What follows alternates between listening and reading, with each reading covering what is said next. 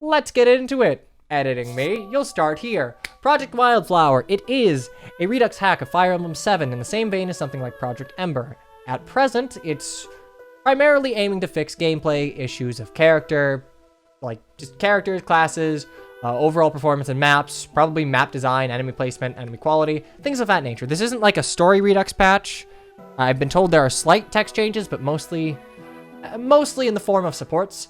I will still be reading through the main story just to catch anything that was changed, but don't expect this to be a sweeping change of Fire Emblem's main scenario. It is one of its weaker points, but at present, I think this patch is primarily looking to address issues of game balance. As someone who will live and die on the altar of Fire Emblem 7, I think I'm a good candidate to review this. It's like, boy howdy, I have played the ever-loving shit out of this game.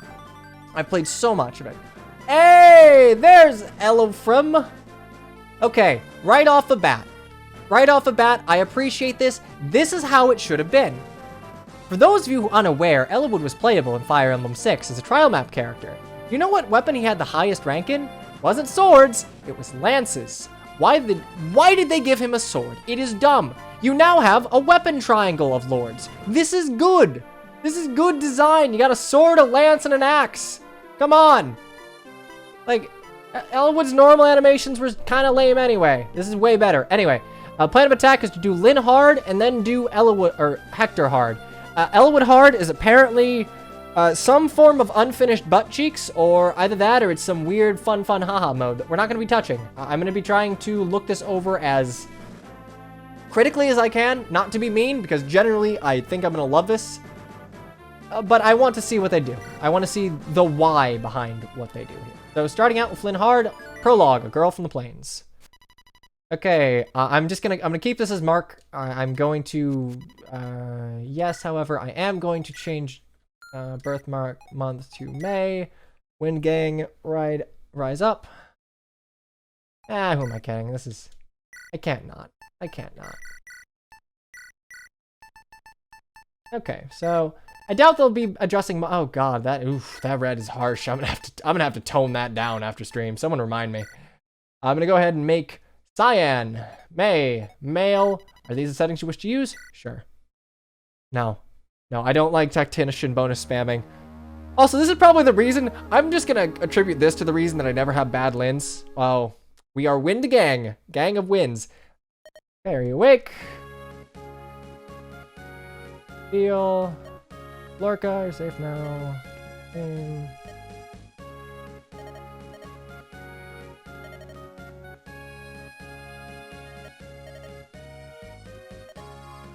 Okay, so I'm not going to critique the story of this. Changes thereabout are... I have a pretty surgical list of how I would fix and redo Lyn mode, but I'm not going to hold this against the patch. It's not what they are currently trying to do. This is just the standard, hey, you're alone in the plains, dying of some illness? Same, TBH. I feel for you.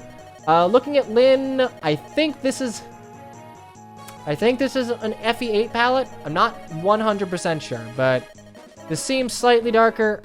My eyes might be playing tricks on me, but it seems far less garishly loud. No, none of that. You are here to chill, not to bark. Okay, protect you, stay close to me. Great. Everyone's favorite. Winds Across... Look, even I'm not a huge fan of Winds Across the Plains as a map theme. I don't think it works. Map palette, by the way. Looking at this seems far less... It seems far less like garishly bright.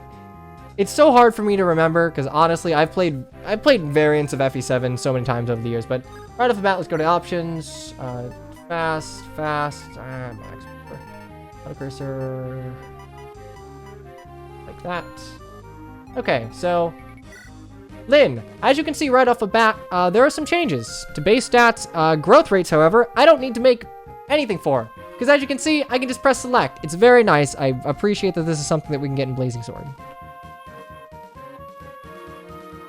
So let's go ahead and pull this up real quick. So Lyn in FE7 has the problem of really bad base stats and growth rates that aren't really enough to ever get her up to par. That, and she's also a sword lord in a game full of lance calves and armor knights. Comparing Lynn as like her normal FE7 bases, off the top of my head, I know she got 4 more HP. She normally starts with 16. She has 2 more strength, so she starts with 4 strength normally. She got an extra point of skill, an extra, Jesus Christ, she got 3 extra points of speed. Luck is the same. Defense has been boosted up by 2, which is very nice, and she got a boost to her res. Her con is still 5. Let it be known, anyone who's been to this channel knows that I think con is a terrible mechanic. We will see what they do with weapon weight. I think GBA weapon weight with like their system of calculations is very bad. I do not like it, but whatever. So I'm also going to go ahead and... Brigands. I do not know enemy quality right off the bat. I'm going to assume that enemies have been boosted to match. Okay, let's just go ahead and enemy phase this. Can we see Bada's gross? Unfortunately not. Okay, so I think... Offhand, I think this is about the same. Also, UI has been changed. I very much appreciate it being darkened. For those of you who can... Ooh, yes, map HP bars. I appreciate that. So, for those of you unaware, the reason FE7 was so garishly bright and oversaturated is it was meant for the original Game Boy Advance, which didn't have a backlight. Which means that they had to overcompensate by making everything super bright and super saturated. When Sacred Stones came out, the Game Boy SP was the standard, so they didn't have to design around that, like, functionality flaw. Okay, so 10, 14. I kind of hate that, like, I do have to just double vuln here if he hits me. Who do you think you are? You think you can stand up to Bada, the beast? The winner of Choose Your Legend 6? Ah, eat shit.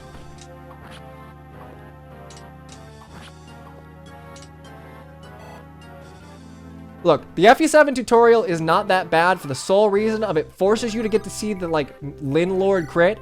And I don't care how much you dislike the character, the Lin Lord crit is fucking great.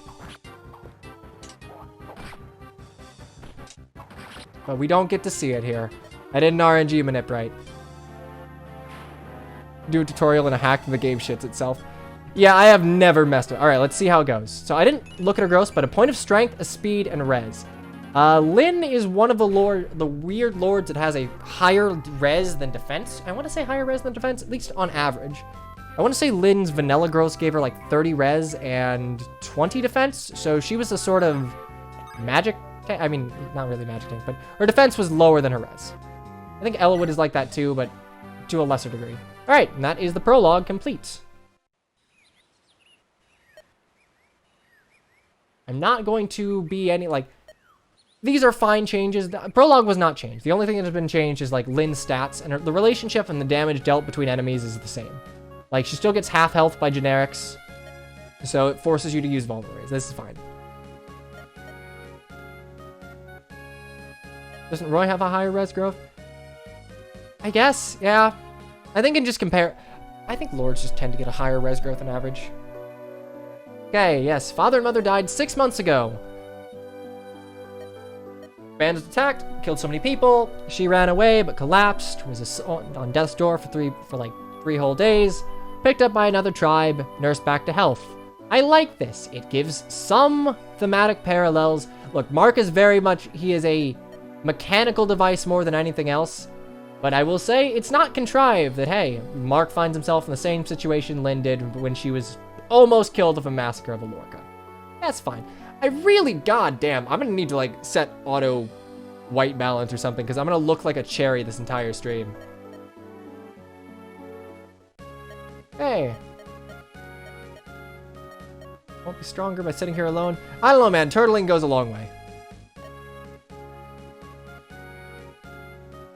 Use Sane for me, please? At least for a while, yeah. Sane in FE7 Vanilla is very, very good.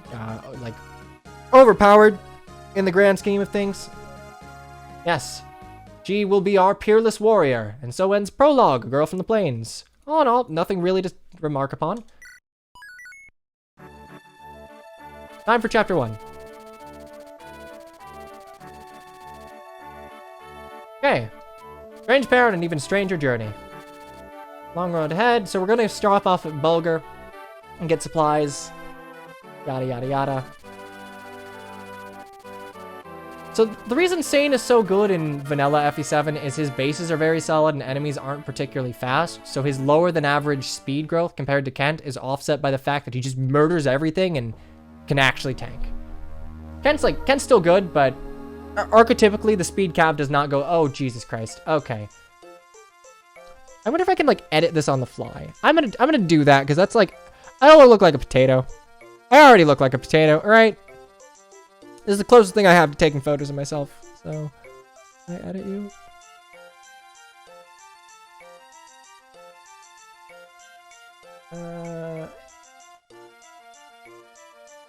Boy, red is bright. This is like 30% brightness. Okay, that'll do. Save. Back to home.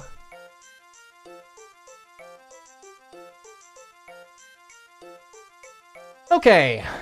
So, Bulgur. Okay, this hasn't changed much. I'm not a huge fan of the Sane and Kent's recruitment. It's a recruitment that feels like it would make far more sense if Lynn was, like, defending someone else rather than her. Her characterization doesn't seem the type to get, like, so off-put by just someone making advances at her. Again, just make the prologue, give Florina in the prologue. Makes more sense.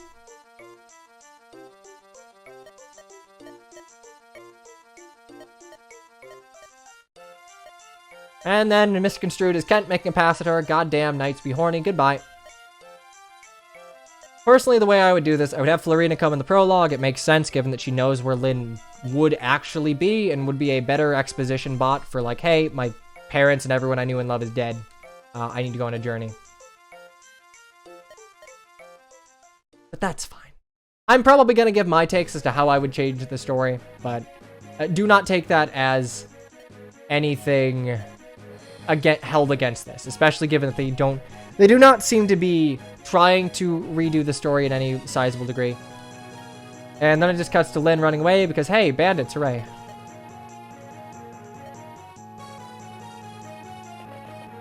Sane also hits on the female tactician, if I recall correctly. I've never played as the female tactician. Not once. Okay, first of all, that's a lie. That's a lie. This is the Lynn training arc chapter. Lynn can solo all this shit. But I'm going to, against my better judgment, not solo all this shit with Lynn. Let it be known that I want to, but I won't. For the sake of content and, you know, giving a fair review. Such numbers against a girl? Cowards, every one of you. FE7. Ever the mildly shitty against womenist.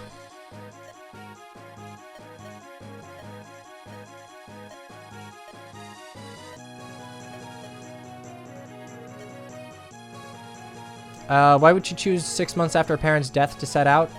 I don't know, sulking depression that, like, she was denied her birthright and everyone she's ever known or loved is fucking either dead or abandoned her. So right off the bat, starting position makes more sense. Normally, Lynn starts about here, Sane and Kent are here and here. Given that Bulgur's gate is around here, it would make sense that if they're being pursued, they are around here. At the same time, I'm going to disagree and say because the conceit is they are being pursued, it would probably make more sense for them to be, like, kind of back against a wall, and the bandits to be between them and the gates of Bulgur. This is a purely story thing. FE7 story is not its strongest point. You don't need to design around it. That being said, I didn't go over Lynn's gross. Keep in mind that she got, like, a decent enough level up. So her gross here, 50 strength, 60 skill, 60 speed, 55 luck, and then an even 20 defense and 20 res. Keep in mind that some of these gross might have been adjusted downwards, but there is a chance that gross in general on a certain stat have been adjusted downwards. Also, Lynn's base stats were primarily what held her back. Her base stats and her gross being overkill to her caps. Namely that she would cap speed, she would cap skill, but she would not get any meaningful stat gains in strength, defense, or HP. So, OG Lynn, HP is also 70. This isn't too different from OG Lynn.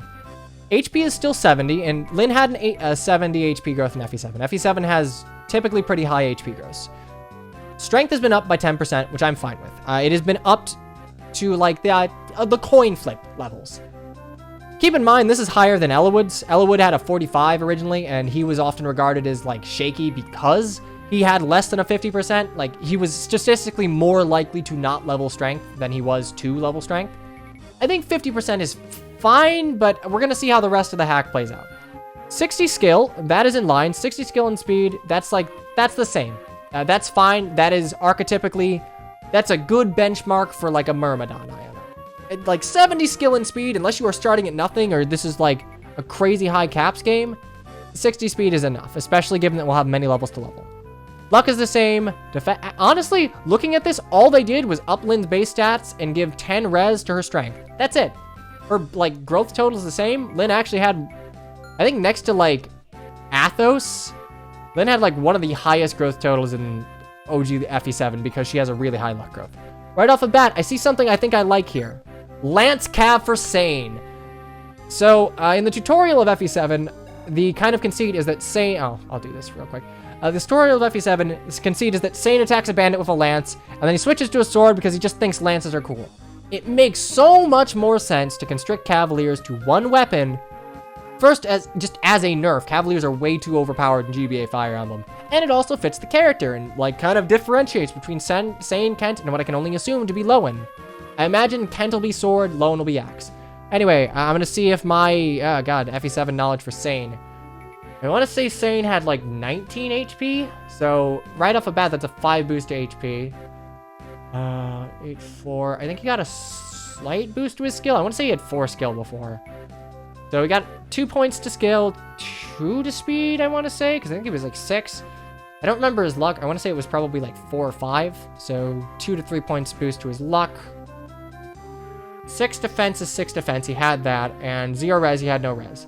He had 9 con before and he has 10 con now. I don't like this. Don't give the Cavaliers more con. They're good enough, unless you're making lances heavy as fuck. Notably, he can use a javelin without weapon, like, weight penalties. Con's a bad mechanic. You're gonna have to balance weapons around it. And growth-wise, oh right, we should probably do that. 60 HP, 35 skill, 50 speed, 50 luck, 25 defense, and 10 res. Sane always has more defense than Kent, which makes 0 sense. He was the bulky, he was like the slow bulky, he was like the strong bulky Cav, I guess. Sane's growth in the original FE7, like 80 HP, I want to say, so he took some of his growth and put it into base stats, which is fine. I think that's perfectly fine. Same 60% strength growth, which was like pretty good. 35 skills the same. I want to say he got like a 10% boost to his speed, which I'm not sure I like. I think making Sane a slow Cav might be to his benefit. I think hacks tend to have a tendency to overinflate unit. I think Sane was fine at 40, but this is just me ideating without seeing it in practice. Luck Luck got a huge boost. I think he had 35 luck. They're probably going to give enemies higher crit, so maybe this luck boost across the board is fine. And 20 defense and 20 res, right? I think that's what it was. So he got a boost to his defense at the expense of his resistance. The javelin has 3 might. Good. Fuck javelins, all right? Javelins are too good. 1-2 range is far too good in GBA Fire Emblem.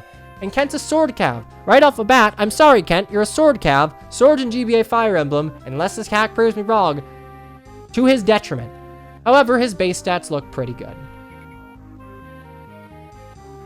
Anyway, Kent, 20, I think he had more HP than Sane, right? So 20, I want to say, so it's a 4 boost to his HP.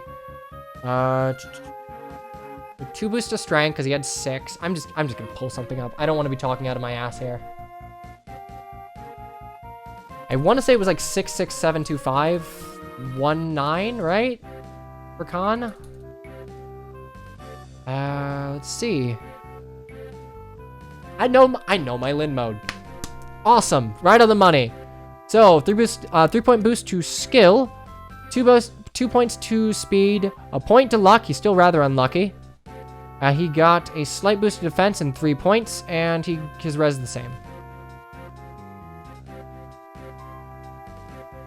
Complains about jabs being too good and is glad they nerfed it. Proceeds to shit on sword locked unit. This is FE7. I've literally not even moved yet. All I'm saying is like, oh right, I didn't even bother. Oh, cool. Also gross. I haven't seen it in practice. Javelins need a nerf, but like in vanilla FE7, being sword locked is a death sentence. Kent, right off the bat, 5 less HP, 10 more strength, equal skill, equal speed, equal luck, 10 more points of defense, and 5 less in resistance. That's fine.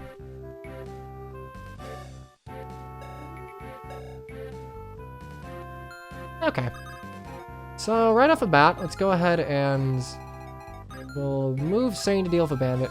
Yep, cool. I like that starting positions in this are sensible enough to where I can do that. I'll probably have Lynn and Ant take you out, so that's 9-9.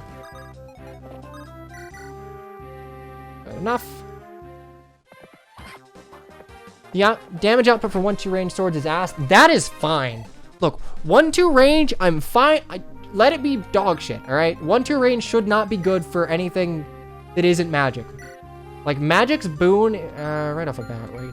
You have 15, okay, we're fine. Right off the bat, magic's boon is that it should be versatile and, like, being able to attack in 1 range or 2 range. And bows should just be the king of 2 range. Like, IMO bows should always have weapon triangle advantage at 2 range and always weapon triangle disadvantage at 1. We'll see how it plays out, however. Oh, nice. We have, like, this lightly armored myrmidon, or mercenaries. I kind of like that. Their animation was changed a little bit. They're a bit slower and more deliberate, which I liked.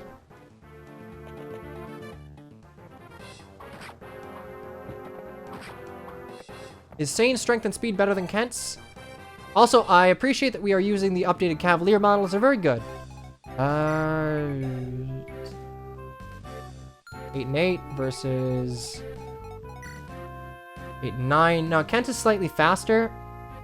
I would probably make Sane slower. Like, at a glance, I feel like Sane could stand to be slower, and Kent could stand to be... You know, since Kent is sword locked and swords have less might, I think Kent's in a fine enough position. Boy, I don't like that 1% crit. Really don't. Really not a fan of it. No healing items? I believe in... I'm pretty sure Lynn gives them to it in, like, vanilla.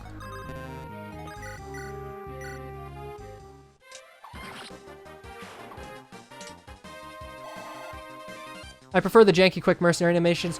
Completely fine. I will never shit on anyone for liking GBA Fire Emblem animations. But, like, I can appreciate the work done to make the mercenaries a bit more distinct.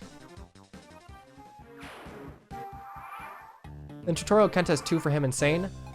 I could have sworn that, like, okay, I could have sworn that Lynn's second vulnerary was meant to be like a, hey, dipshit, heal sort of deal. Okay, 15, you don't happen to have, like, okay, 16, 15, that's fine. Here. Also, this has universal ranges, and I'm probably gonna forget about it, so, oops. Merms and mercenaries do not need to be different classes. I agree, I feel like fighters could replace mercenaries just fine, because having 2 archetypically similar sword lock footlocks just doesn't do it for me. There's not enough distinct from them to really make them work.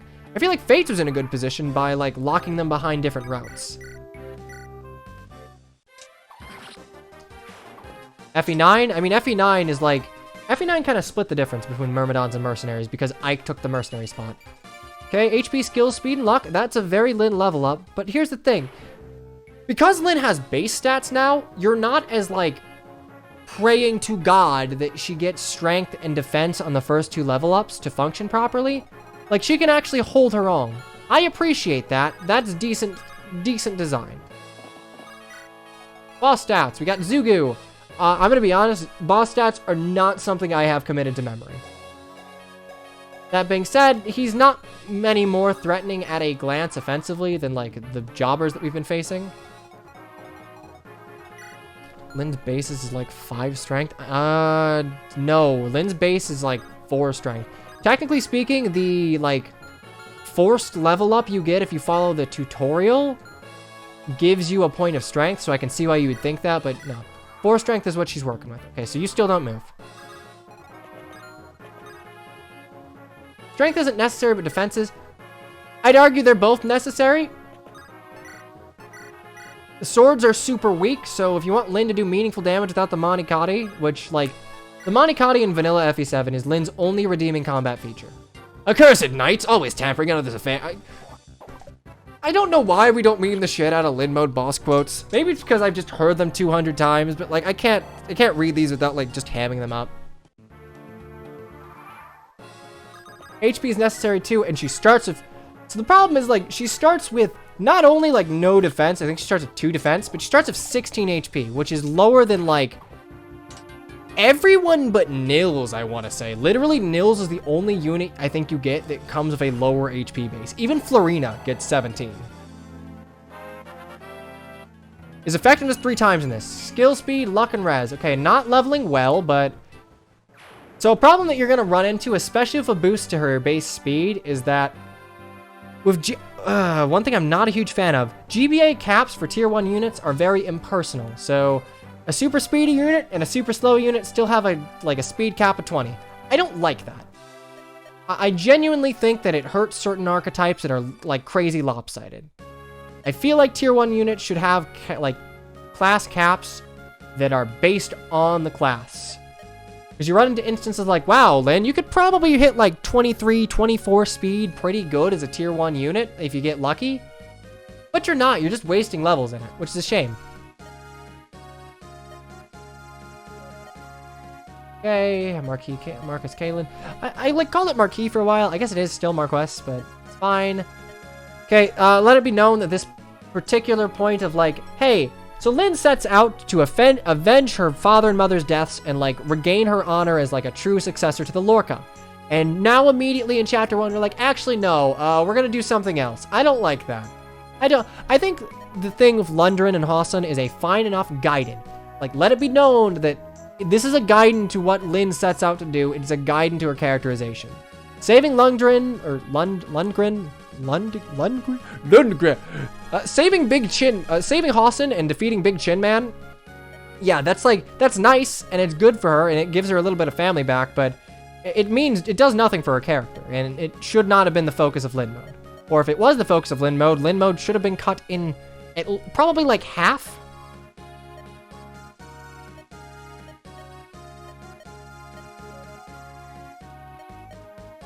Okay, so I don't... Yeah, no, none of this has changed. None of this has changed at all. Maybe they fixed up typos. FE7 has notoriously, like, filled with typos. This changes everything. I fucking hate that it changes everything. It should not have changed everything. It's stupid. This is now just like a D&D one-shot. I'm not a fan of it. Stat inflation is a pitfall.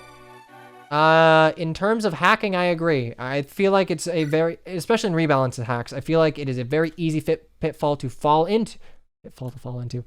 A very easy trap to fall into. To just, like, inflate stats of really bad units to make them super good. Like, Project Ember, I never played the final. Well, I did a little bit on Mecha Stream, but from what I played in Project Ember, it seems like they buffed Roy way too much because he was dog shit in FE7 to, like, a laughable degree. But I feel like small changes go a long way. Just giving Lyn bases, that does a lot for her. Okay, so now we're going to get the Monikati. I have one thing that I hope they do to the Monikati. I'm not going to say it aloud, but I'm going to hope and I'm going to pray that they address, if we ever have the same mind of how to adjust the Monikati, we are like, I will have high hopes for this hack.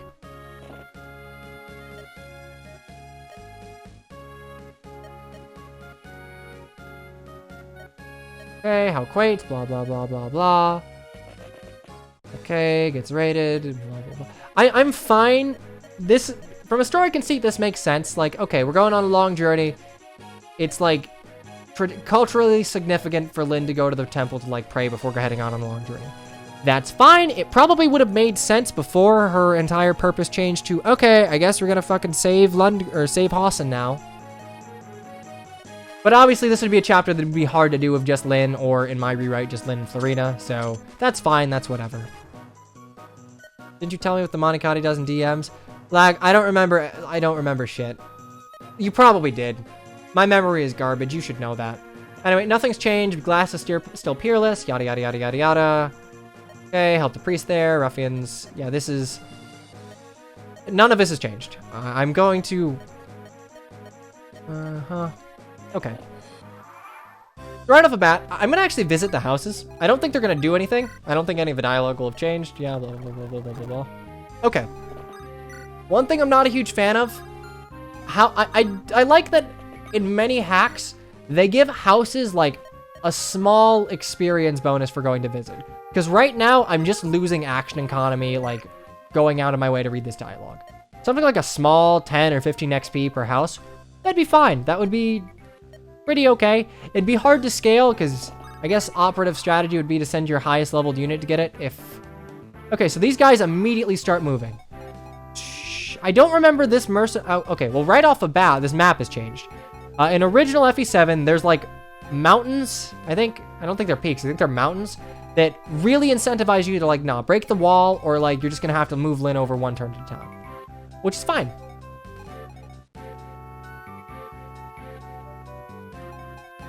I like that because then it gives you a reason to go in the front. All right, let's go ahead and...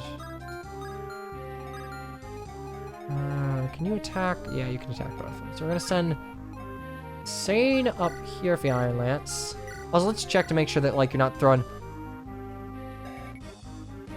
Oh! I see! Do I just fucking die? Oh, you clever boy! Alright, so I, in fact, 8... I think it's 4 threshold, 8 con, doesn't get doubled. I don't think I die. I think I get very close to eating shit here, however. You have a silver axe? Steel axes, that's fine. Okay. Here's the thing. I'm kind of okay with a silver sword on the Myrmidon. It sounds stupid, but it's because of this. Con is fucking terrible, and weapons are not designed to fit how Con works in Fire Emblem. Like, fight me on this. It's not done well. I'm gonna go ahead, put Lynn here. Okay, stop messing around, controller. That we'll have... And probably gonna need to back up... Yeah, we're probably gonna need you to back up Sane. Also, we can probably start building some supports. Jesus Christ. I genuinely hope I did calcs right, because I don't think I get doubled. Good. GBA Con, it doesn't work on a systemic level. Not to mention that in practice, it just does not fit what it goes for. Like, if you're a Pegasus Knight in GBA Fire Emblem, fuck you, you don't get shit. Lances weigh 200 pounds, and all GBA Fire Emblems have to be, like, super modeled thin. I don't like it. It is dumb. I'm gonna go ahead and block you with ants. Luckily, we are right. Good. In fact, I can go ahead and attack for the fort here, so I can get a bit of healing next turn. Shauna begs to differ. Shauna's a taxi, alright? Shauna's a taxi in a game where you can buy very early killer weapons. Killer weapons have the distinction of being light and offensively powerful. In most cases, when you're stuck with irons and steels, you just get fucked. Like, oh, what's that? You have speed? You have 13 speed? No. You have 5 speed, in fact. I don't like GBA Con. GBA... Alright. Oh, that's a cool critical hit. That being said, that's a 2% critical hit on Kent. I'm not a fan. That's kind of why I like it. I think that's a cooler critical hit than vanilla. I don't think you double in shit, can they, right? In that case, we're gonna go ahead and have... Is this an Iron Man? Probably not. This is more like an evaluation more than anything else. I very well might, but to be perfectly honest, I kind of want to be able to give constructive feedback to the team, given that this is currently just barely in the beginnings of beta. That being said, I think I have a death counter in GBA Portraits, so depending on how fed up I get, I might just pull apart Project Ember and be like... Man, I'm glad hand axes are shit! I did not look at weapons. Okay, they did not have hand axes before, so... actually, I kind of like this, because it gives some penalty to immediately... Yeah. Okay, I'm gonna have to check weapons. I can't autopilot this shit. So in vanilla FE7, breaking the wall had no consequences. You just like break, okay, move in, kill them, because these bandits won't do anything. Now that they can attack with a hand axe, there's probably some reason to go in the bottom. XJYmus has subscribed for half a year. Hot diggity damn. Half a year. That's fun. Your stream's been a great background noise for my hacking. And it's been pretty good. I don't know, insight. Into how to battle attacks and stuff. Well, I mean, I'd like to think I have a decent head on my shoulders for this, but I'm not perfect, you know? I can only give my opinion, well-founded though it may be. How much do vulneraries heal? It looks like still 10. Which might be something to consider. Ooh, right. I'm gonna eat shit here. Oh, they heal 15? Okay, I just didn't notice. In that case, good job, because GBA Fire Emblem has very much inflated... I can run here.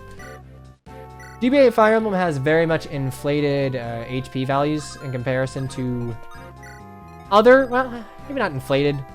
Maybe it's more accurate to say that they aren't deflated. Oh, you have one. Read me the mod. Use the chat command. It'll take you to the Discord with all the information you need.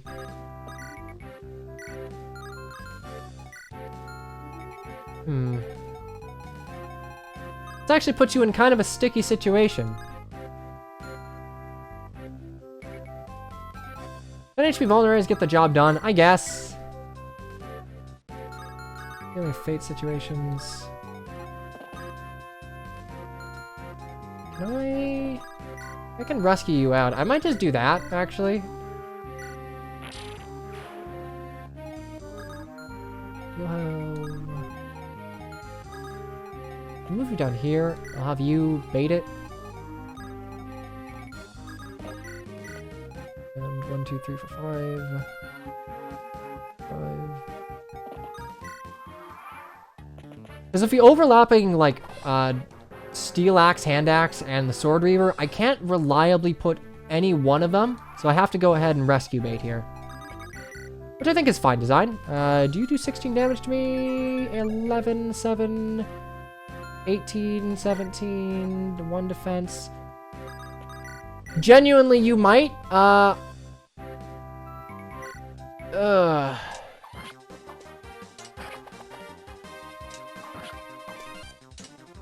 I cannot remember vanilla... I can't remember vanilla weapon triangle, TBH. I might actually die here. If I didn't do my calcs correctly, I might die here. 1,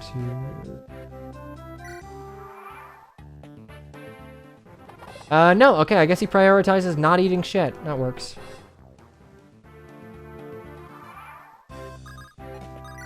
Yeah, dodge tanking is just not reliable.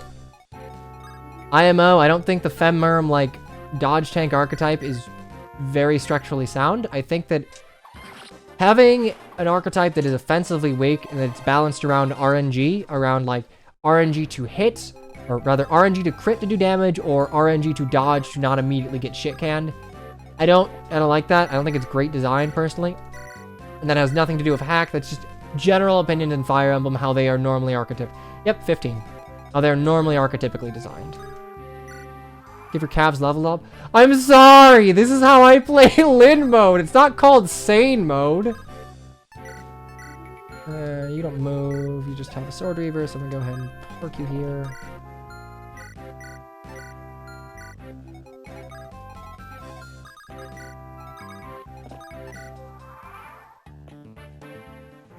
I feel like Lin's probably going to be in like a similar situation to Roy, where if I were a betting man, I would say that they probably adjusted her...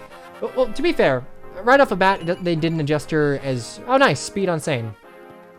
As much as I, like, think the Ember team did of Roy, which is a good thing. Roy's way too good in Ember. Ow. Ouchie, ouchie, ouch. Obviously, like, there's something I expect from, like, whenever promotions come around, but I will have opinions on that when that comes to pass. So we are a long ways away yet. I've cleared Sane mode, thank you. Dodge tanking invalid anyway? I agree. I don't think dodge tanking is a great archetype. I think in games without skills, you have to do something else to Myrmidons, because otherwise they're almost always inferior to mercenaries. I feel like a skill system can make Myrmidons worthwhile, or like meaningful class caps or something, but Yeah, Mercenary Myrmidon is a weird tango to dance. Aw, man. Give me your silver sword. I want it. Oh, the good crit! I love that crit animation. It's so much better.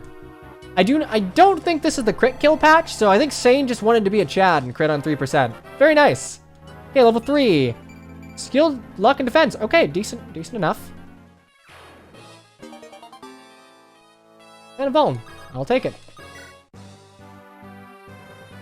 I could have finished a Flynn, but I think it's probably, especially for the Dorcas chapter, I think I'm going to need one of my calves to be able to kind of take a beating. Okay, I'm unscathed, blah, blah, blah, blah. The sword, is it safe? The sword! Is she unharmed? Is she safe? Dodge tanking is either broken or useless. There's no in between. Genuinely, this is going to sound contentious, but I would not be against the experimentation of something akin to, like, a repel, close call, spurn system a la Heroes, where speed has defensive value that is, like, baked in certain situations. Where you're not relying on, like, an all or nothing. It's like speed, like a glancing blow, as it were.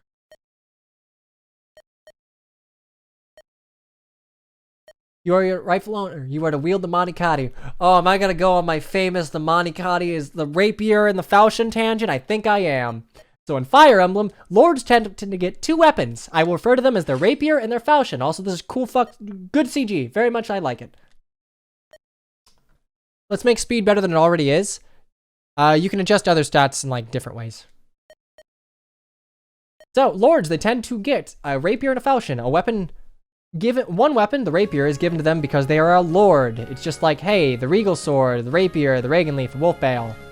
It's a whatever weapon that has, like, no plot significance. It's just a, hey, kill calves and armors because we're Fire Emblem and that's what we're gonna do. And then near the end of the game, they will get a falchion, which is a story significant sword that is, like, it matters to the character in question. It often is, like, some sort of legendary weapon, yada, yada, yada. Lynn does it backwards, to where she gets her falchion before she gets her rapier. The weapon that she gets that's meaningful to her, she gets right at the beginning of the game, and the weapon that she gets because she's a lord out of obligation is given to her at the end of the game. The Soul Kadi. It's stupid. I'm gonna call it right now. They gave her the Murglice. Like, I haven't gotten anywhere near. They're gonna give Lynn the Murglice.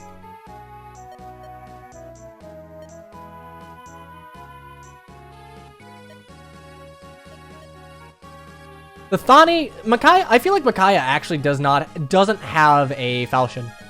Thani is definitely like a Micaiah's rapier, which is weird given how significant they make it to be in Heroes, where, like, all of her weapons are just like, Thani but red, Thani but colorless, Thani but, does she have a green Thani? If not, she will. I really like this palette. But yeah, she just finds Thani in, like, a random church. She's like, bitchin'. Only I can use this. Madeline's daughter. Okay, I don't like Lundgren. I feel like they could make this succession thing interesting, and many hacks have and to some extent succeeded in. I feel like, what is it? Alibian Knights did this somewhat interestingly, and I believe it's Kent's story. Like, but you just gotta flesh out the motivations of Lundgren and Hawson to where Lundgren is not just, like, shit-eatingly evil. That being said, this does not reflect on the hack at all. I got a lot out of opinions about FE7, alright? They're gonna come out. Here comes the Crimson Shin. Okay, we head west. Lycia and her destiny. That's wrong. That is wrong. Her destiny lies in the Borgo Mountains, where she's...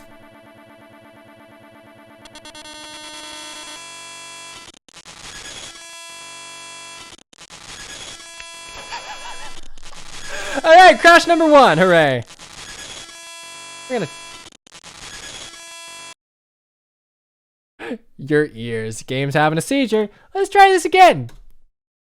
Okay, so like I said, this is a beta build, not even a public beta. This is a private, hey, I'm gonna see if this works beta. So let's see. What is... Okay, we'll see if this works. I haven't heard the GBA crash sound in years. Yeah, you just pulled the cartridge out slightly. Lag, I will throw the entire character. I'm just gonna skip this. It feels like it's probably the conversation. Yeah. It's probably conversation that triggered the crash. That's fine. That's something good to know. So, hey, take notes, Dev Team. Band of Mercenaries. I don't like this chapter. This chapter should have been combined of Dorcas's chapter. Dorcas should have been one of the bandits raiding this village. Natalie should have been, like, in a village, not just some, like, weird-ass fort. Florina would have came in the prologue. Stan and Kent in chapter 1. Chapter 2 is just whatever. Chapter 3 would give you Dorcas and Will. I love... Way cleaner. Yes, they came at night. It only took one night. Less than 10. They're soulless beasts. I will never forgive them. Never. It's so great that we're establishing this as Lynn's primary motivation to get stronger and prove herself as, like, a worthy successor to the Lorca. I really hope the game doesn't just throw this away and just ignore it and just shove...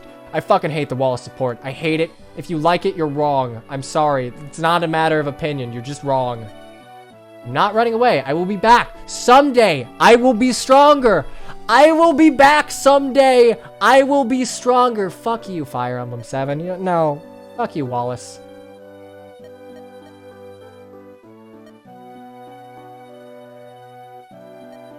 Don't forget me either. Yeah, this feels a bit too melodramatic for chapter 3. You don't know these guys that well. This would be a revelation to be had at, like, Lundgren's castle. Anyway, time to establish that, yeah, bandits are shitty, but apparently not as shitty as the Taliver.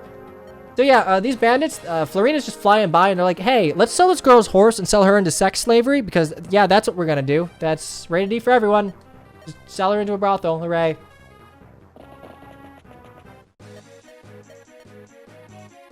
Man, it sure is... Okay, I can't even give FE7 too much shit for this because every Fire Emblem game has done, like, the, what's that? My friend? Like, my literal best friend? Coincidence running into you here. Fire Emblem 1 does it. Thracia does it. It's just like, oh, shit, I ran into my best friend. What a coinkydink.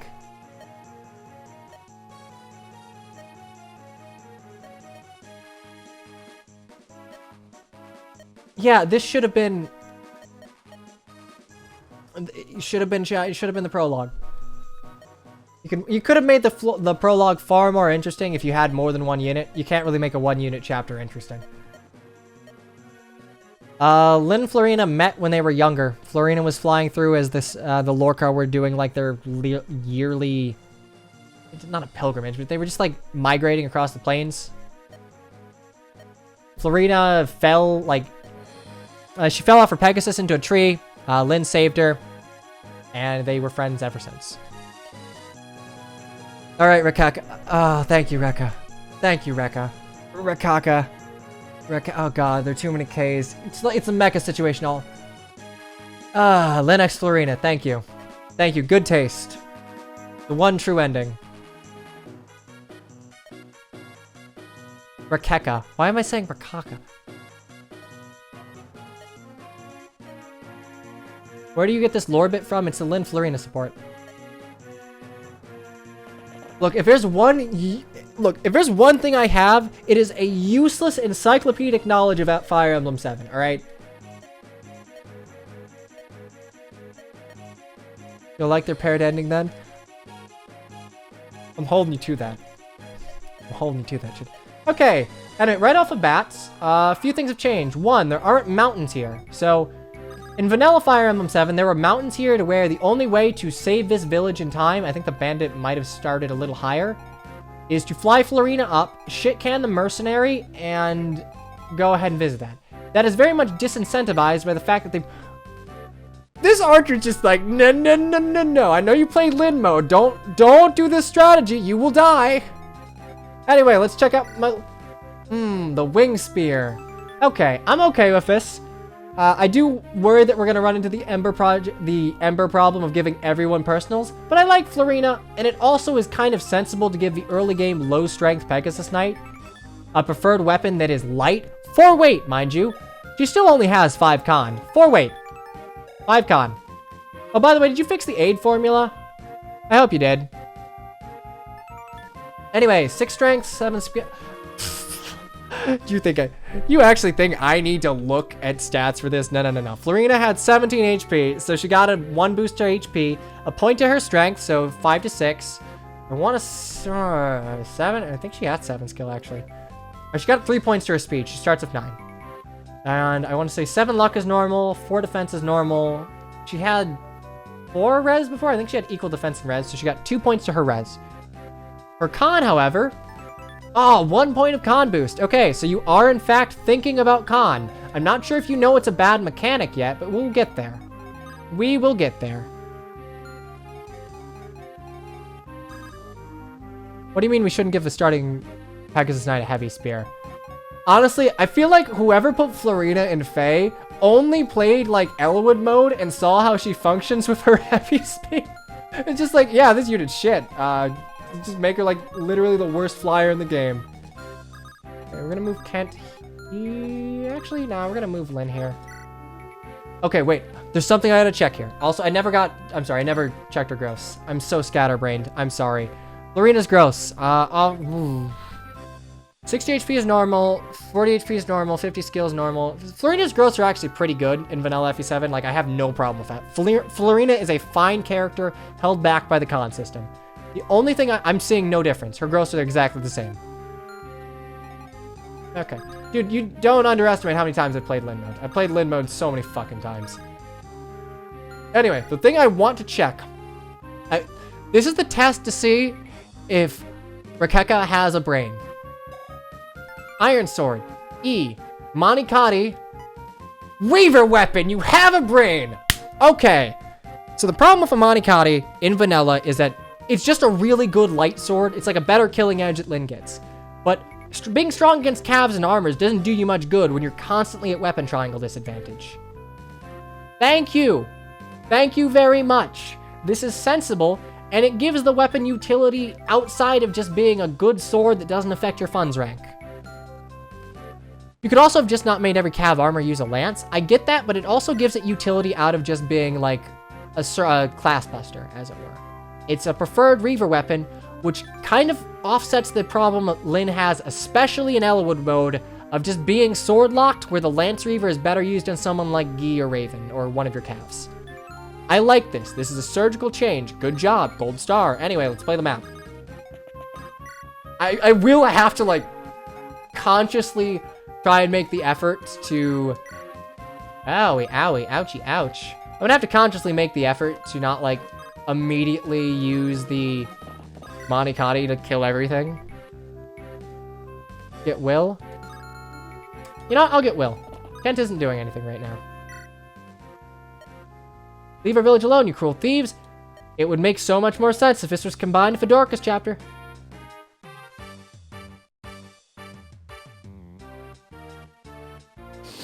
Okay, this is a decision. That being said, I like this song. Ba, ba, ba, ba. I like this song, and I'm almost okay with you doing it because Together We Ride has been, like... It's overdone as, like, the pseudo Fire Emblem theme for Smashers. To where I don't think it's a good recruitment theme. It's just, like, a hype-ass theme. Anyway. I prefer Together We Ride, but, like, come on. Together We Ride is just, it's fucking great. You can't... Alright, let's... My boy Will. He's an archer. These bases don't look too different. FE9's recruitment is great. Talia's recruitments are all great. So I think he has, you know, I'm gonna check. I can't be certain. Okay, so 1 extra point of HP, good. 2 extra points of strength, so he is stronger. Skill and speed are the same, luck's the same, defense is, okay, so it seems like they are leaning harder into Will's archetype of being the, like, slower, bulkier, stronger archer in what I can assume to be Rebecca, who will be fast as fuck boy. He also has 2 extra points of con. Iron bow, 6 mites. Ah, shit. I use bows so infrequently in GBA Fire Emblem, I genuinely cannot remember. I'm gonna check. Okay, bow got a 1 bow. Okay, so iron bow is now 6 instead of 5 might. This is good. I'm not saying it needed to be 7, but, you know, if lances are gonna be 7, and axes are gonna be... None of you guys have iron bow. 8. I feel like maybe bows could be better. That being said, I might eat my words and bows might be like the hottest shit known to man. Who knows? Oh, damn. Jab. Huh. All right, gross. Yeah, you're gonna have to remind me. All right, I'm scatterbrained. Right off the bat, gross 70 strength. Yeah, okay, they're leaning really hard into this. Will had a 50% strength growth before. So that's a massive 20 boost to his strength, which I'm okay with. Like, GBA archers are not necessarily terrible. Like, see Louise, she's pretty good as being like a wyvern buster in certain situations. GBA archers are bad because you have to be an archer. They just have shitty stats universally. So the fact that they gave Will like bonkers strength, very good, much a fan. 50, okay, but he's slow as fuck. I like this. I like this. Slot your units to be like more lopsided to where they stand out more. So he's slow as fuck. That's fine. He's slightly less lucky, so with a 5-point reduction to luck, 5-point boost to his defense, which is nice, and a reduction to his res, which I think I'm going to see across the board here. Bows are good on warriors. Yeah, you're not wrong. Shame I don't double, though. Anyway, I'm going to go ahead and put Sane here.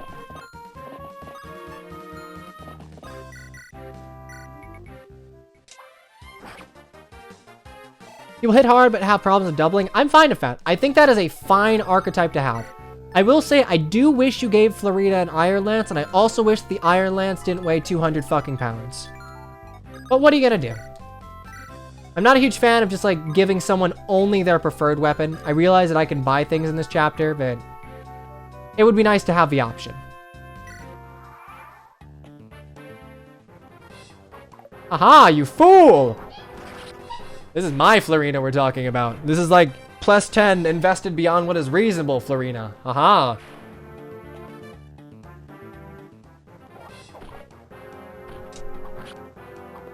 I think the only thing I dislike about changing the Monicati to a Reaver weapon is I can't use like the greatest strat of just like, okay, this isn't my Lin. My Lin would get strength.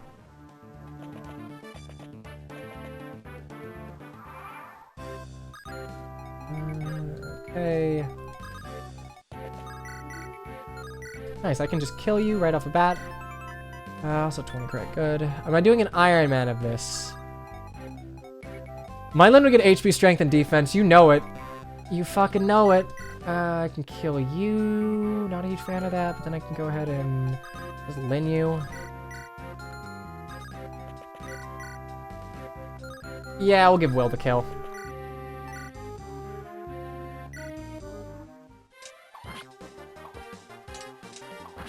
My Kent is base level? It is. IMO, it's kind of hard to train both. Well, I don't know. There's just not a lot of enemies. And GBA experience curve kind of is a little funky. Not in a good way. Units are not, like, adequately punished enough for being over-leveled in comparison to enemies. So it's very easy to snowball in GBA Fire Emblem just due to its weapon curve. That being said, we're gonna go ahead and... Yeah, I like Will. Honestly, I genuinely enjoy using Will. I tend to use him when I play, like, FE7. Okay, Florina is just absolutely no prisoners. No mercy. No mercy. That's fine. So Lynn's gonna eat that. We're gonna send... Oh, God. I genuinely... Oh, okay, so I double you. That's good. Will you... Okay, you won't, so... Just go ahead and eat that. That's fine. Wait, yeah, eat that. That's fine. What are the differences between this and vanilla FE7? I will rattle them off as I come to it. Obviously, there are aesthetic changes, which, by the way, just a general recommendation. I would suggest you try and get a different weapon icon patch. There are a bunch of them nowadays, and I think that FE7 could really stand to like have some updated weapon sprites in certain scenarios. Not all of them, but like some of them are a little scuffed.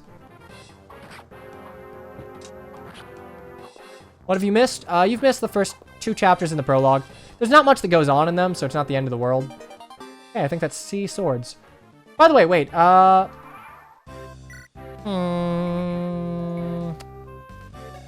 No, Lynn always starts with D, not E. Right. Okay, so you don't have it. Ah, love to see that red is still, like, fucking blinding. We're gonna actually just fucking poke you out. Also, it's very slight, but this archer animation is tuned up. There are a couple of frames added to the draw, which I like. It's not a changed archer animation, it's just cleaned up. There are a few in-betweens added. Purple's a middle ground. I like purple. Purple's fine. Right now, I'm using the free version of a program that, like, is used to control lights like this. If it's something you all like, I will probably just bite the bullet and buy the premium so I can go ahead and do a bunch of different colors.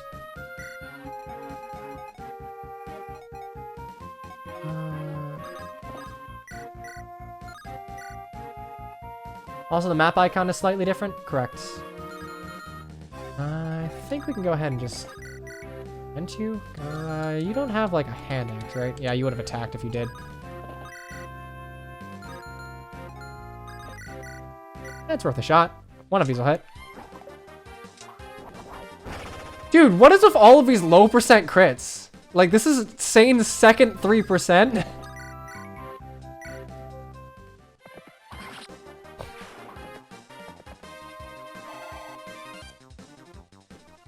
Gambling bad. Hell yeah.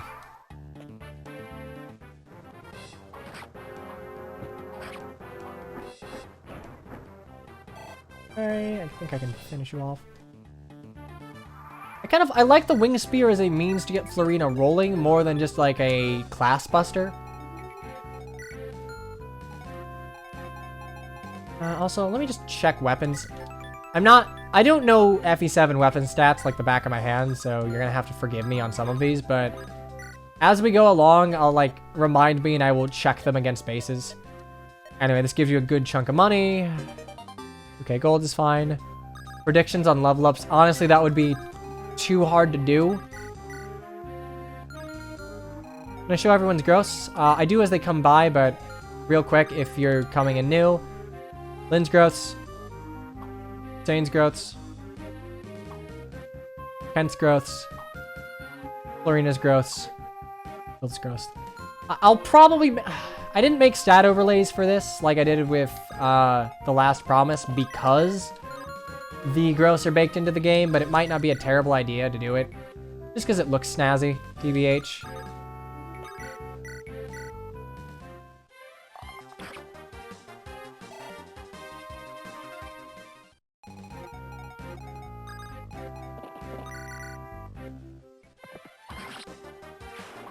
What happened to Dorcas?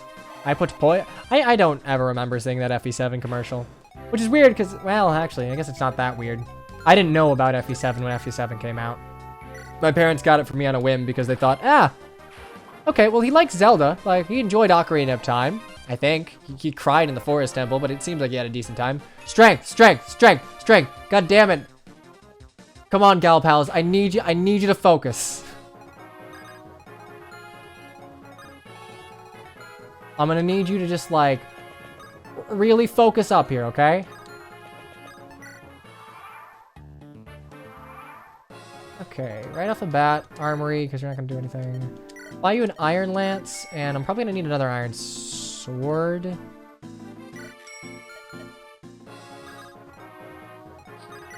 I doubt the boss moves. I don't know how if boss AI was ever changed, so I'm not gonna risk it too hard.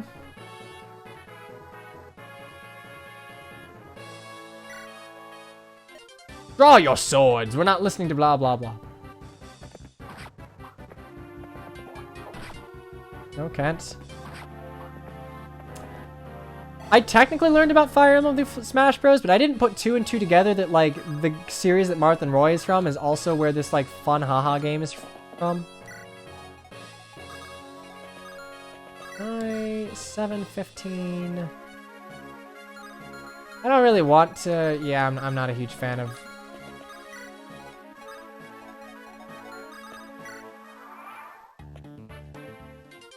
Will can kill easily. Yeah, that's true. In my opinion, this chapter is... A lot of Lin mode chapters are going to need more than enemy equipment changes to be serviceable. Obviously, the removal of the peaks was a good idea, which it allows you to split your team more reasonably, but... Okay, HP and speed, that's fine. But I feel like you're going to need to do more. Lin mode is the sort of mode that, to function as anything other than a tutorial for a demographic of players that know what a strategy RPG... Literally just, like, know what a strategy RPG is. Fire Emblem 7's Lin mode is for, like... It is the Final Fantasy Mystic Quest, I believe it is, of strategy RPGs. Like, it's meant for babies to learn what a strategy RPG is. Lin mode is... Honestly, you would be well served, like, putting a lot of the maps just straight to the drawing board.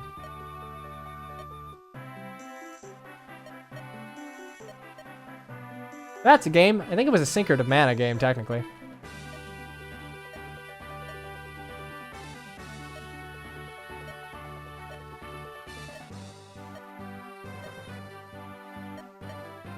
Okay, I never knew that. I love how Will just chimes in. Wait, no, I didn't agree to join you. I just agreed to drive off of bandits.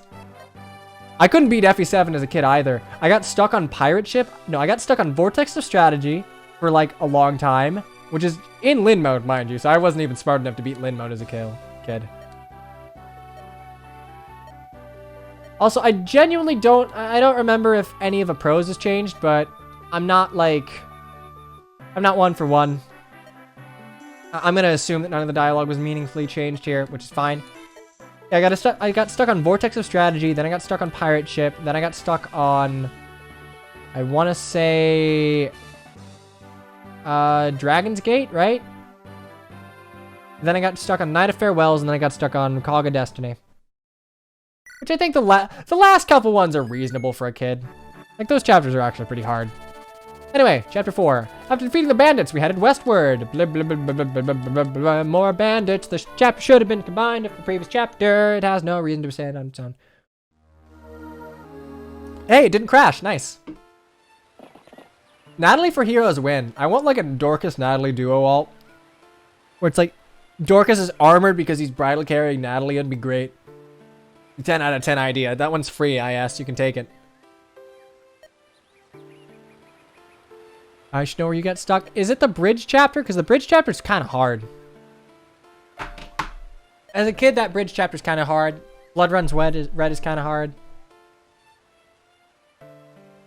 Chapter teaches you about defend. That's fine. The other chapter doesn't really teach you about much either. You could restructure. Look, I'm not saying you delete this chapter. I'm saying you combine the conceits of this chapter into a new chapter where you're defending a village rather than just a single woman. It's more sensible. It allows you to like learn about visiting villages and that they give rewards. It can give you an armory, yada, yada, yada. These two chapters are just far too similar in conceits for me, personally. Because like, this woman is just like living in a ruined fortress. I'm from a village not far from here. Yeah, I get it. She's like not at her home, but it kind of doesn't work for me. I think you'd be better off going to combine them personally.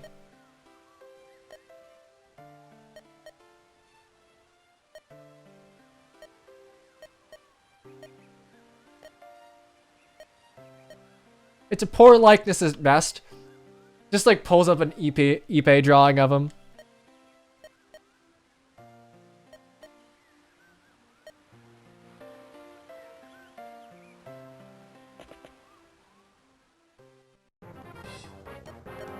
Also, it kind of okay. Honestly, yeah, because these are the same group of bandits, so it would make more sense for them to like be raiding a village than like just going after Lynn's cadre, right? Because Dorcas will remark that like, oh man, Natalie, I've gotten involved in something like shady. Like he laments that he realizes that this is wrong. I feel like it would be far more poignant for like him to remark upon that after trying to be sent to raid a village. Now, granted, you would have to slightly rewrite it to where Natalie moved to a different village, or like she's a newcomer to this village. Otherwise, there's no way Dorcas would actually attack the village that they're from.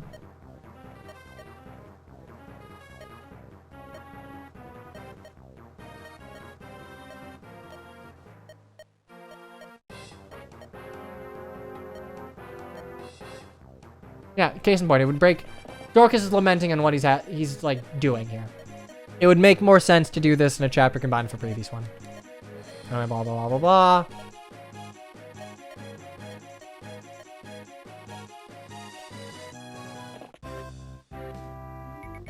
Two entrances. Okay. That man over there doesn't even blah, blah, blah, blah, blah. Okay, this is around the time where I'm like, okay, Winds Across the Plains does not fit for this chapter. You would be better off having a different soundtrack for this chapter, personally. That is beyond the original scope of this this hack, I realize, but... Oh, this is a beefy boy. Around now, I'd probably swap to, like, even if it's just for one chapter, something slightly different to, I don't know, have some danger. Anyway, this is... Right off the bat, I can see that Mr. Dorcas has been eating his mutton. So, he's got a 3-point boost to his HP. He's got a whopping 6-point boost to his strength, which is nuts. Jesus Christ, he also has like 4 points to his skill, 2 points to his speed, 1 to his luck, 3 to his defense. Okay, yeah, Dorcas is way better. Which, like, mind you, these are huge bonuses, but Dorcas and Bartray in original FE7 are really bad units. They are hard... They are incredibly hard to get going. So these are huge boosts, but they aren't like they aren't extraordinarily huge. With 8 speed, I might I might tank his speed down by 1 and his strength down by like 1 or 2. Having that much strength and speed, I don't know. I'm probably talking in relation to like OG FE7, which isn't terribly relevant.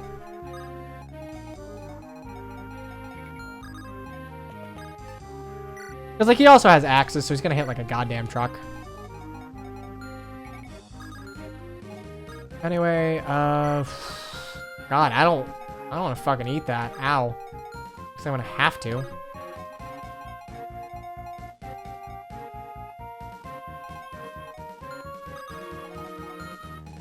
And this man has 13 strength and an iron axe, like... Looks like one right. Okay, so normally in FE7, by the way, I should probably trade iron sword. Normally in FE7, the way I approach this chapter is Florina takes the top right, and those jobbers are used to train her up because she kind of needs the XP. Cavs take the front, Lynn takes the side, Will takes the left, and I think that's going to hold true here. Iron axe, iron bow. We'll show off Dorcas a little more when we, like, get to him. Oh! You can! Alright, that's nice. Like I said, I do still want to... I'm going to forget this. Like, you're just going to have to forgive me. I'm going to forget that a lot. Let's do so. Trade you. Give you a vulnerable gift to Lynn. Wait. Cool. I do not just bait the hand axe. I mean, I am going to bait the hand axe, but I kind of want Lynn to move out a bit.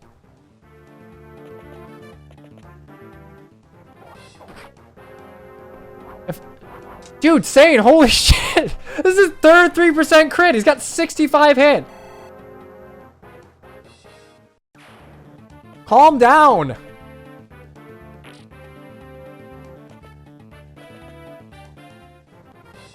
Sane's not dead. He's got decent defense, even if he gets doubled here. He's not in range of any 2 rangers.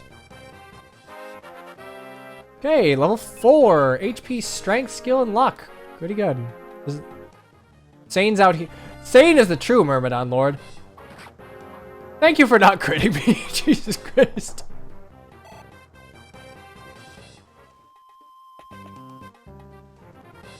Okay, I appreciate that I can still 2-shot this archer. I don't want Will to have to spend too much time on him.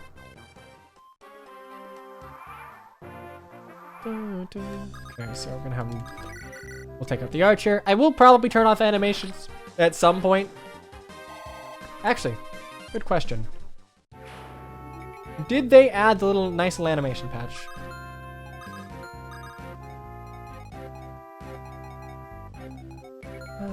Okay. What do you have? An iron bow?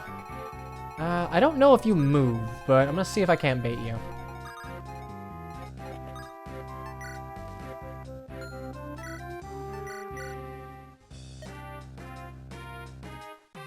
Why turn off animations if you turn on detailed combat window? I'm not gonna get used to this recruitment theme change.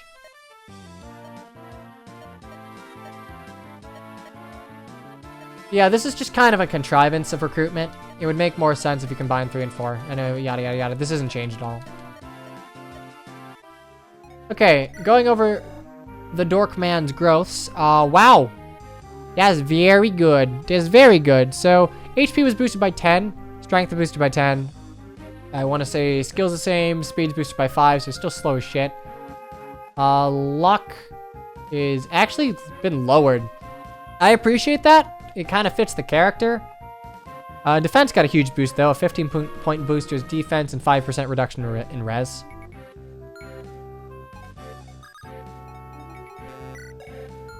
Yeah, this man is, in fact, the fucking strong.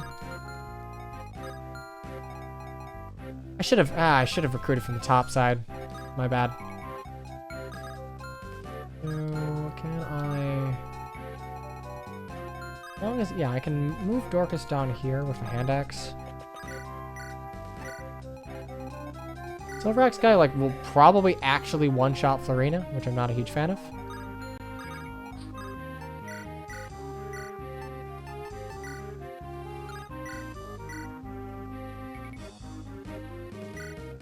Are Will and Lynn still poo-poo?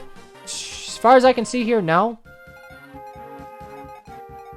I'm not looking forward to eating that, however. Item. I appreciate that Vulns heal 15 now, given that you, like, boosted everyone's base HP by a pretty sizable amount.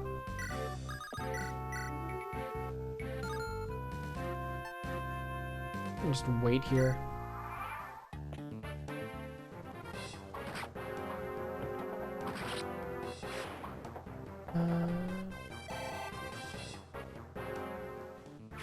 Well, still pretty good. They leaned into his archetype a lot more, which I appreciate. Saying, dude, you're gonna kill yourself. Jesus Christ, this is his 4th crit. He's got 67 hit.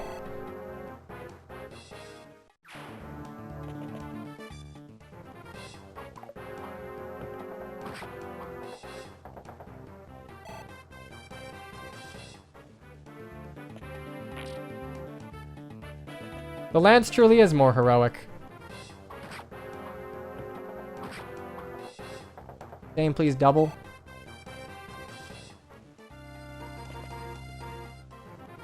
I appreciate that I can bait out this archer. Oh wow, I double. Okay, yeah, it doesn't seem like these enemies, the archers here, have been boosted up to a sizable degree. Okay, we get more men, yada yada yada. I'm not entirely sure how so they made Dorcas, like, slow as fuck as far as growths go, but they gave him bases.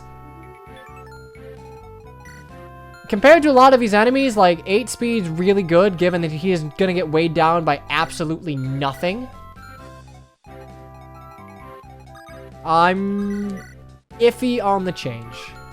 Very iffy on the change.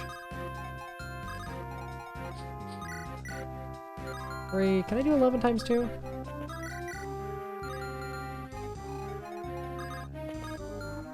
Can I just fucking murder you? Not quite.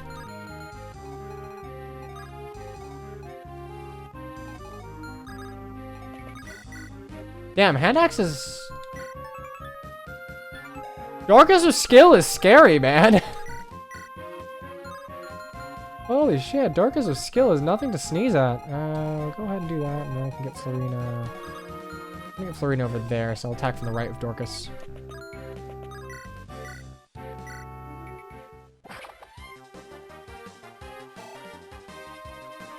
Enemies in FE7. Enemy quality in FE7 is incredibly bad. Man, it would... Oh, God, fuck. It would be really great if, like, you missed Lynn. But yeah, enemy quality in FE7 is very poor, which is why things like OG Sane's, like, iffy speed isn't really a problem.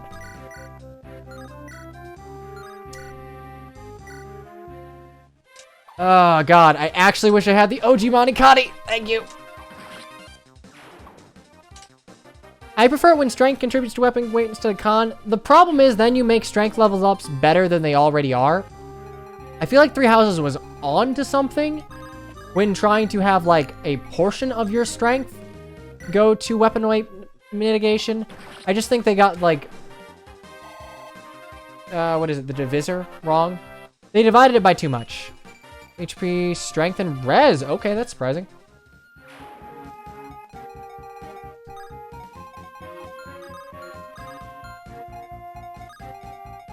Okay, I gotta be careful there. I'll go ahead and move vent over here.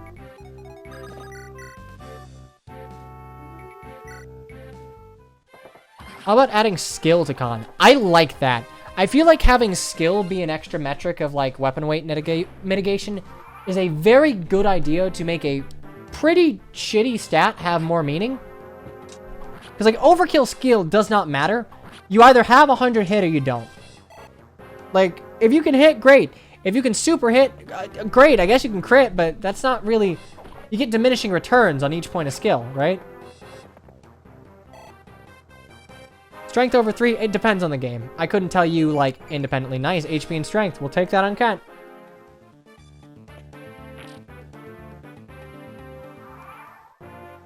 I would even be okay if, like, con... I don't know.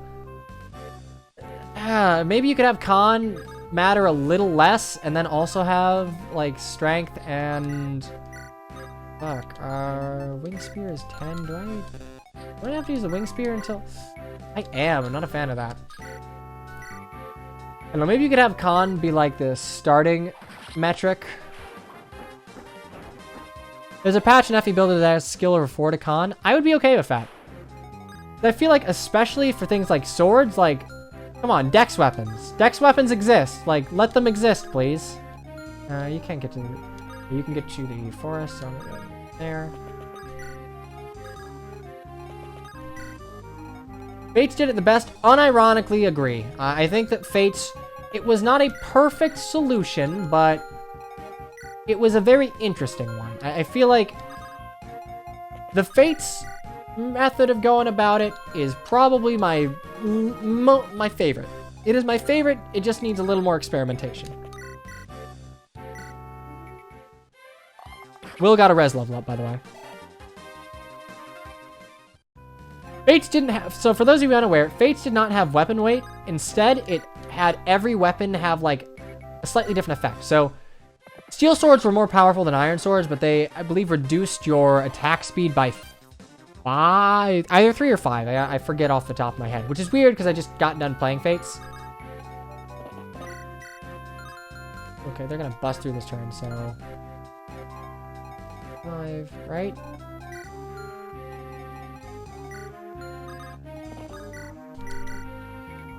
And I feel like that's more interesting. I don't think that inventory management in Fire Emblem has ever been a super...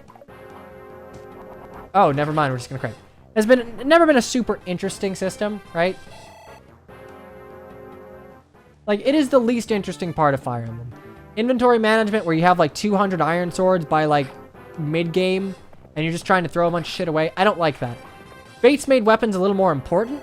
And it kind of cut down on the busy work of just equipping everyone with, like, jobber weapons. Sorry, attack speed, not like, actual speed. 4%, low percent crit number 5, baby! Did you... Okay, come on, Sane's gotta have... What did you do to this patch?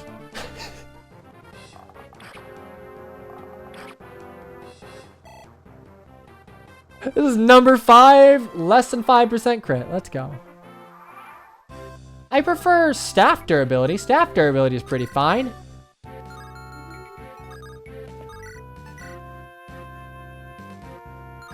Can I do 8? Damn, I can only do 6.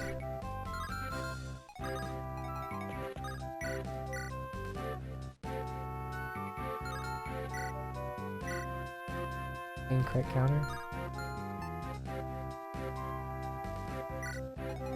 Crit patch. I should have attacked, by the way. I don't know why I didn't. Oh, you can just attack and you'll kill. You have no incentive to use anything besides iron and steel weapons and fates. I acknowledge that the execution was flawed, but I feel like the overall conceit is very sound. HP, strength, and speed. Lynn, can you get these levels, please?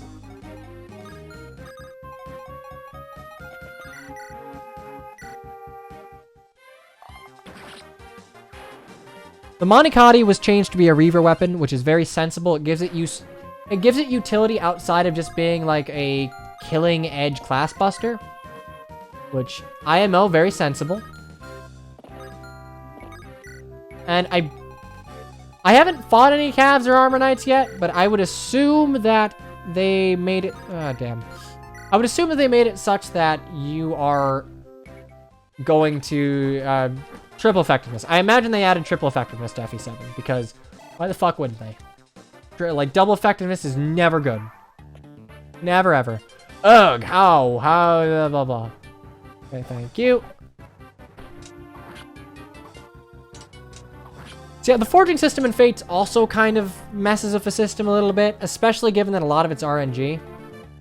I'm not a fan of it, but I feel like it is a sound base that... Okay, more crits. It's a sound base that I really wish they tried to expound upon, like Fates did with Awakening's pair-up system. Strength, baby! There we go. That's the energy ring Florina we need.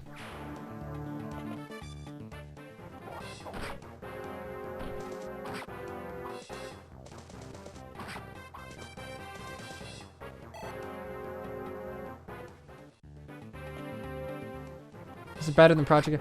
I do not like FE6. I've made this not like... I'm no stranger. I will not hide that fact. I think Project Ember did a good job. It got a little shaky mid to late game. It was like... The changes were more haha funny than like... surgically thoughtful, as it were. But that's fine. Like, I had a decent time with it. On a realistic level, you're never making an iron weapon have more might than a silver.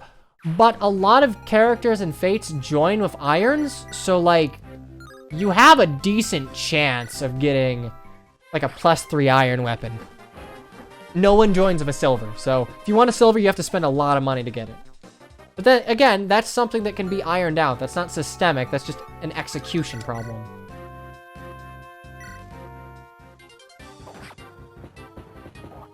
Okay, so... I think we're still using default fighters.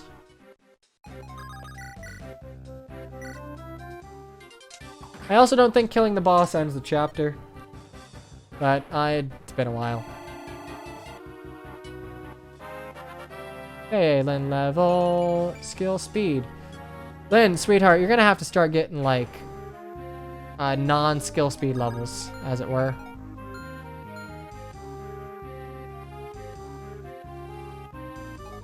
No, I understand that, like...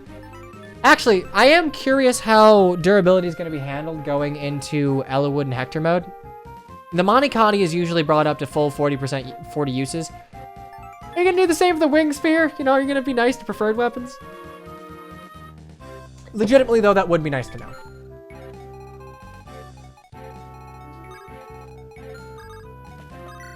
And come right there, right there, right there. Good.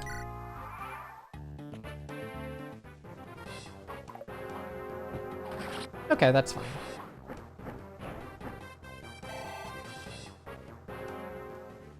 Stuff isn't repaired in vanilla, it's forgotten and replaced. I get that, but it's just... In execution, it's a matter of the weapons are repaired. So, like, using the Monicati in OG doesn't affect your funds rank at all.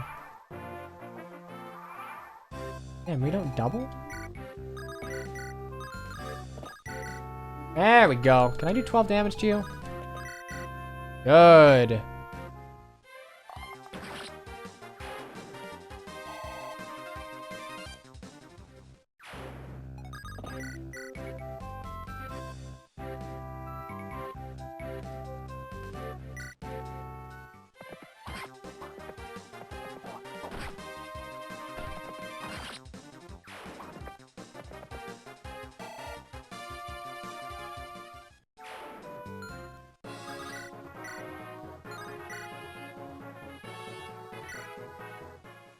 I actually value an early more early Florina experience than I do a use of a Wing Spear. This chapter is like really good for leveling up Florina.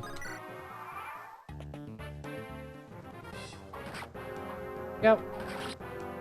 I appreciate that extra point of strength because that allowed me to, like, do round this mercenary. Debuffs aren't a problem. A lack of restore is a problem, as is inevitable end. Okay, yeah, great, fantastic. Enemies fled, we've won. Okay, this doesn't appear to have changed.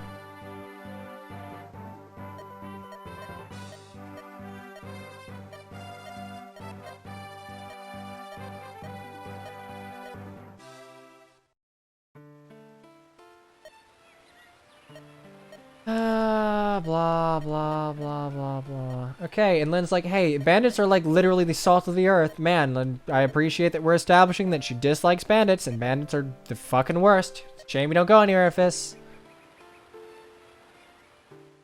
Okay, so Wallace gives you an Earth Seal, so you don't just have to like do the glitch to Knight's Crest Kentersane. I appreciate that, because that gives like value to the non-calves. FE7 created like the best kind of avatar. It's an avatar of utility. And I think you can do a lot with like using an avatar just as a means to couch systems. I like this. It is fine. It's not done well, but it's not done like... There is not much asked of the avatar in FE7. It is just a means to like make little kids in America understand why you're controlling units. That's fine. I'm cool with that. You don't need to glitch in hard mode, yeah, but you can glitch in normal mode. Okay, Lycian Border. This chapter doesn't need to exist. Just straight up, doesn't need to exist. Completely axe it.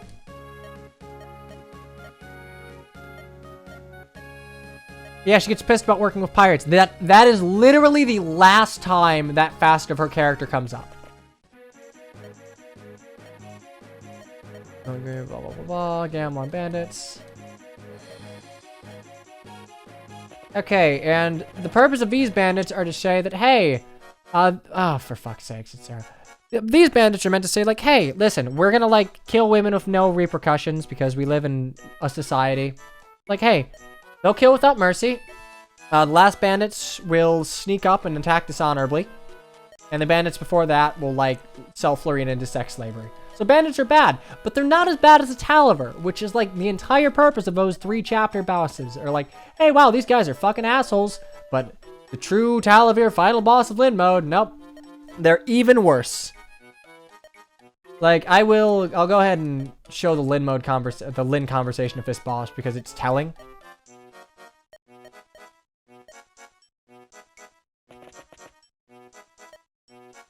A fight, yeah, blah, blah, blah, blah, blah.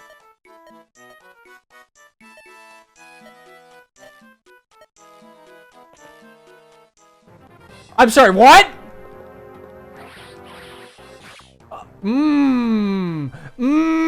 Masbel! Masbel! That scream! Yeah, it was me. Yeah. Graph caliber, 40 crit. That's a little much. It's a little too much. Kaga weapons don't belong in GBA Fire Emblem. They are too good. Too good. Way too good. That being said, Urk might just suck dick, and this might be his one redeeming value, but like 40 crit tome. I want 20 crit on this. 20 crit on my desk by morning. He didn't crit in the cutscene this time? Ah. Okay, can I... 9... God, like... This is not my Lynn. Hot damn. 10 times 2. Okay, I think I can talk to... Okay, right off the bat, I think there are less forests around Urk and Sarah that allow you to advance a lot more readily. A fire or thunder perf tome would have fit him better. I kind of agree, but I also feel like from a developmental standpoint, you're somewhat limited in what you can do from like an animation repo. IMO, I feel like Wind fits Nino. Wind fits Nino, Thunder fits Urk, Fire fits Pen, personally.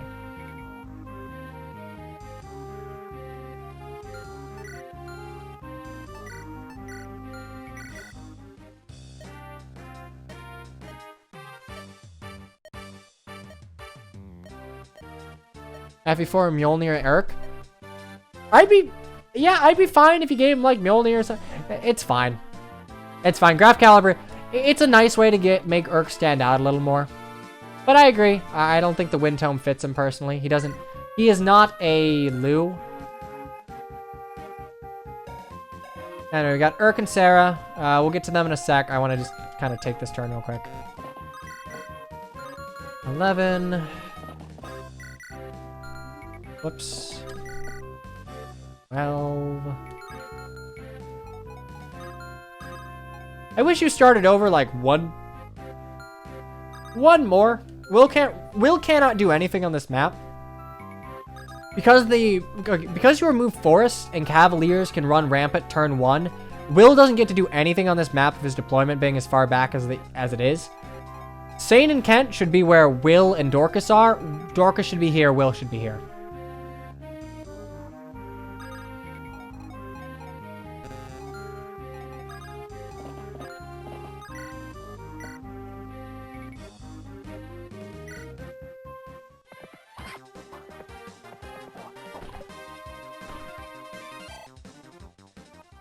I mean, look, I guarantee they're going to give Nino Iris's Tome, which I think is a cool hero's weapon that's representative of her character.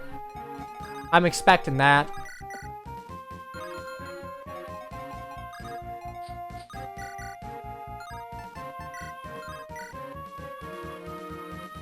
See, if I miss any one of these, yeah, I don't like this. Because, see, Dorcas and Will can't do anything on this chapter if you're playing efficiently.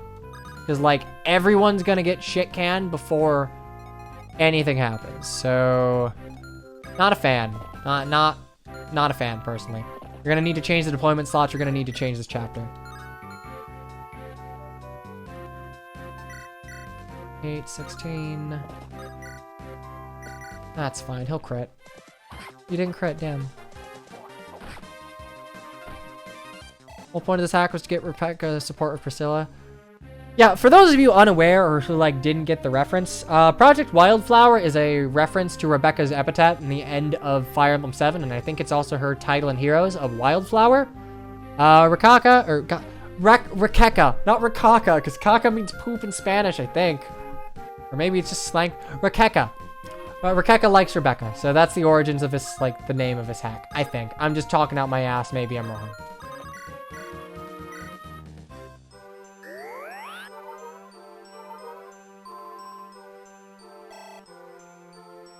Okay. Anyway, let's look at Urk and Sarah, shall we? So, Urk in FE7. Urk's problem in FE7 is that he's... Okay. As a Mage Sage archetype, he exists in a game where Pent exists. Which is literally, like, on average, Pent will be better than Urk in almost every way with zero investment. It's unfortunate. In addition, Urk has... He just had shaky magic base and growth, and anima magic doesn't do a crazy amount of damage. So, let's see. Right off the bat, his bases are... Same HP, 2 extra points of magic will go a long way. An extra point of skill is nice, but unnecessary. 2 points of speed, that's fine. I think he could probably use it. I'm noticing that you're, like, speeding up a lot of a cast, but the enemies thus far don't feel like they really warrant it. Also, we got an extra point of con, so that's like 3 extra speed.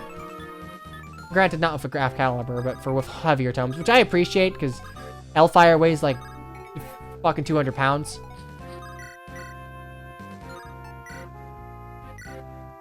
And we'll check his gross after Florina crits. 4% crit, you stole Sanes. Urk is decent in FE. Urk is decided, he's completely usable in FE7. He is like a serviceable unit, he's fine, but as far as investments go, if you want like a mage to train in Lin mode, Lucius is way better with his like 2 billion magic growth and C rank on promotion. And like Kanos can use dark magic when hits like a truck. Anyway, his gross, 50 magic right off a bat, that's a huge change. He has a 40% growth. Urk effectively has the same like power growth as Lin does, which is a huge problem. HP is the same, skill's the same. He actually was made a bit slower, which I'm fine with, I guess, because you're boosting his base by a lot. Luck's the same, defense is the same. Realistically, all they did was boost his magic by 10. I think that is fine. I think that is perfectly fine. These changes don't seem too much, IMO. Anyway, Sarah, let's talk about Sarah. Unfortunately, Sarah is a cleric in a game where Valkyries exist. Like, Priscilla just invalidates Sarah, which is unfortunate, and that's like a problem of class balance, not unit statistics. Because healers are just here to heal. They have no other main utility. Bases-wise, it doesn't really matter, but Sarah had pretty garbage magic right off the bat. She had like 2. Yeah, she had 2 magic, so she got 3 extra magic. 5 magic is serviceable. An extra point of skill doesn't really matter. Speed's the same, luck's the same. Like, she got 3 extra points of res. The 3 points of magic is what goes a long way. Sarah just could not do her job very well. Let's see, weapon ranks. She starts with C staves. I think she started with D normally. So that's also very nice. She essentially starts with, like, bishop level staves, which is good. The thing that I would always suggest doing to make clerics more, like, fucking usable is to go ahead and 1, 2, 3. I'm gonna actually rescue, and then I'm gonna rescue drop my turn. Is to go ahead and treat all staves used by a cleric like a Festal from Fates. Give clerics like an extra 1 range on all staves. That's all you need to do.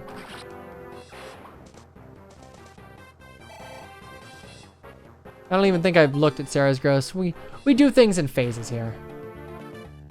Monks are a bad class because light magic is fucking garbage. Lucius is just a really good unit. If Lucius was a dark mage, oh my god, he would murder everything. Pegasus Knight levels, boo. Okay, is this an open download? Use the chat command, you can link to the Discord. Anyway, growth-wise, her magic was up by 10. Really, that's the only thing I care about. She got 10 extra speed. No, her speed's the same. Got 10 extra luck, which I guess is fine enough. I imagine enemies are just going to have more crit in this, which is fine. That's all they did. They gave her an extra boost to her magic. That's all Sarah needed statistically. Hers is just a problem with class. Do you have anything stupid? You don't. Like, unless you give clerics an extra 1 rage on staves, Sarah is always going to have a problem when, like, weighing her against Priscilla, essentially. Yeah, Priscilla is not in Lin mode, and she serves utility there, but as a long-term investment, you need to do something to the cleric class.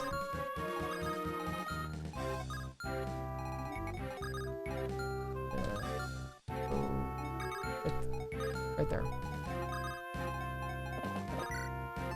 I don't have like a sword weaver. Oh, you dropped the iron sword again.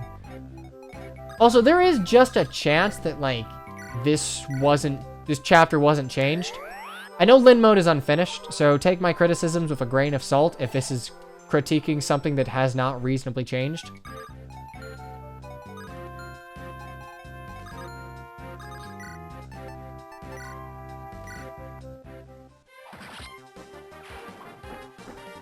First, if one more move would have been nice. Then you like get into the infantry versus mounted movement argument, which it's something that needs addressing in games where like forced dismounting and like heavy terrain penalties aren't a thing. I don't know. I genuinely do not think that paladins need 8 move, right?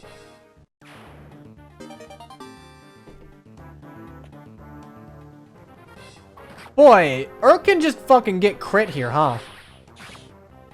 I don't like these 1% crits. From a development standpoint, you have to adjust enemy stats to do something about that.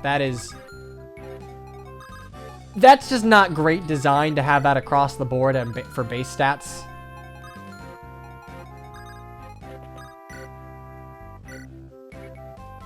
Oh, right. I'm so used to just monocoting people. Items, equip. Can you shit can? Oh, you actually can. Dang, I thought I could hold that one longer.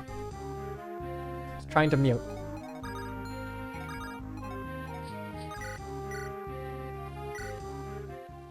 Are branch promotions in this hack? I don't believe so now. I believe this is a strict, like, every unit promotes to a certain class. That being said, I actually kind of prefer that for GBA Fire Emblem because it gives you a chance to differentiate a little more. You don't have like a sword reaver or anything, right? Good. Like the classic example in Project Ember is giving Lou a horse, which was very, very fucking great decision. Gave him utility against Lilina, and gave him distinction against Hugh, right? I'm gonna go out of my way and say that a lot of these enemies don't appear to be changed. So we're dealing with like changed player units of enemy units that haven't been addressed at all. Which is fine. Like, this is a work in progress. This is a very, very, very early build.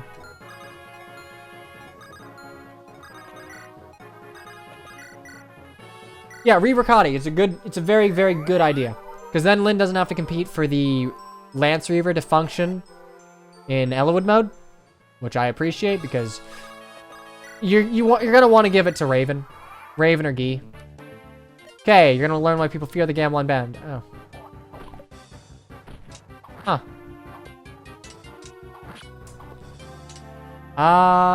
Okay, maybe that's... No, you know what? The conversation about, like, the Talavir being the salt of the earth is the one on Florina's chapter. I misremembered.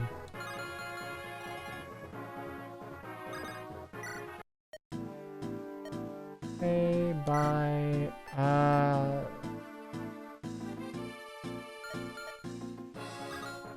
Yes, I know Guy's name. Look, I called him Guy for like forever, right? I always called him Guy, and then I met some kid in middle school whose name was spelled like Guy, but it was actually pronounced like Guy. It's like, it's an actual name.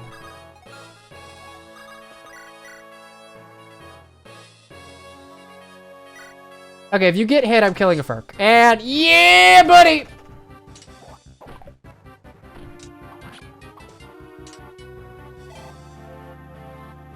Yeah, it makes sense. Project Ember did a similar thing with a Wyrmslayer, given that, like, Wyverns were not changed to use axes. The Wyrmslayer was also a Reaver weapon, because, like, at worst, you're facing weapon triangle neutrality. At best, you've got weapon triangle advantage. Kill for Will? I'm afraid not.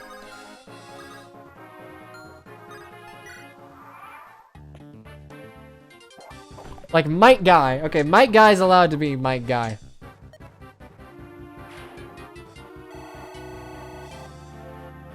Maito Guy! Please, Lynn.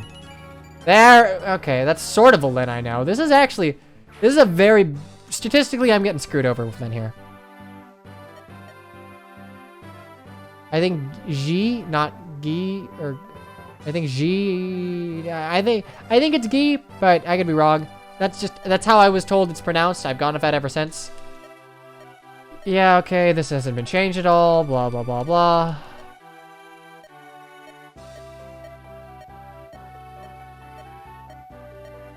Yeah, so Sarah joins me. Sarah's joining makes a lot of sense. I'm actually very cool with it. Sarah's just like, yo, I'm gonna get someone in my debt, poggers.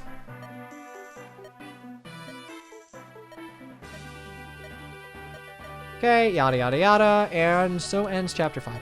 I think I'm gonna fall ill. I love it. Okay, meanwhile at the Castle of Doom.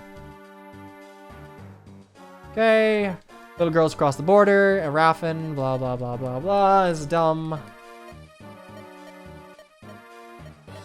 You would need to rewrite Lundgren. He's too much of like a shit-eating Disney villain.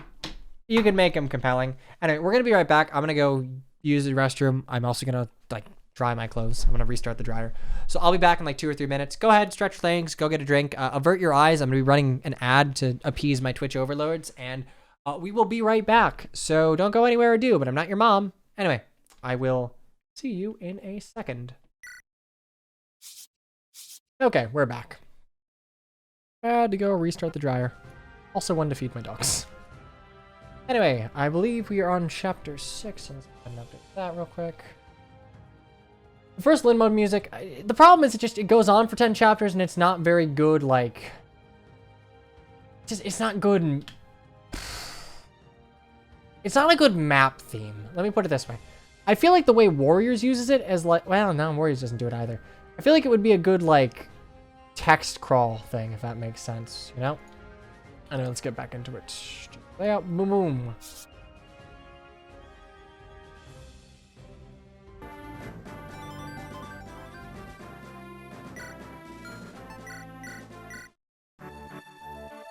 Okay, long last, we've arrived in the land of... So we're in Lycia now.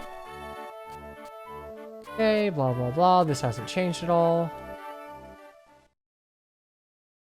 I like Winds Across the Plains as like a composition, but like genuinely it is one of my least favorite songs in Fire Emblem 7. I don't think FE7 has a terribly strong soundtrack. Also, I think did they come in a different way? Okay, second business. Where's Kent? So speaking frankly, I feel like this is a chapter that would be best changed by changing the actual conceit. Instead of like trying to get into the chapter being the objective, have it be like rescue, what is it? Raffin's guy, the Aeon lookalike, the Aeon racist asshole. Lord Raffin, right? Whatever his name is. The racist dude. I think it'd make more sense if this chapter were like a sees in X amount of turns or something. You could have it be that like Wrath leads Lyn and all the footlocked units through the secret entrance, and then like all of your mounted units come in from the south or something.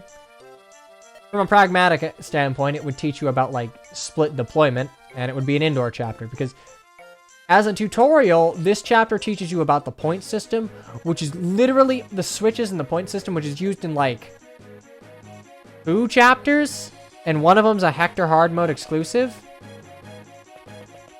Plus, having Lyn duke it out inside of his castle would give him more, like, grounds to be like, hey, listen, you filthy mongrel, you ruined my castle with your tainted blood, blah, blah, blah, racism, blah.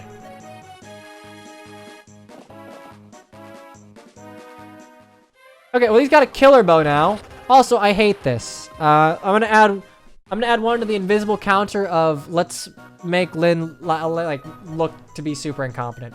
The problem with Wrath coming in here is not that Wrath is, like, made to help the party. It is that, like, it kind of just makes Lyn look like a dipshit. This, like, man announced his presence, like, hello, armed swordswoman who we are going to constantly, like, characterize as being martially capable in all of your supports. I'm going to, like, scream and run at you, and apparently this is to take you by surprise. And, like, oh no, you're helpless. Blah, blah, blah, blah.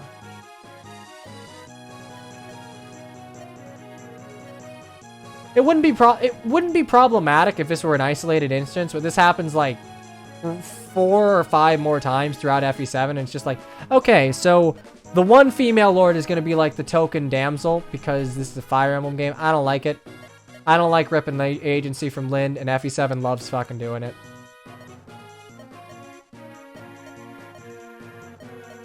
Oh, but I will say Wrath has a cool introduction. You could probably just change it by having like, I don't know, Wrath take out 1, or at least let Lyn do something. We do not have 3 range bows in this game. This is not like Project Ember 2.0. Personally, I don't like 3 range bows. I think it's fun, but I think it is a balancing nightmare that is over-centralizing. I think the way you make bows good is by giving them weapon triangle advantage. You make them at least lance might. So like, straight up, you need to give bows 1 extra point of might. Give bows an extra point of might. Maybe 2, if you're feeling spicy. And give them weapon triangle advantage at range. Give them weapon triangle disadvantage at 1 range, and then they have a meaningful interaction with a melee weapon triangle. Hey, what are you doing to my house? Ah, just let me watch the fight. Also, now that I think about it, it would make far more sense to introduce Matthew inside of a castle, given that he is a spy masquerading as a thief. He could just come across the party by happenstance and join because it's convenient. It should only be on Sniper's TV. I'm moderately okay with it being a sniper-only thing. But even, yeah, you know, I think it's okay on Snipers. Because then you would have a problem of, like, I could use a sniper, or I could just use a sniper on a horse.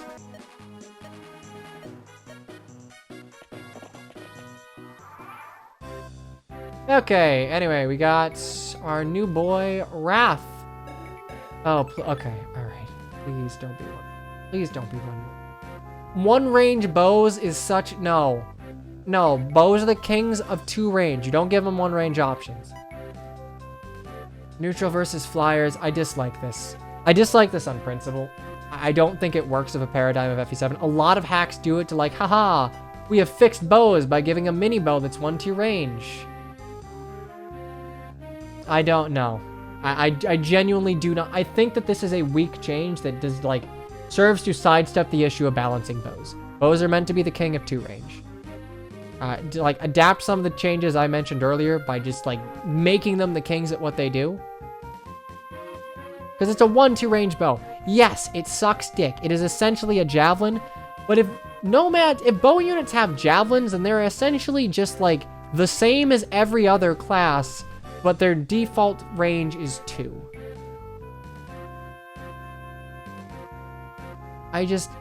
Why do the Fates mini bow that just 1 range?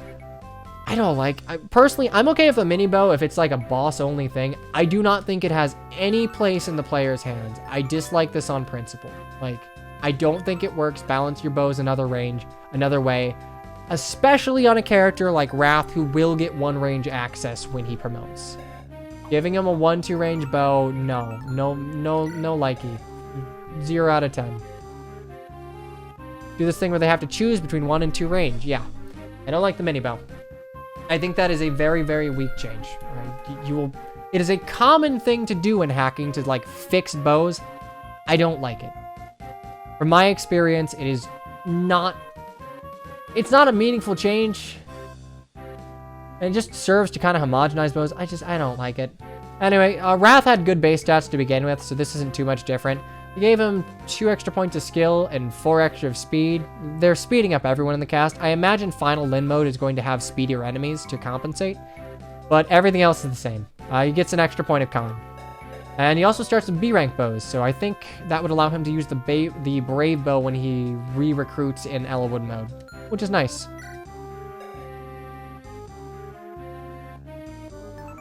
Don't do this.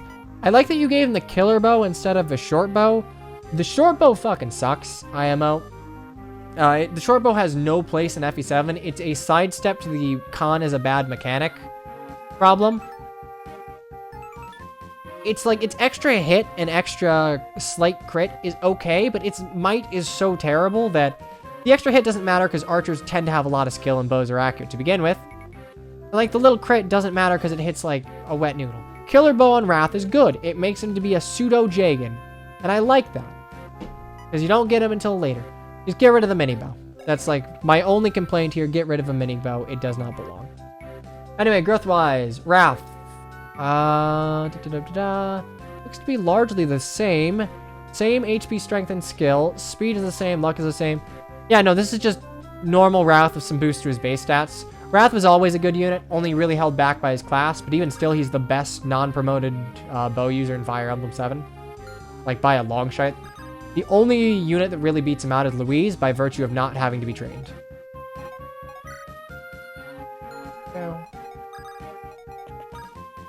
I like the mini bow TBH. I don't. I seriously don't. I think it is just a very, very weak sidestep to the problem of bows not being good.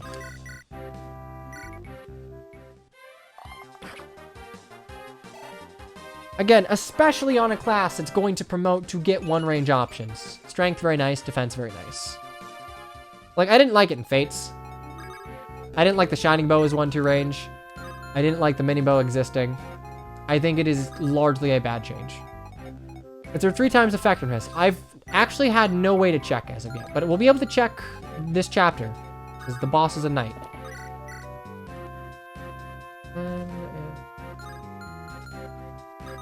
Go ahead and send Sane over.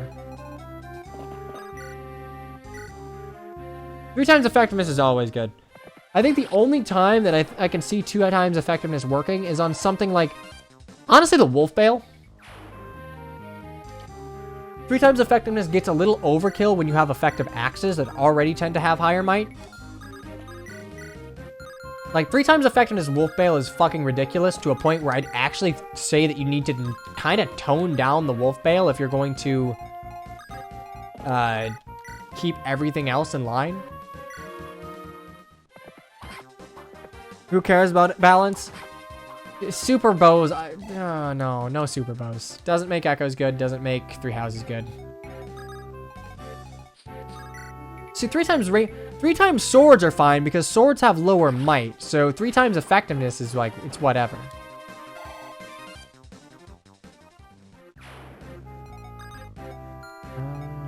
Okay, I'll send here. I believe this gets me a door key, right? There we go. Your houses doesn't have super bows. It essentially does with like combat arts.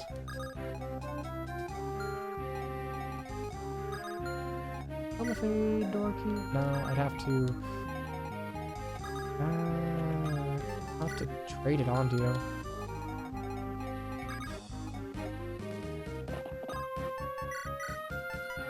Actually, wait, no, I should be able to. I talk to you. Who are you? Yeah, Matthew's good. I like Matthew. Matthew, I believe, has like the best availability in all of FE7. He is the closest thing to like he's the closest thing to a main character you have outside of your like Lord trio. And I really hope you do the man justice. I like Matthew. It is a shame that in vanilla FE7, he's entirely outclassed by Legault. Like, you drop Matthew for Legault, which is unfortunate. Look, I forgot that Matthew moves. Yeah, just let me a break. Anyway, Matthew, a thief. Right off the bat, I can see that some things are not changing. He has 3 more HP, which is nice. He no longer has, like, an HP value starting with 1. Strength is the same, which is very iffy. That was, like, Matthew's huge problem, that he is just a garbage combat unit in a game where thieves don't have crazy utility. He has so many more things to steal. In that case, great. No, that's fantastic. I don't know what you're going to be changing, but let's see. His skill was doubled, so he has 8 skill, which is nice. He's got 2 extra speed, which isn't really meaningful. 4 extra luck, which again isn't super meaningful. Speed and luck on Matthew kind of don't matter because he's going to double everything anyway.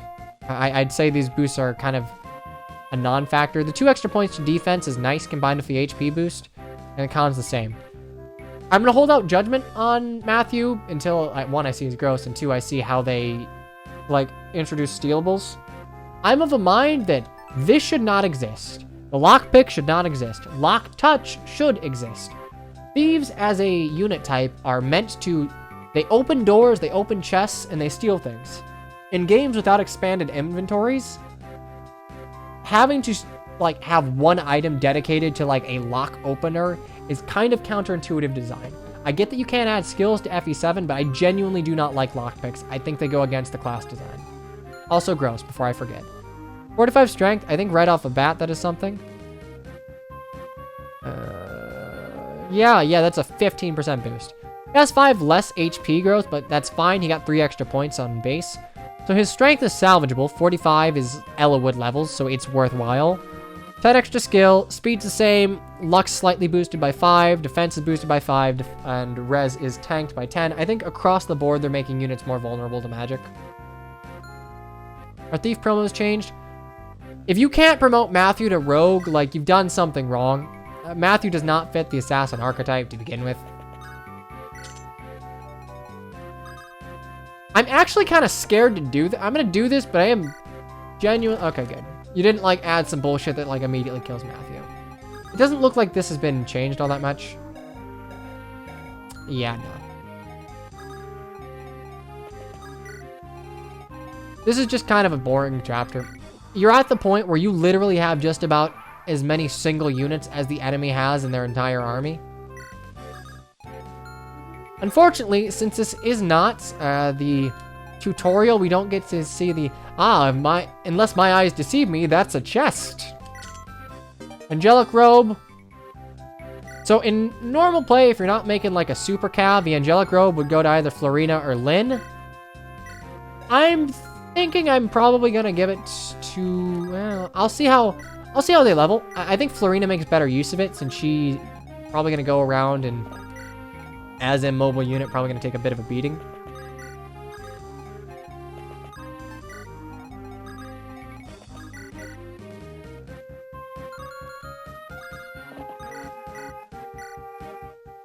No pull. No pull. You get no pull. needing a not... Okay, yes, you need a lockpick to pick a lock. I get it, but from an inventory standpoint, it doesn't really work. Okay, you couldn't get both Legault and Matthew to get different classes, but assassins can still steal. That's unfortunate. If it's a technical limitation, I understand, but Matthew genuinely does not fit the archetype. Wait, where the fuck is the door key? Oh, right. I was supposed to take... Okay. 1, 2, 3, 4, 5.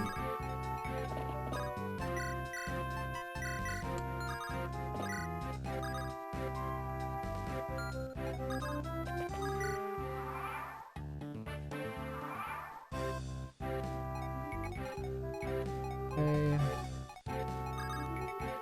So it doesn't look like any of this was changed. Also, we're gonna just go ahead and... we'll see Matthew attack once. Maybe we changed his, like, palette or something. First, can yeah, I took it. I feel it. Someone's staring at me. Yeah, this is funny. Okay. I'm just gonna steal for the experience. Detailed combat forecast when? Well, we'll see. We'll see if it was implemented. Oh, nice. Okay, it was. Good. Very much a fan.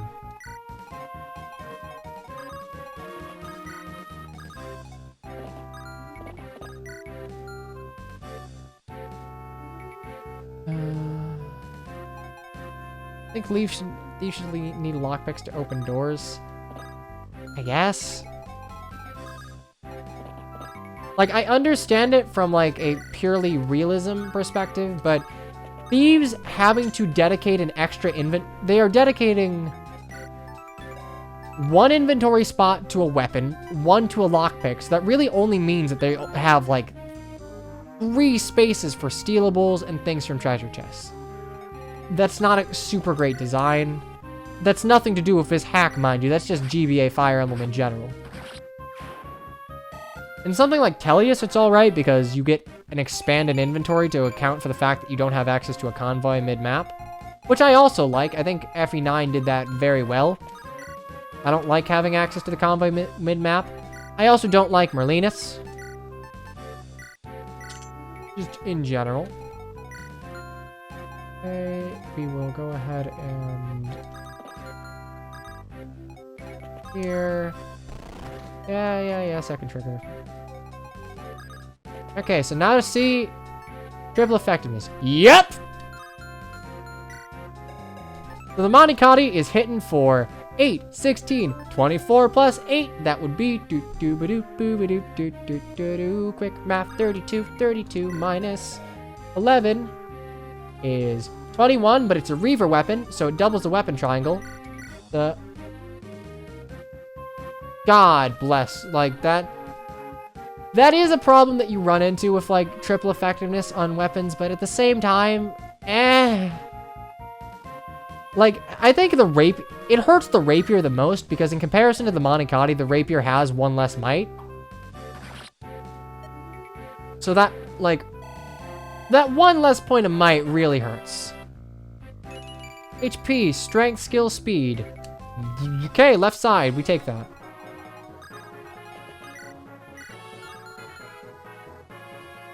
I'm gonna try my best not to just use the same units I always use.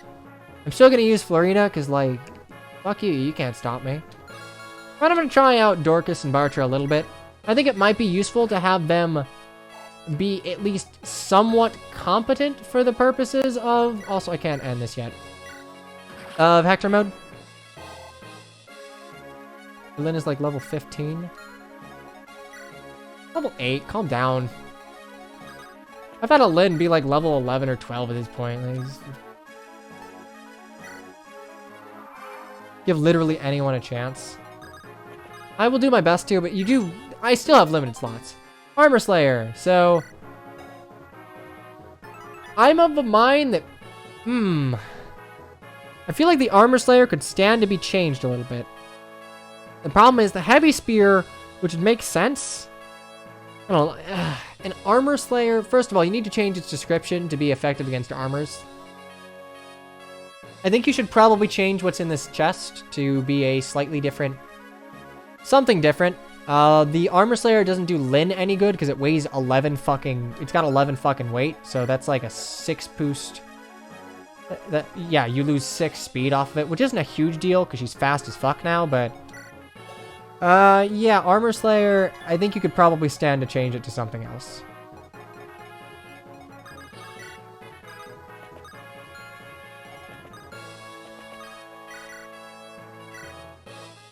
No, I know the description's poorly translated, but most hacks amend it. Ew, last trigger.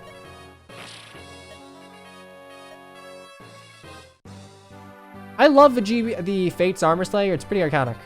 Ah, it's Wrath. Ah, it's a racist. Ah, yes, it's one of the good ones. Okay, so, again, this entire exchange would make sense. It would make more sense to him, like, chiding her. He would have more ground to stand on if the fighting actually took place in his castle, which means my castle has been damaged in your family's petty inheritance dispute.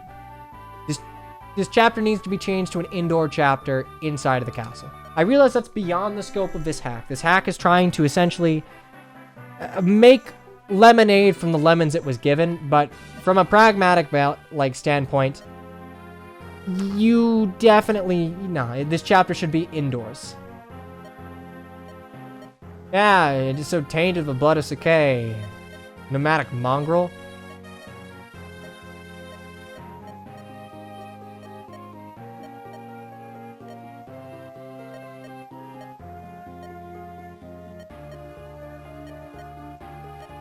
I do like this scene. This is one of the better scenes in Lyn mode. Gives Sane and Kent some characterization, and also like shows that Lyn's like, nah, I am proud of who I am. I get that it is it's like this character concept of every half-elf ever, but back in 2003, there's like a mixed kid. This scene stuck with me. This is genuinely one of my favorite scenes in the entire series, as largely inconsequential as it might be, it meant a lot as a kid. I related to it.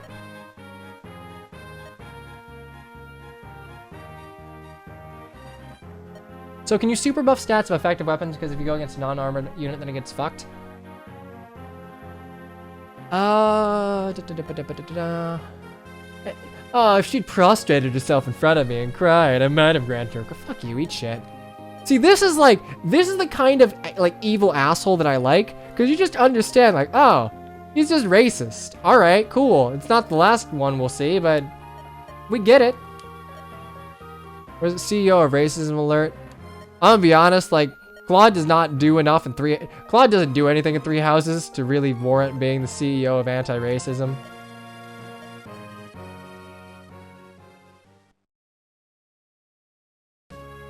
Okay, Marquis of Raffin, blah, blah, blah, blah.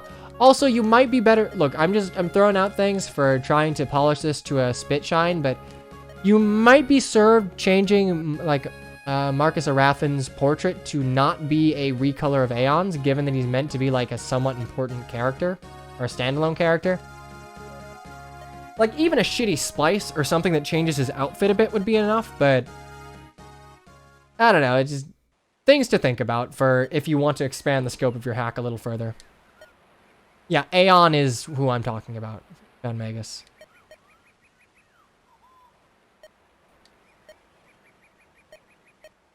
I like Wrath's recruitment. Genuinely, I think his support of Lyn is like absolute dog shit, but I like Wrath as a character, and his recruitment's cool. I can see why people like him.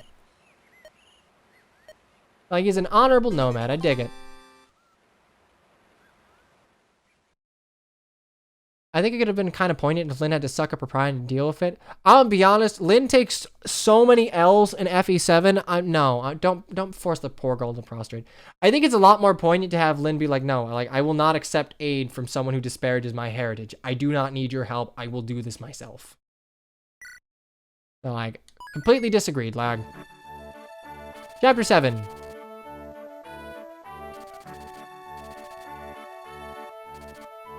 Lyn Wrath I don't like. Lyn Hector's fine. I prefer it more as a platonic thing, especially given that, like, having someone that having a man who like is strong as fuck acknowledge her strength that isn't like stinted to be romantic, I feel like is way more meaningful than it being like an actually no, I am in love with you and I like your strength is like a love thing. I get it. They're the two deuteragonists. Oh, I already see changes I like in this map. I get like shacking up the two deuteragonists. That's just common like literature shorthand, but I like Lynn and Hector like as friends more than anything else. I don't know. I think it means more personally. I completely understand you liking it as a romantic thing. I just think it has more weight as just like a no. I respect you as an equal. I don't respect you as someone I want to fuck. I respect you as an equal combatant on the field of martial prowess. That means a lot.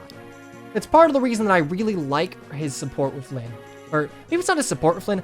I like the few exchanges that they have in the main story where Hector's like, nah, you're strong. Like, that means a lot because Hector is canonically fucking ripped. He's canonically built like a brick shithouse. This man is Jotaro Kujo. He big. He a big boy. He a big strong boy that everyone knows is big and strong, and that compliment means a lot and does a lot for her characterization because God knows she doesn't get a fucking ending.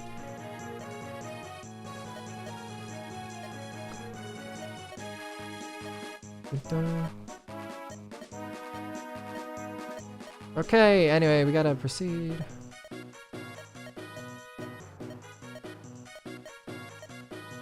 A lot of a dialogue in Lynn mode could use with some touching up.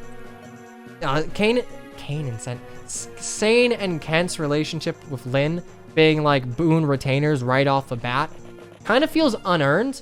I feel like having that be built up to instead of being like immediately taken as gospel as soon as like Sword of Spirits would probably be a better way to go about it. Whoa, Lynn gets to do something. How about that?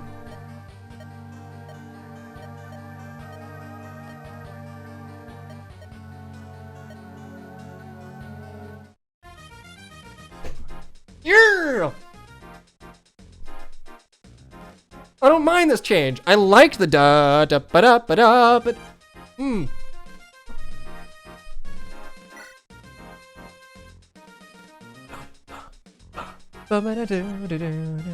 To be fair, okay, if you've not come to one of my Fire Emblem 7 seminars, let it be known that Hector, Lynn, and Ellawood are only aged to be like late teenagers, early young adults, because this game in comparison to this game in FE6 in comparison to the Fire Emblem games that came before it were specifically aimed towards a younger audience. The GBA's audience in comparison to something like the SNES was like directly marketed towards children. So it makes a lot more sense to have your central protagonists essentially have a Shonen Jump effect of being younger than their competency and station really would imply, if that makes sense.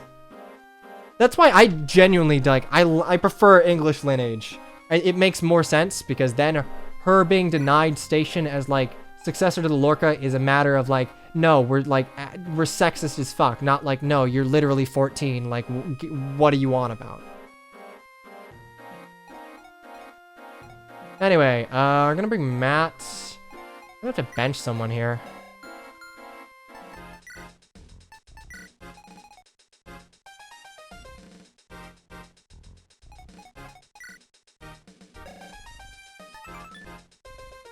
That's very cool.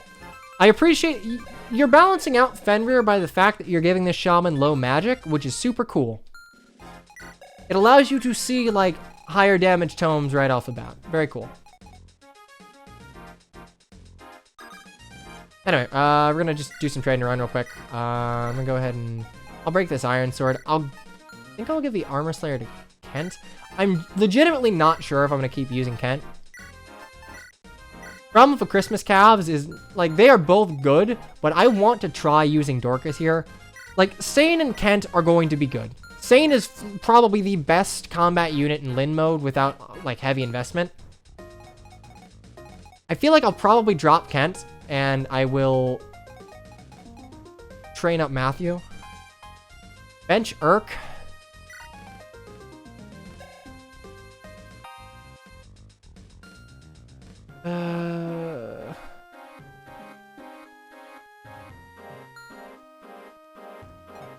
I'm gonna bench Kent here.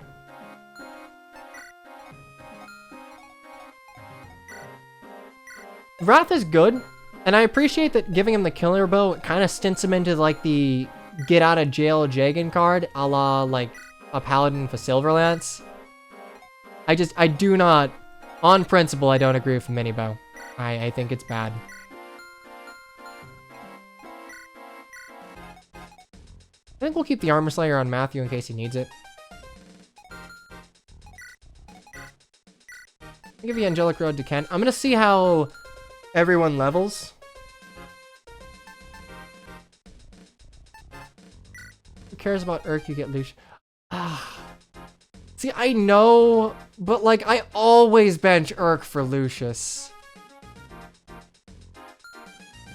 Check the shamans, please. Formation, sure. Okay, 7 magic flux. That's got. And again, I appreciate that you just gave a boss low magic, so you could show off a cool tome. That's like, that's good enough design. His effective. Fuck you. I'm sorry. Fuck you. I'm getting Theracia flashbacks. I'm not a fan.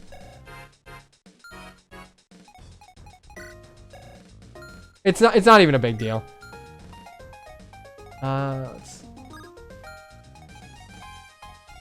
Okay, so at a glance, I believe you added a peak here that forces you to go around or send Florina over here, and you opened up the left side so you can rush in with infantry units.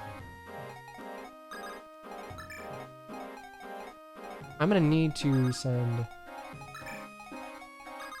Florina. What's the point of Hell without poison weapons around? If you put Hell in a group of enemies, then you're forced to take out that Hell unit. On its own, Hell doesn't do a lot, but like, if you made it such that the Brigand and the Shaman had overlapping ranges, that Hell Tome would actually be meaningful. There we go.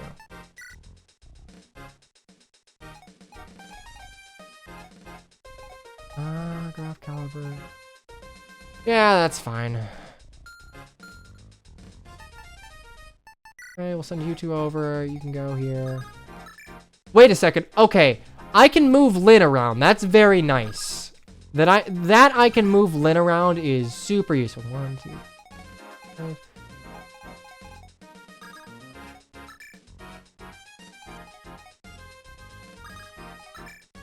Okay, that should work.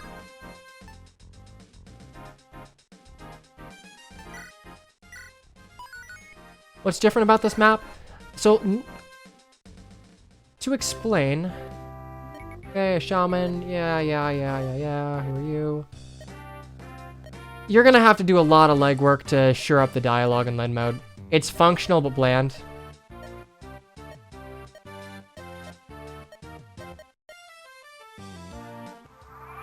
Okay, real quick. So, this is what's different about the map. Normally, you would have to rescue drop with Florina to get down to the Shaman quickly. And... would you want the Hell Tome to be meaningful here? I would, actually. If you make the Hell Tome, like, have terrain be such that the Hell Tome and the Brigand have an overlapping range if you stand in one space in its range, but if you stand in the other space in its range, like, you can avoid it. So it forces the player to realize that you cannot tank both of them. Also, Hell in addition to Luna is... okay, one, Luna doesn't have crit. That's a great change that kind of brings it in line with... yeah, because it still has hit, so it's not like garbage FE8. It's just like a solid weapon.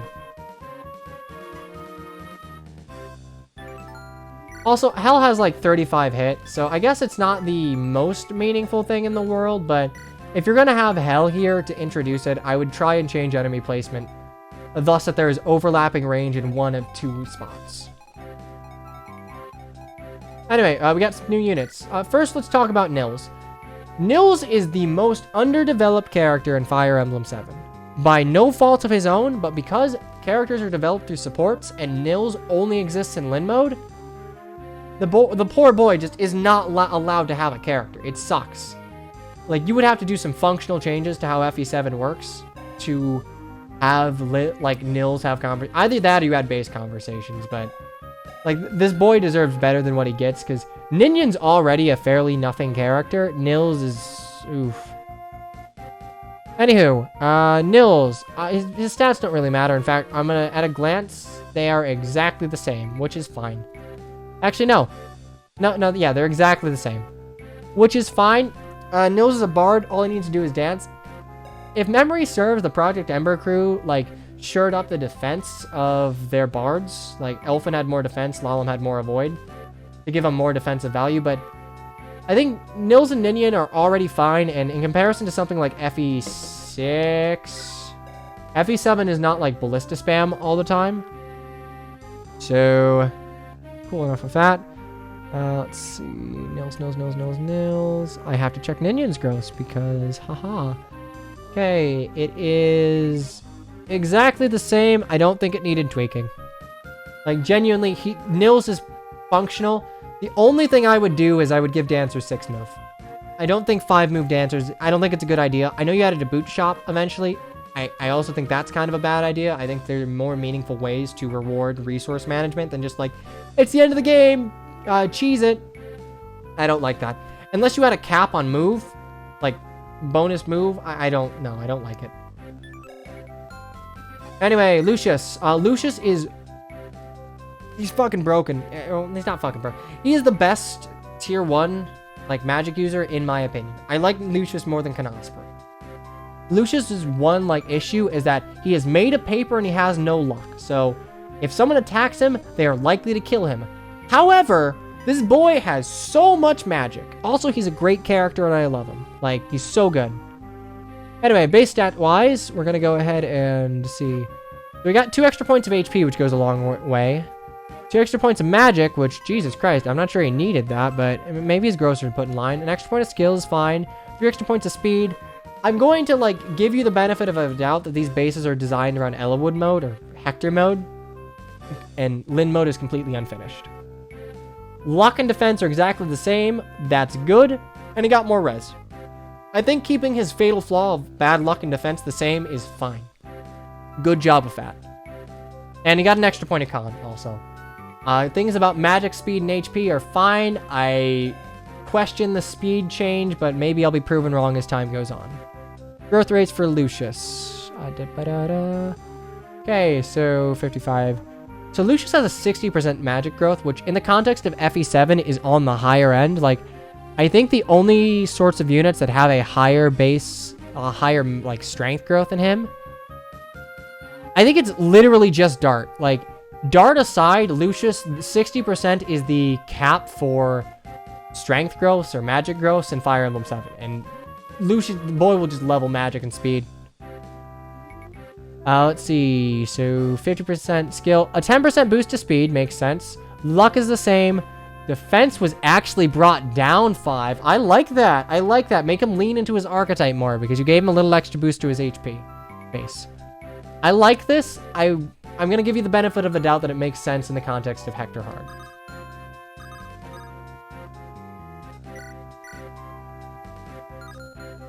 But yeah, you can see that Lucius is going to face crit from everything. I like that because it gives... I would change the Goddess icon to be more than 2 points of boost to luck. Like, follow the Fates paradigm. 2 points of luck is not really, like, equivalent to 2 points of strength or speed. And it would also give you some reason to use it instead of sell it. I'm going to do that, send you down. Cool.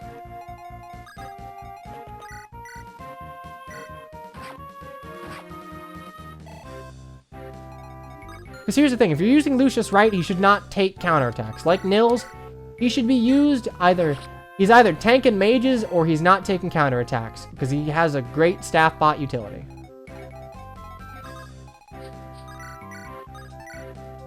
Man, I fucking hate this.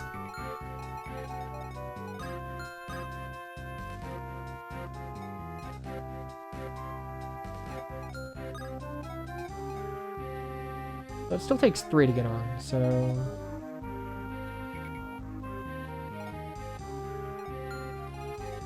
The Florina would be able to kill, and I would stand here... I have to use the Wing Spear here. Okay, so I don't have...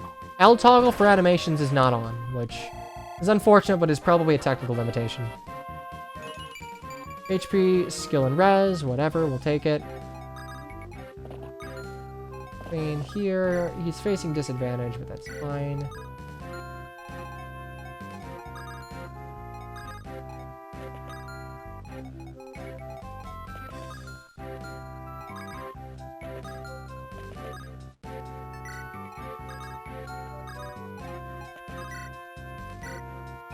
I genuinely hate the Nils Bard song so much. Like, it's not that it isn't charming or anything, but it is my work email's, like, alert tone. So whenever I hear it, I have a panic attack of, like, oh shit, someone needs something, and I, like, forgot a deadline or something stupid.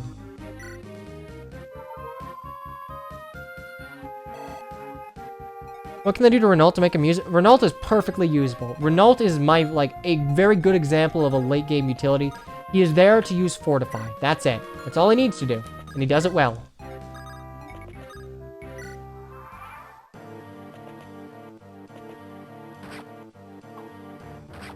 Oh wow, same doubles. Okay, so statistically speaking, it looks like these bandits are not... All of these enemies are way too slow for the base speed that you're giving a lot of these units. Like 10 and 13 speed, everyone's getting like a 3-point boost to their speed when they could typically double in Lin mode vanilla, so I'm not sure how I feel about that. Break this. I'm past the point of maps being finished. That's fine, then just take my ramblings for what they are. Ramblings upon an unfinished map.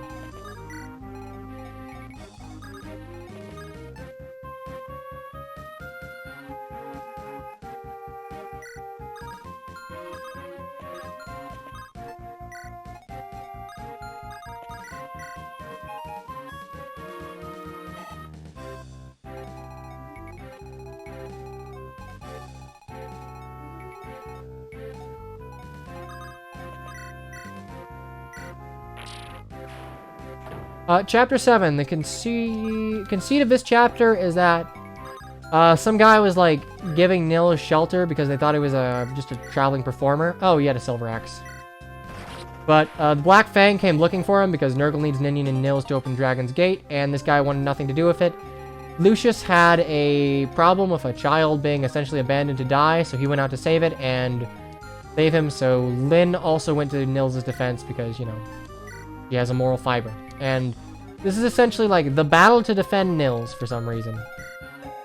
Fire, 13, do double, 8 speed.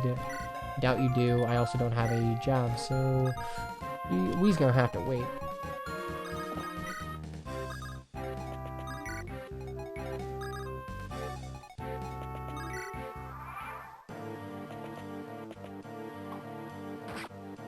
Okay.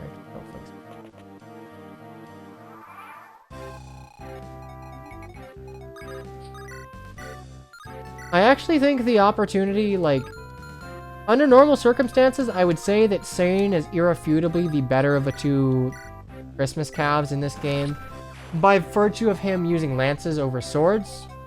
Again, that's just like the GBA Fire Emblem player and me talking, but given there are so many axe users in Lin mode, Sane actually can't, like, steamroll quite as hard as he would have been able to otherwise. Which I think is... Ooh, I don't like that. I don't like that at all. Do you have a silver bow? You do. Okay, so you have 23 and 8. Urk actually cannot... Urk will actually fucking explode.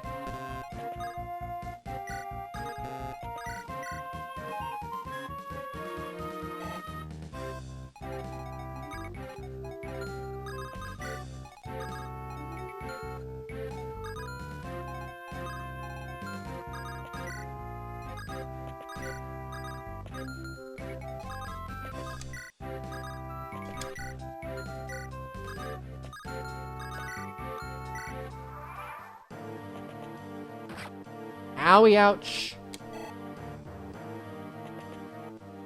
I get the silver axes on bandits. This early in the game, I might rebalance them just by making the enemies stronger rather than giving their weaponry a boost. I think it's okay for when you're fighting things like the Black Fang for them to have like noticeably better weapons. Like in this Gaiden chapter, I would say giving them silver weapons would actually be a way to like indicate to the player that, hey, these guys are tougher and better equipped. But in the context of just like jobber brigands, just make the brigands stronger rather than making their weaponry better, if that makes sense. And this gives you pure water, which is fine, but largely inconsequential in how you would approach this map.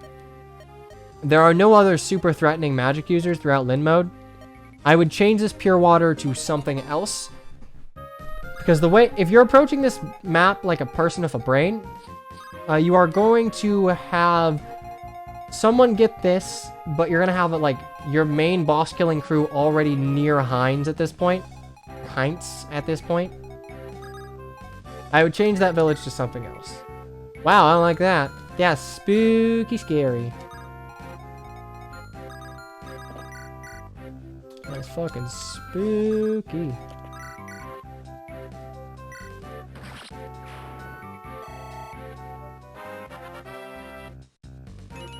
The enemies have silver bows. Rez, hot damn. See, it's not that, like, from a gameplay perspective, giving them silver weapons right off the bat makes sense, but as far as showing escalation goes, I think you might be better off just doing a big ol' stack, like, jump up. You have 3 defense, and you have 8 speed, you're not slowed down, 5 speed, and not slowed down, and 16, 15, 3, so that's... Oh, so I 2-shot you. Assuming I hit both of these, I should be able to net the kill.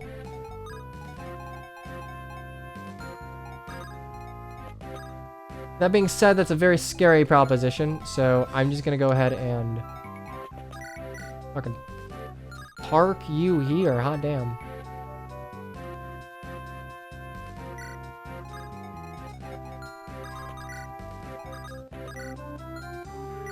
Right.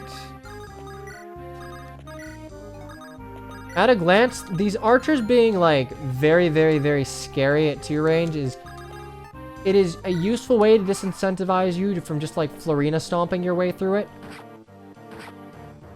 But at the same time, it kind of forces you to run something like a will here because none of your mages can eat it. Which may very well be the purpose, but it is something. 24, ow.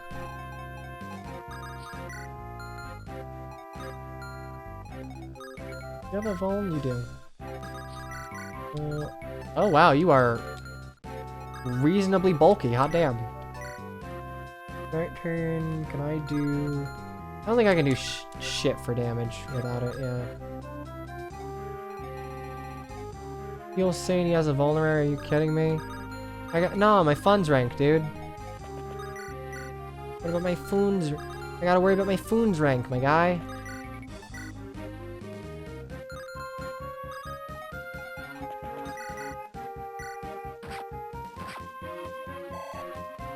Vicious kill, let's go.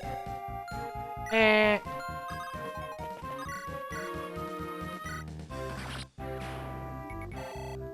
think I could have handled that guy if someone didn't forget to heal him. Ow! Owie, owie, ouch.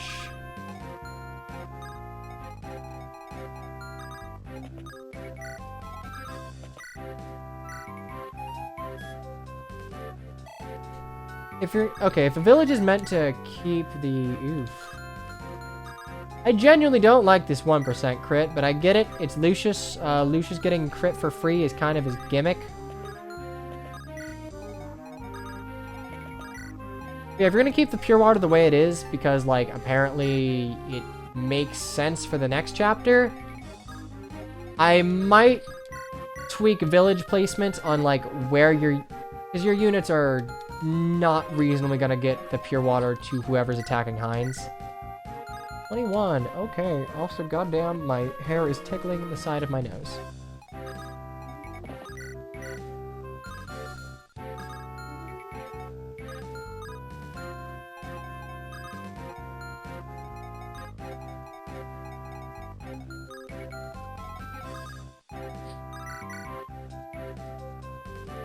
Uh, 14...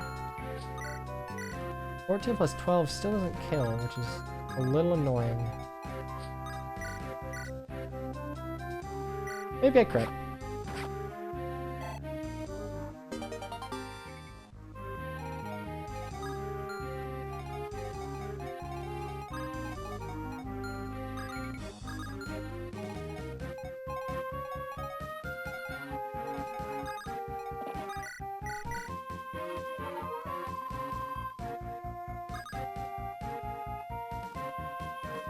Wait, I don't have to level nils anymore? Holy shit, I was actually dreading having to do that.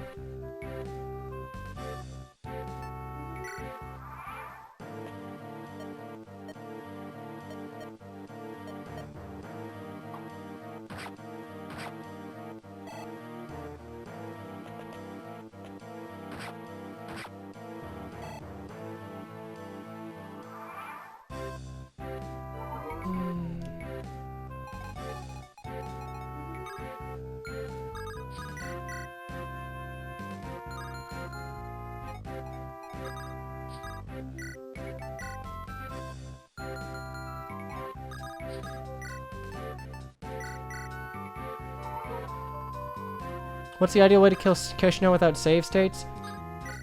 Killing Kishno without save states, you give a killing edge to someone like a trained... Silver Lance on Oswin, traded over to Marcus. Killing edge on a trained Raven or Gi if, like, their strength is high enough.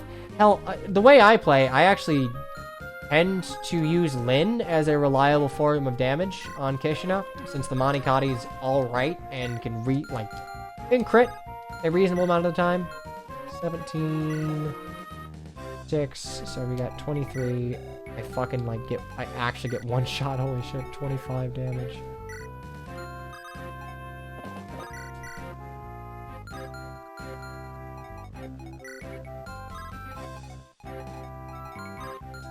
Oh, okay, let's go.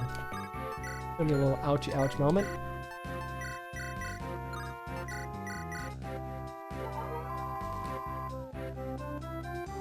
Yeah, actually no, support grinding is also a good way to do it. Like, realistically, you are going to run into some real trouble just hitting Kashuna. Yeah, I guess we just give it to me, and we'll give it to Lucius. Lynn's still gonna run into the problem of, like, promotion times.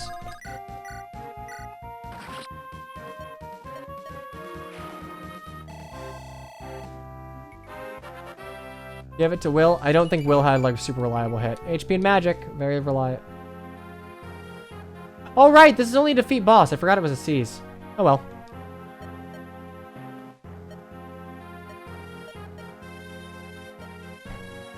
Was this a C's in vanilla?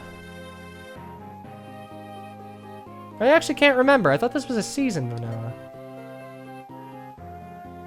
Yeah, it was kill. Okay. Yeah, that's fine. I think this chapter is functional. Okay, the introduction to Ellawood. I'll be perfectly honest, in a perfect world, I would have an Ellawood chapter here. Like, I would actually just... I would switch to Ellawood and Lowen, but unfortunately he doesn't have any other, like... It doesn't make sense for Bartra to be with him, and Marcus would shit stomp it. If only Rebecca was, like, actually a part of Foray's army in this would be a nice way to introduce them. Anyway, Neps has gifted a sub to Exploding Cats. Thanks to your Twitch gauge, Jagan, for he is here. Marcus and Isadora. The problem is Marcus and Isadora are too good to the point where having an early game chapter with Ellawood and Lowen would kind of be rendered moot as a point for, like, trading.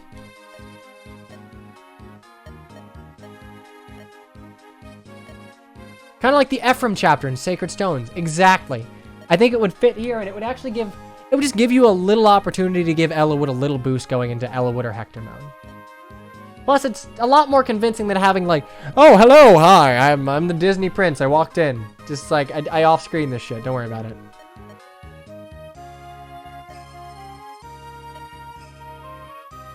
The problem is you can't really downscale any of the Freya Knights. Like, Isadora and Harkon have to be pre-promotes. Marcus has to be a pre-promote. And Lowen is the only other one that could reasonably be there. Oh, Ninian, you're also such a nothing character. Makes me sad. You have good supports of, like, Florina. Like, okay, you are a fine enough character in your own right, but holy shit, your support with Ellawood is, like, Prom Sumia levels of pretty bad. Hector could be there. Hector's here too, and since you already have Matthew and Sarah, it's just Oswin. Actually, you know what? You could have... Because Hector's in this chapter talking about that he's here for training, like, his yearly match of Ellawood. You could actually make that... Okay, alright. And you could make Matthew unavailable for... No, but then you'd kind of spoil the surprise of him being a thief. Or, like, a double agent really quick into knowing him. So I guess you could add Hector, Ellawood, Oswin, Lowen.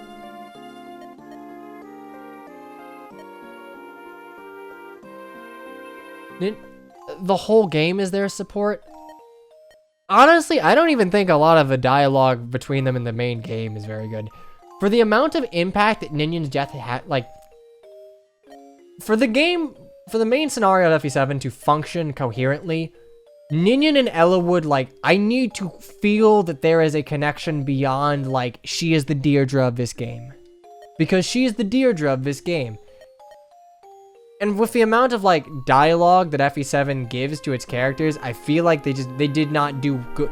They did not do very good with the Ellawood Ninian support.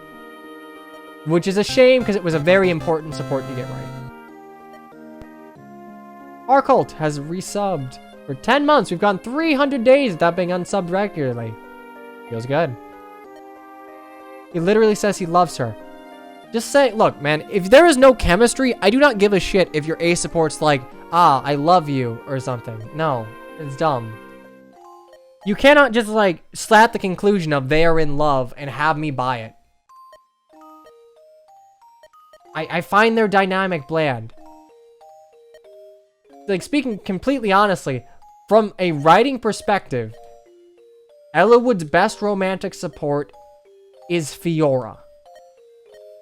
And like, ooh, that's such a weird thing.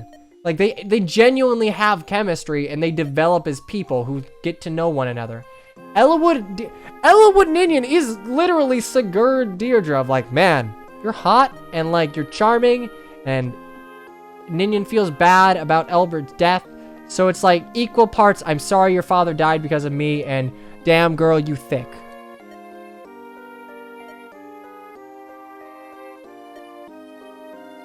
This is the same man that argues that Florina saying I love you Lynn means everything. No, this is the same man that argues that because that there is an actual rapport and connection, that I love you Lynn thing would actually carry weight. I think saying I love you between two characters that don't have like well-developed I think you need to do better with Ninian and Ellawood. And it's kind of rough because through all of like early-ish game, Ninian isn't available for supports, which sucks, right? Like, I feel like base conversations could go a long way, or like little pre-chapter dialogues. But you just kind of need more interactions between Ellawood and Ninian for me to, like, really buy that, like, these two are, like, cutesy lovers. Like, I'm not a huge fan of it romantically, but speaking frankly, I think the game does a better job of giving little moments between Hector and Lynn than they do Ellawood and Ninian. Which I think is kind of a mistake. I think the game needs to go a little further to give them moments to where when Ellawood fucking murders the woman he loves, like, that shit needs to be tragic, not kind of, like, contrived, if that makes sense. Anyway, 7X. I've heard that this has been redone.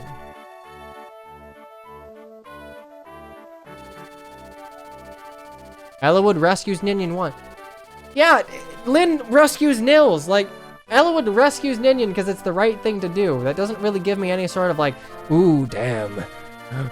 Damn, Lowen, this woman being carted away by bandits, she's kind of thick. We must save her.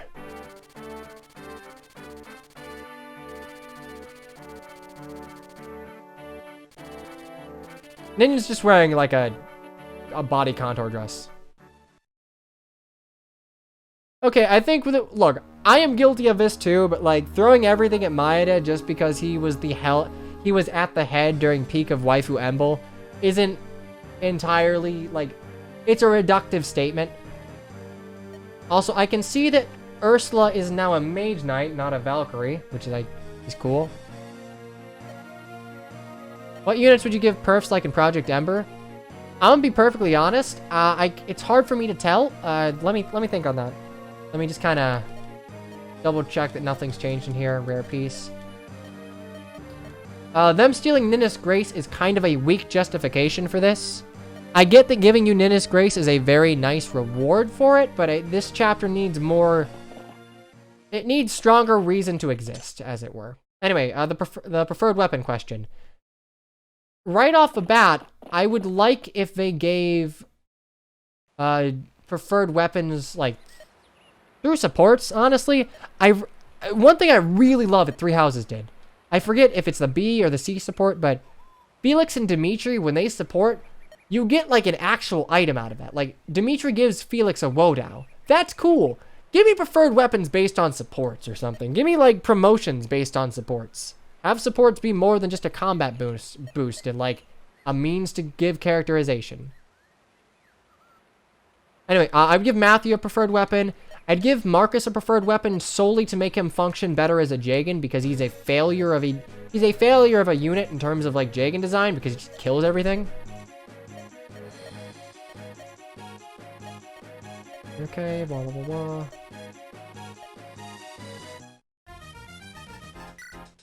I would give... I mean, Florina already has one. It's very utilitarian. I would give Nino a preferred weapon. I'd probably give Rebecca a preferred weapon, actually. I think Rebecca needs a preferred weapon in the same way that Florina does, just by virtue of something to allow her to get going. I like this. I like this. Okay, giving the Black Fang good weaponry, that makes sense. They're like a well-organized group of assassins. I'm cool with that.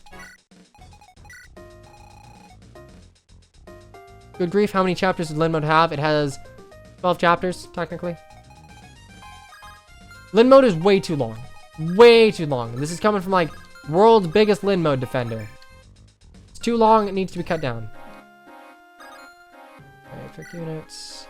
We're bringing Nils and Lucius. Nope, nope. Actually, we're gonna bring Wrath here. We are not going to bring... We're actually not gonna bring... I'm not gonna bring Urk here.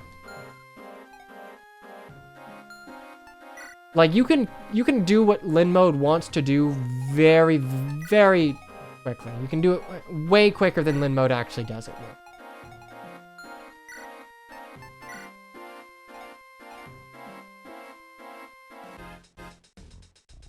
Alright, I guess it's, yeah, 12 chapters. Trade. Also, I would probably give a player another Javelin sometime in Lin Mode. I might eat my words, and I might literally just not be remembering well because of what the treasure chests in this chapter have, but... I would give the player a Javelin, TBH.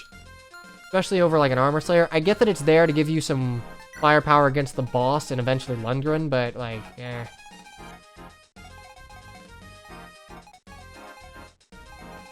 You have a steel bow. You have a silver lance. What is your physical bulk? Nothing. Soldiers still suck dick. I'm not a huge fan of that. I feel like that would be a point worth changing.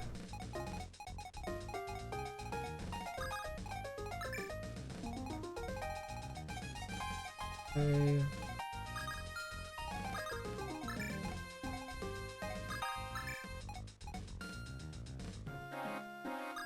Make Vida actually keep her Uber Spear for the memes.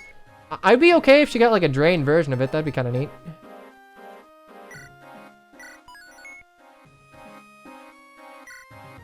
Looking at it in its own story, the problem is the story is like completely without meaning to... Oh, wow. Damn, Will. All right, let's go.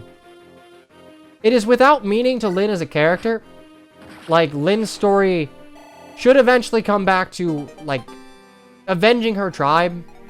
Or at the very least, confronting those who massacred her tribe, left her alone. Like, she's literally been living alone as, like, an abandoned orphan for the last 6 months.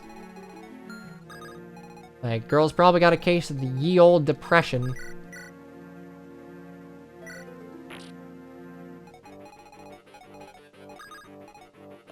Hey, you are a sword cav, right? Steel sword. Well, that's fine. Monikati's still good. See, calves don't... Most calves don't have axes, at least thus far. So, Monikati being a Reaver weapon, it's either neutral or good, which... Very nice, me like you. You have a jav? You don't have a jav, so I kill you. Then I send... Arena up here for Wing Spear, and I wait.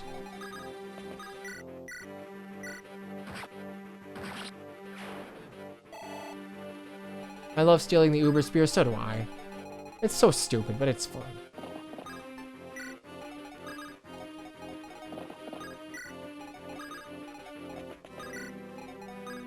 Also, this chapter is... I realize Hector Hard Mode has the problem of, like, too few deployment slots, but... Lin Mode chapters are too small for... They're too small and enemies are too sparse to really justify the number of units that you're fielding.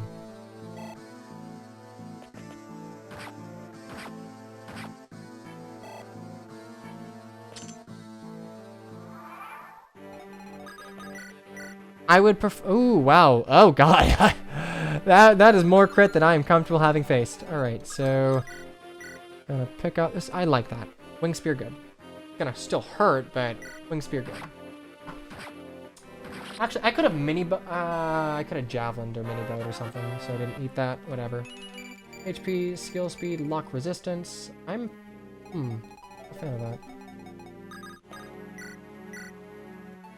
Yeah, ECG is kind of fun.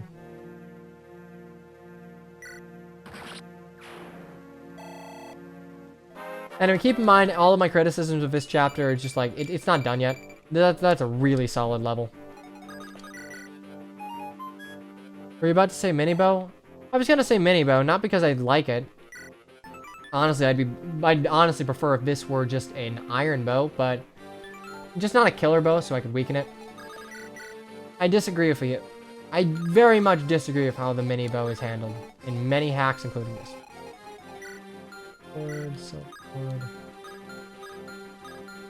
Silver axe, cool. Monikata go burr.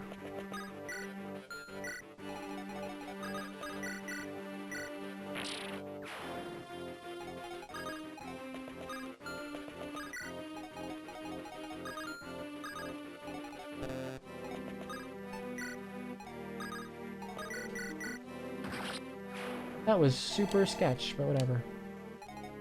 I don't like the mini bow for being 1-2 range. The low might is like tangential to it being 1-2 range. It's how like the game tries to balance it.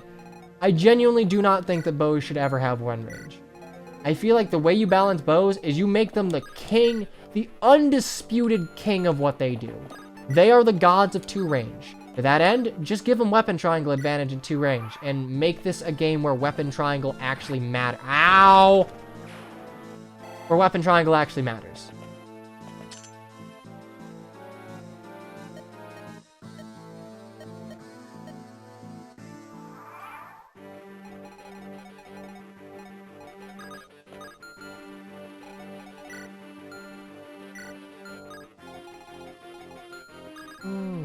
Okay, we're gonna go ahead.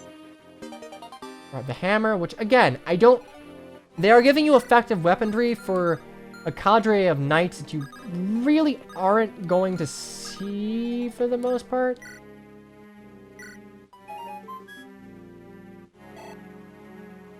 Both should be able to initiate at 1 range at least, but not counter. I guess, yeah. No, I agree with that if you're gonna do 1 range, but like, I'm of a mind that just don't. Like, just don't. Do you have a jab? You should probably make... If you're not completely redesigning these maps, you should probably give these guys 1-2 range. Give them short spears or something. Because as it stands, they're just sitting ducks. Which is fine from the like standpoint of just being easy experience, but as far as an interesting map goes, like, having an enclosed space that goads you into breaking the walls to take them out It would make more sense if these were threatening 2-range units.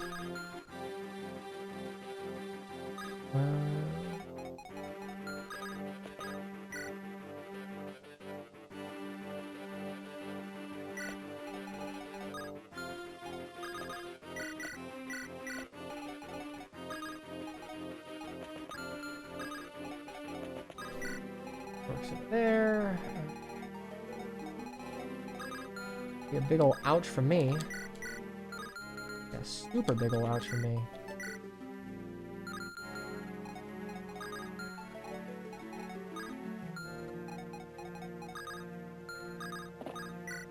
I don't like that Wrath can do this.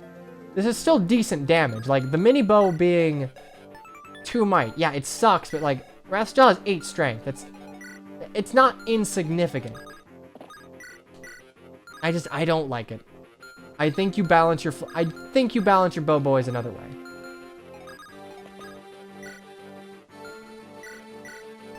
Give me that, you don't need it. Nice if the enemy could spawn behind. This is a case where, like, I would genuinely throw the entire map away and start anew.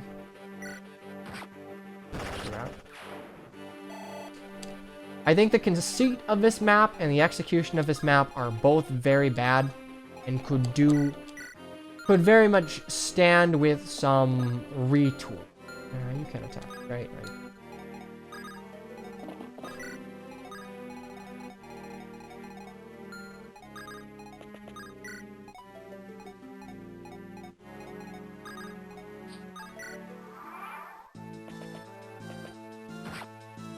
I actually wouldn't mind if this is a chapter where we teamed up with Ellawood and, like, tried to save Ninian.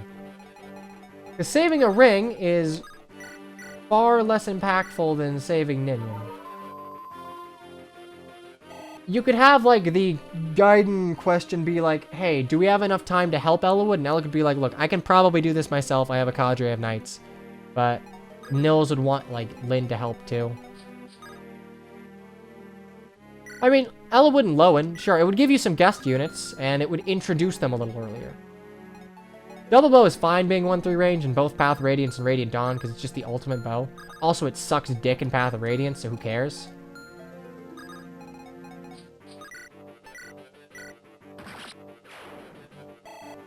Check the mages. No, don't have bolting. Okay, Elfire and Luna, it's not like... cool, the mages have stuff, it's not crazy. Oh, just 1-2 in Radiant Dawn? Okay, well, even then, I'm fine with a double bow being 1-2 range. Because it's shitty, but you also get it super late. I don't like the mini bow. I genuinely think that you just need to go the make bows the king of 2 range route.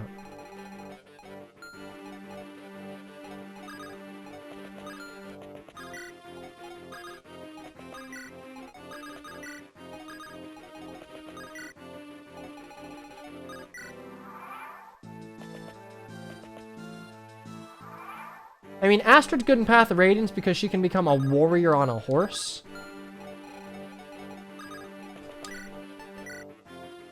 Jesus Christ, owie.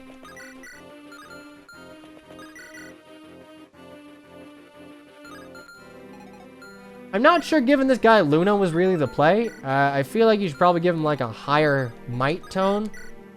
Luna would be a threatening thing to see on a shaman in vanilla FE7, but given that you kind of like neutered Luna for good reason, mind you, I'm not really sure it serves as like an ace's weapon, so to speak.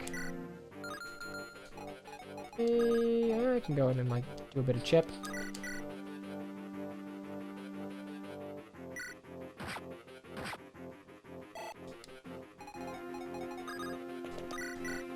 Oh, nice.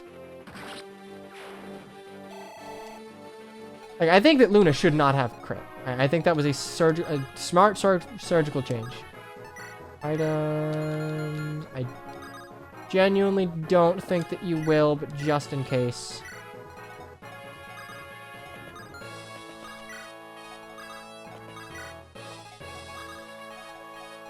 It should also not have... I think this Luna is the, like, it is a solid happy medium between FE, like, FE7's busted Luna, and FE8's like dog shit worthless Luna. I think Luna here is fine. It's just like, it is not in isolation an Ace's weapon. Oh, I just fucking like I just rock your world, huh?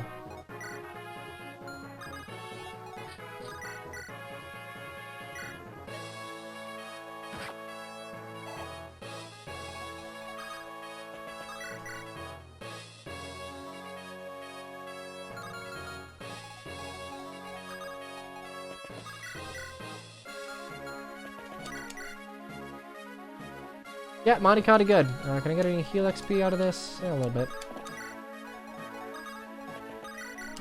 I love that I don't have to worry about grinding dancers like literally every turn. Thank you for making that change. The requirement for the true ending of FE7 was so bullshit, it was actually kind of funny. Like, it looped around, it was so bad that it was actually looped around and be kind of funny. No 1-2 range bosses be like, yeah, unfortunately. That is a problem you run into. I'm okay with there being, like, boss-only weapons a la Fates. Strength! Okay, alright, that's the Lin I like to see. Left side levels.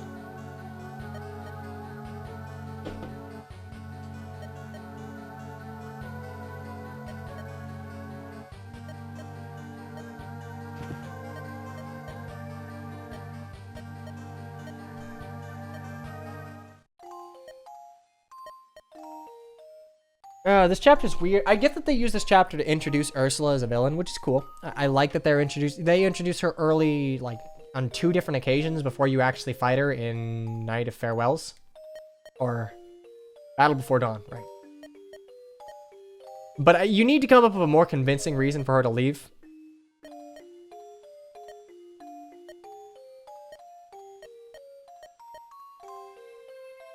Because, like, she leaves the capture of... Oh, to discard. I'm actually going to discard my answer. She leaves the capture of Ninian and Nils to this dude, which doesn't make a lot of sense. It would make a lot more sense if Ninian were captured here and all that this guy was doing was just like getting the kids ready for transport.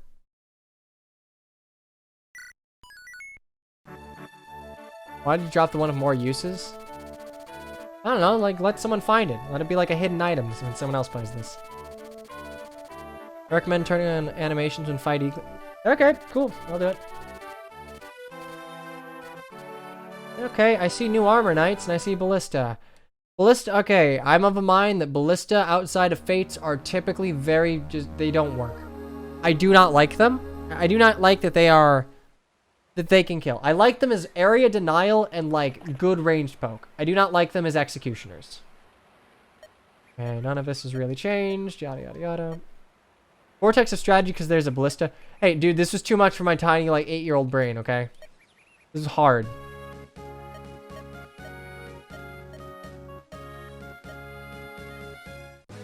Danger approaches. Yada, yada, yada, yada.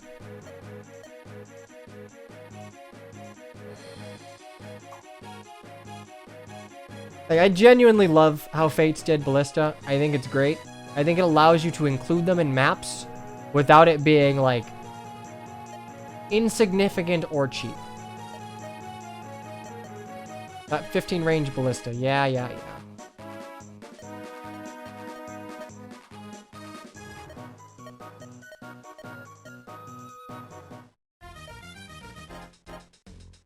Gotta...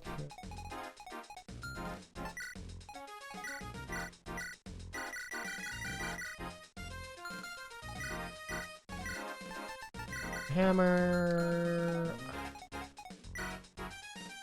4 versus 22. I don't need the Angelic Robe in Lin mode. I'm going to decide who to give it to near the end.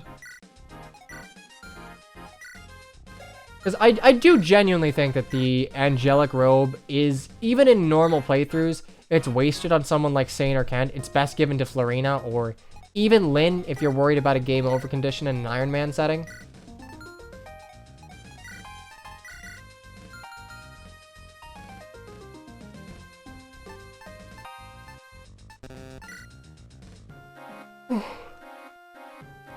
Oh yeah, that's true. This is one of the few chapters where, like, Lin mode has ambush spawns. Like, it feels like they were making Lin mode when they didn't have a solid idea of what they wanted to do for the rest of the game.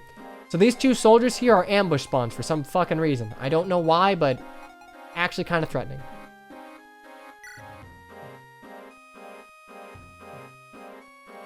Your Merlinus chapter has ambush spawns as well? Huh. I never noticed them in the Merlinus chapter, probably because of Fog of War. But it seems a weird precedent to set for reinforcements.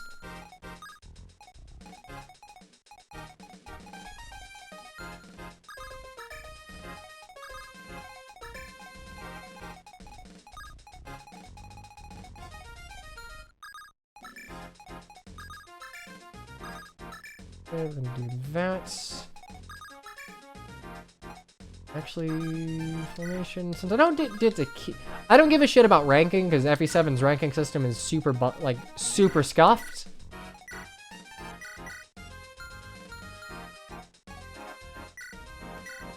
So I'm gonna go ahead and just give Pure Water to Wrath and have him take care of it.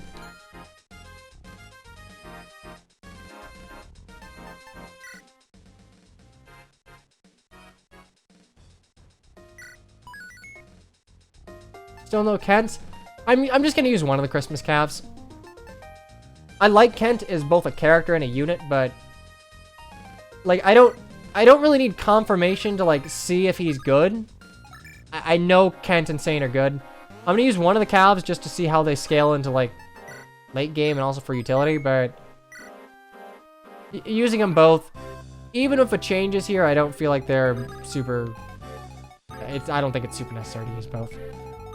Okay, I can move you down to there, so we'll rescue Lynn, move down to here.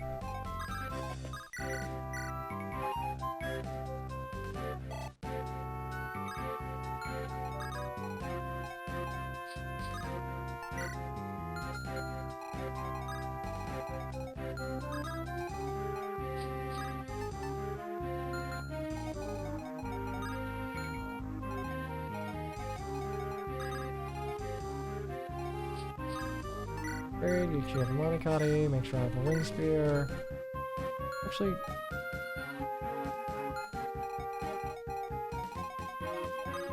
To be fair, Rebecca Sane was like a really weird support. I don't think it really had much redeeming value, TBH. My personal opinion, but like... I could have just dropped her in the forest and canted back, right? You have 13, huh? Be 7, so that'd be 9. 4. I also genuinely hate how I cannot see the might of Ballista on the map. It's just something you have to know. I feel like I consider that a flaw of FE7 and all GBA Fire Emblem, but like whatever.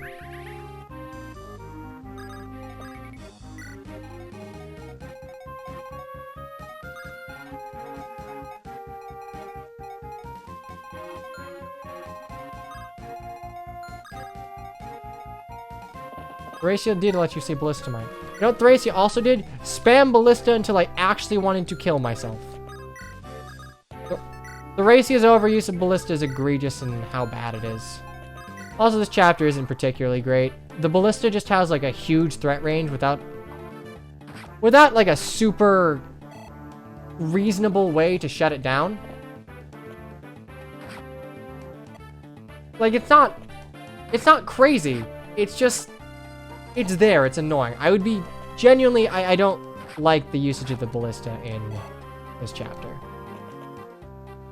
Also, another surgical change they made. They cut a hole through the mountain so you don't have to go take this route. But something of a problem to that end is... Oh boy. Haha. I think I took...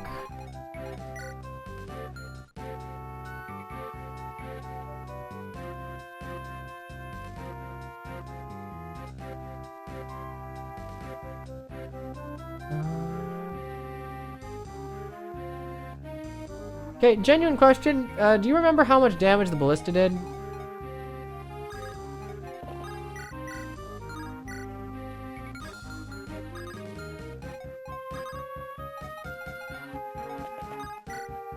Actually, wait, looking at it, nah, it doesn't matter.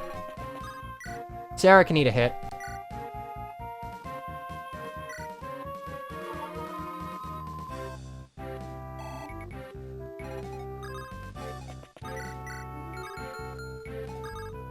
Attack you, attack you, attack you.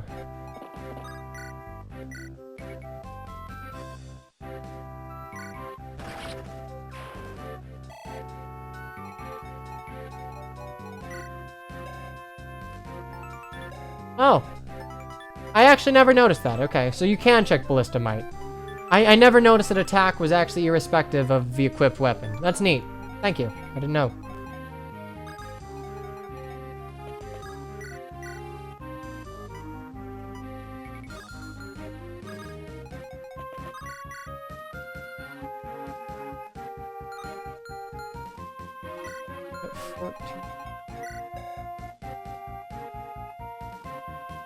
That's 13.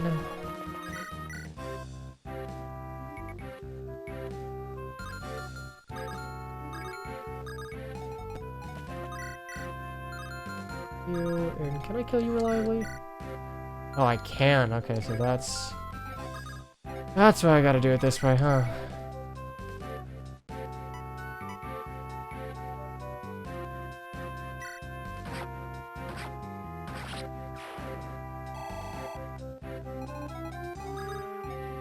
Dance boost Dorcas up there? That's actually a very good idea, so long as these guys don't have effective weaponry.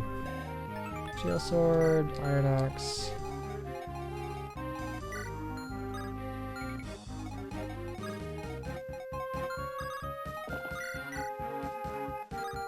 Okay, these guys are a little spooky scary.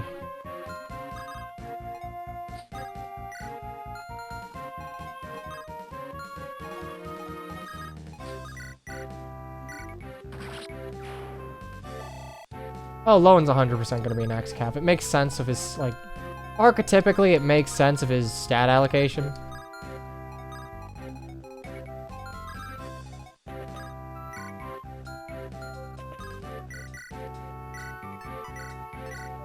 I think Saint can't do this alone. I will dance boost him if he needs it, but I would prefer... Okay, good. I'd prefer to have Dorcas help out down south. HP, magic, and res. That's pretty Lucius. That's so Lucius. That's so Lucius. Okay, how much damage am I taking? 11... 11 and 12, so that's 8 and 23.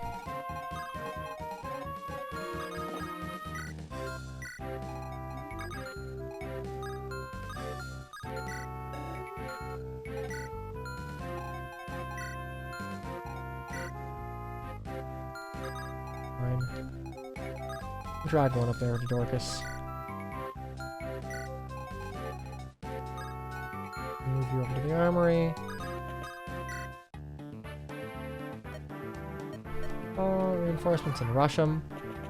See, I think what we're supposed to like infer from that line is that the reinforcements will actually be ambush spawns and rush us. Oh shit, am I? Nope. My brain is large. That being said, I gotta get the fuck out of Dodge.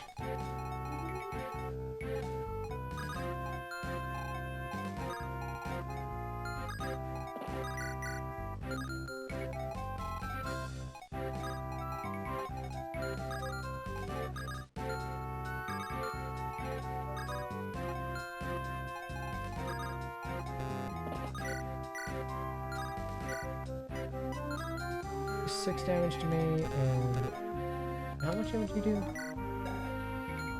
17, 13, 16 damage it'd take.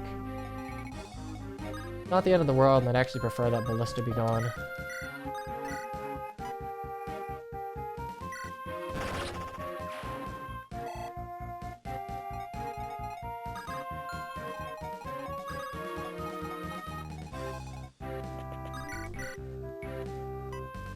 That's super nice. I can get rid of you. Banger saying clutch, my lord. Thank you. Thank you very much. Wing spear, fuck you real quick, but... go ahead and move over.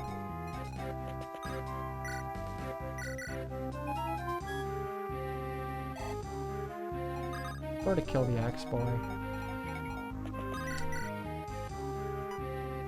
Go. The Florina the kill. Okay, moving next to Nils for some healing. I realize Lin mode's not particularly the most interesting thing in the world to watch, and like some of these changes I appreciate, and I don't think it's quite enough to salvage. Like genuinely, the Lin mode maps are they're very bad. You need to put in a lot of legwork if you're going to salvage them, and I'm not sure this is quite there yet, but I also know that you guys aren't done yet, so like take my hemming and hawing for whatever it's worth.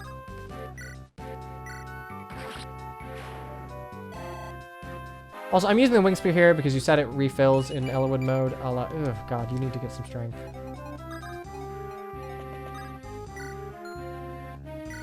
Okay. Actually, that's super good. You blocked off.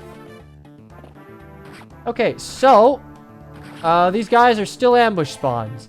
I am personally not a fan of that.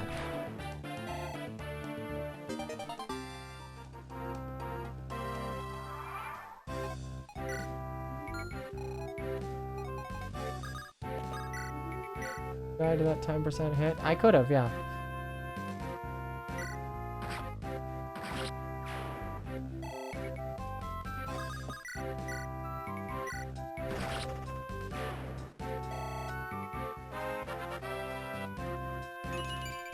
Strength and speed. Very wrath. Redux. You underestimate my luck? I think you got it backwards, my friend. My luck is liable to get me shit canned and killed.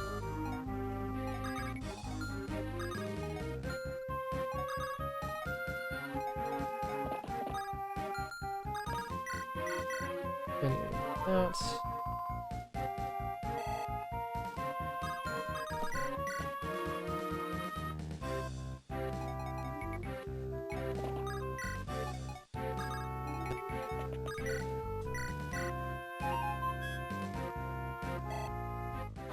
Hey, Nils level, how about that?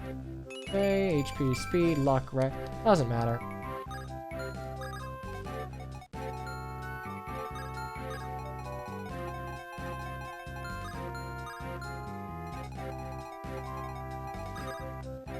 True, Kent isn't getting crit. You can't get crit on the bench.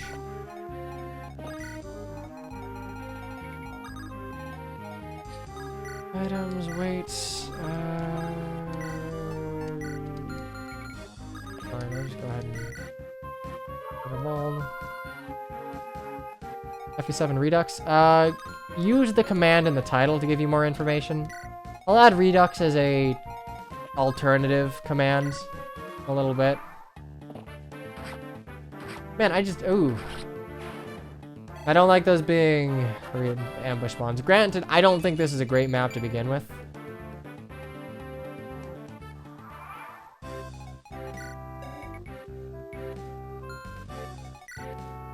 So here you see the problem of having impersonal caps for tier 1 units. Lin has already capped her speed, and those levels go nowhere. That's essentially an empty level. It's essentially a wasted level for a unit that cannot early promote, which is a problem, because luck is 30, which is great, but speed's capped at 20, and I don't particularly like that decision.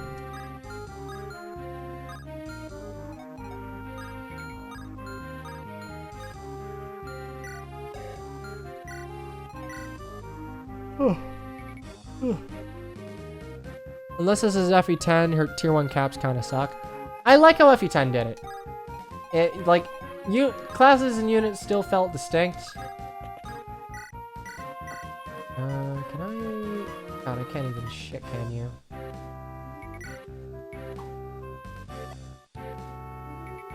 Horatio did it, which means it was probably dog shit, yes.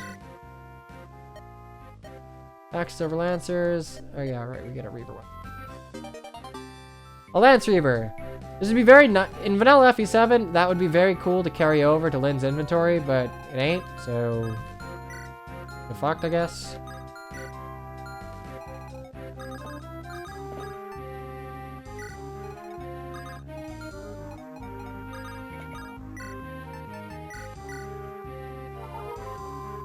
I'm using VBA-M. It's not the greatest emulator, but it lightweight.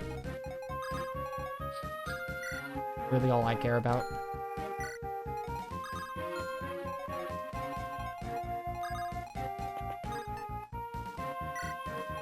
Thanks.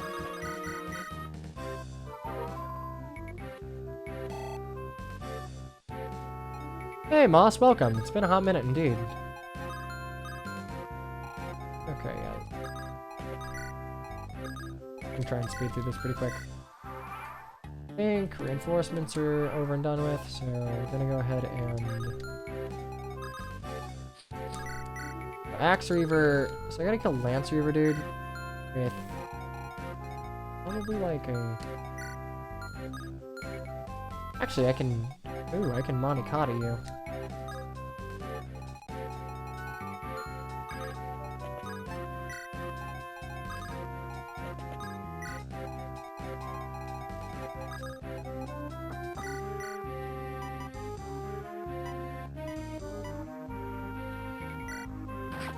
Go.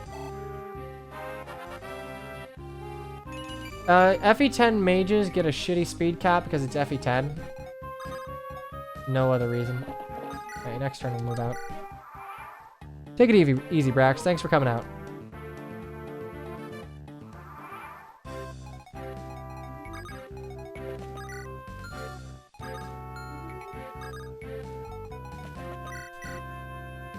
And this guy still gets kind of fucked, even with like Reaver.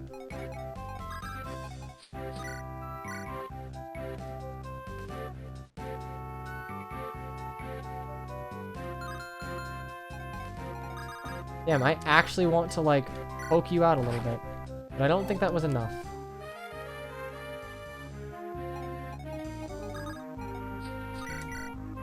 Ah, damn, it wasn't.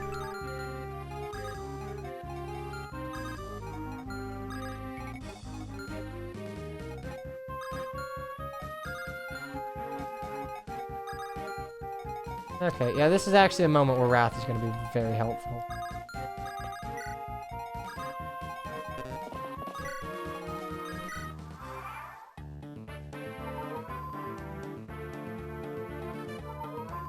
Oh, right, they're healing a little bit each turn. Fine. I take out you. Take out you. I should be able to move to take out you if I'm smart.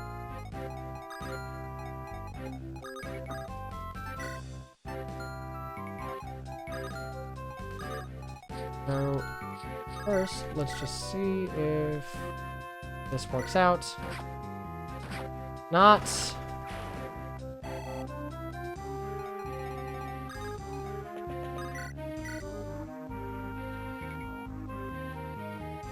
God, this is so fucking scuffed.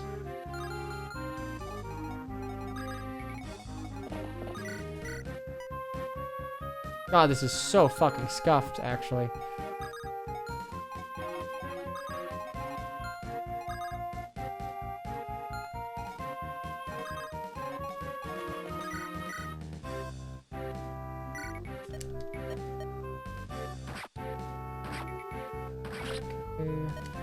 I failed you. And you have a Lance Reaver.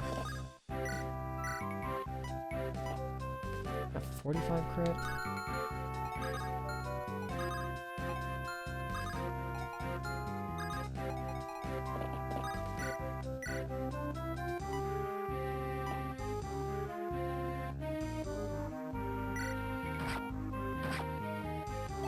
Shit.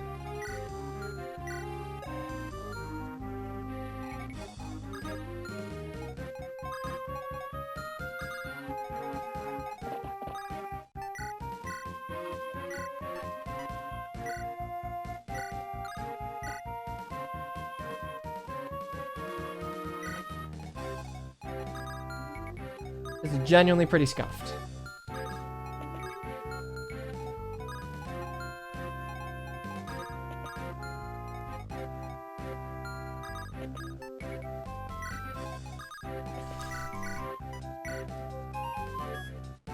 I've rescued one TBH. Yeah, I'm getting there. Items. It was already gone, so.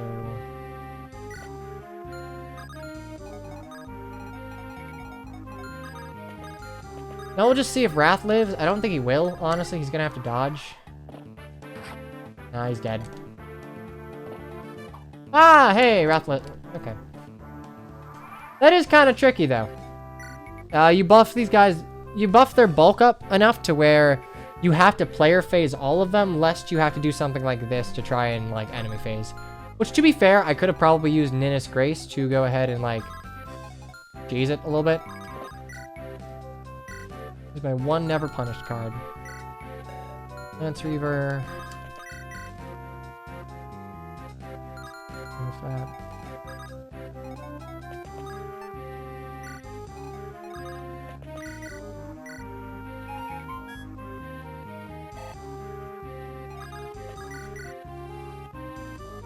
Yep, that's fine. That was genuinely bad play that deserved to be punished, but I wasn't, so haha. I'm not even gonna risk the... Nope. Take the reliable chip.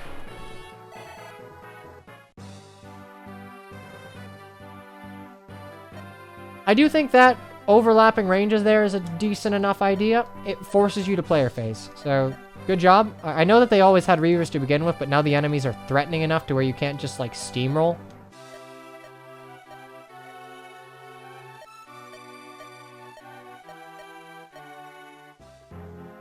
Anyway, yeah, okay. I'm gonna be honest. Nothing here really matters. It's trying to give a sense of urgency to your plight, which is cool enough, I suppose, but... Lin mode, especially with it being... overly long for the story it's trying to tell, the sense of urgency really doesn't land.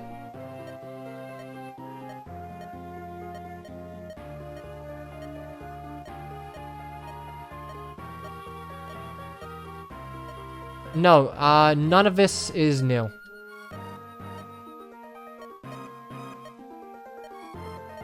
Just, I don't...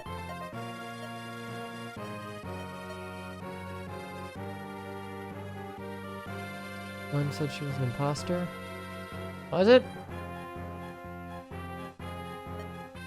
Wait. Back to Cathlet? Right, Elwood. Right. Oh, is there some new dialogue? Okay. Then it was probably an extra line or two. To be fair, I don't super remember Matthew being involved in this scene, but whatever. If it's new, it is not... significant enough for me to notice much.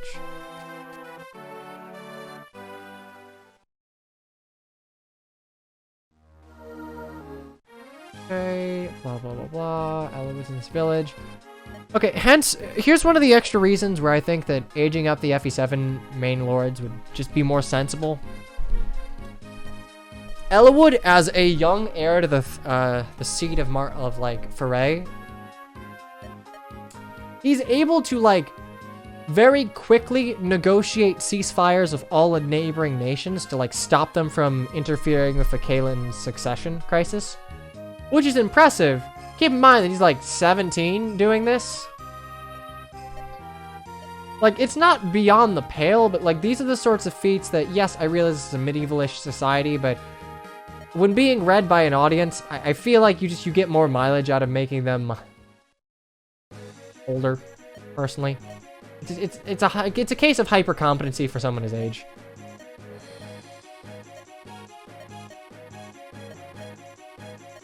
You don't like aging up out of principle, I guess, but I don't like people I don't like keeping something that was like scuffed to begin with just out of like necessity. Change things if they need to be changed. Back your lance. Yeah, I'm gonna be honest, you could probably change the hammer or the armor slayer to an extra sort of lance. That would get a lot of mileage in either Saint or Florina.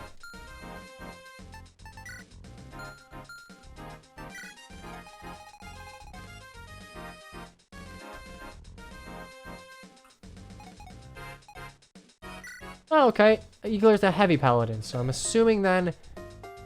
I'm assuming sword and lance. Yeah, sword and lance probably go into paladins, or light paladins. Axe cows probably go into heavy paladins. Doesn't Wallace show up in the cutscene? No, Wallace shows up in the cutscene after you start the fucking chapter. And this is actually a pretty difficult chapter.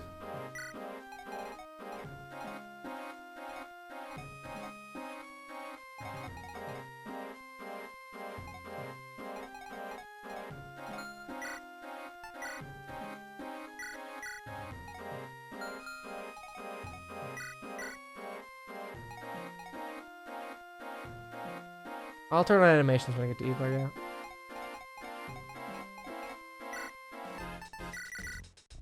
Oh, right, you can't even use... Can you use it? Yeah, you would be able to use it.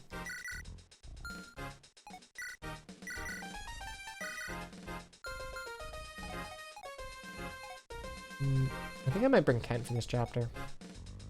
Even at his level, the Lance Reaver will probably go a long way.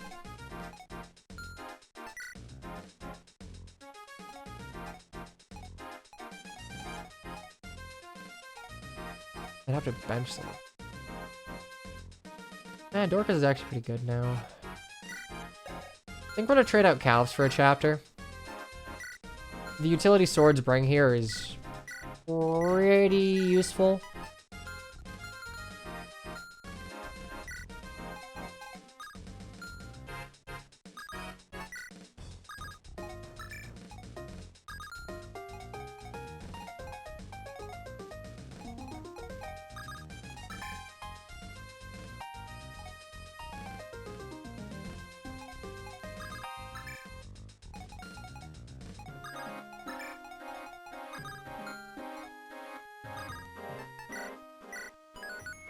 Good.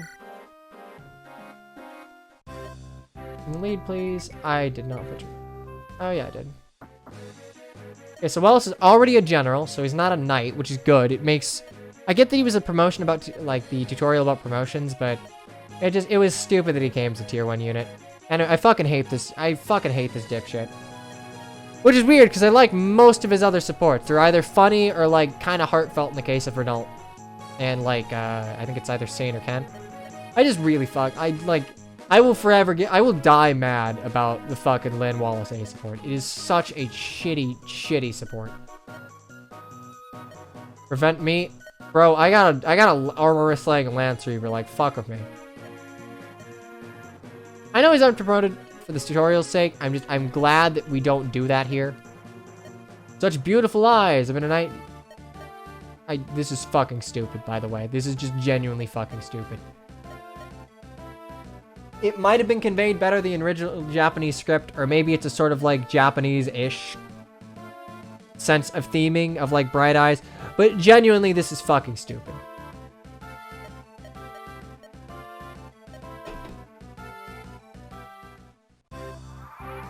Okay, here's Wallace. Right off the bat, very good. Very, very, very good bases. I've been told that Wallace has kind of been buffed to the point where he's actually a viable option in the Wallace versus Geats thing. Anyway, looking at his general promoted stats, he's got 5 extra points of HP, which is kind of nuts. He's got 6 extra points of strength, 11 points of extra skill, 6 points of extra speed. Luck's the same, defense is up 2, res is up 5. This is genuinely like a huge buff. I'm not entirely sure if it's warranted. We'll see. Gross are still alright. The triple weapons, which, no, generals should have triple weapons. I think it's very dumb if they don't they have to face, like, having general move. They should at least get weapon triangle control over it. Okay, HP is the same. It looks like his gross are exactly the same. His gross are exactly the same. We just got a huge boost to his base stats. I'm mixed on this, but whatever. When Lin mode is complete, I will probably have different feelings.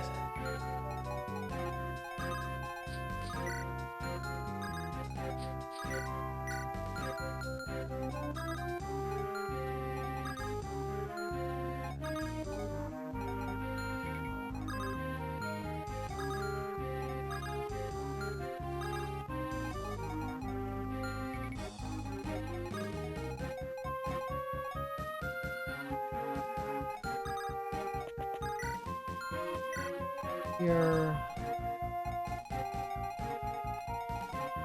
Quicker we get moving, the better.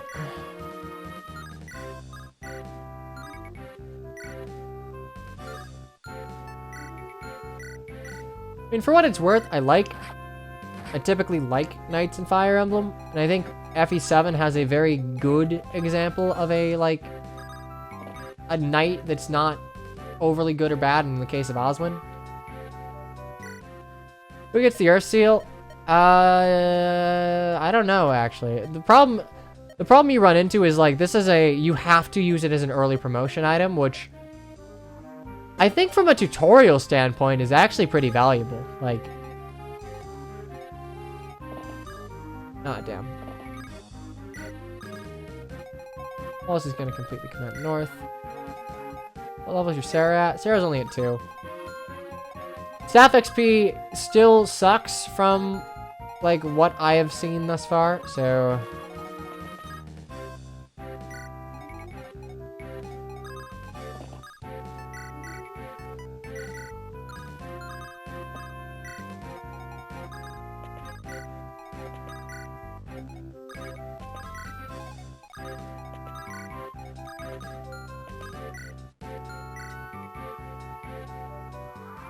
Right, here come ambush spawns, hooray!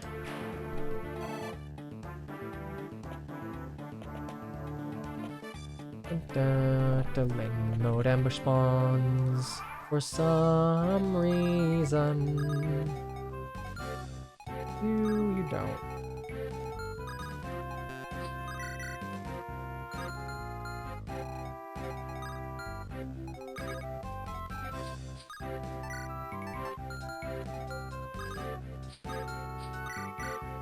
Ah, that's actually super unfortunate.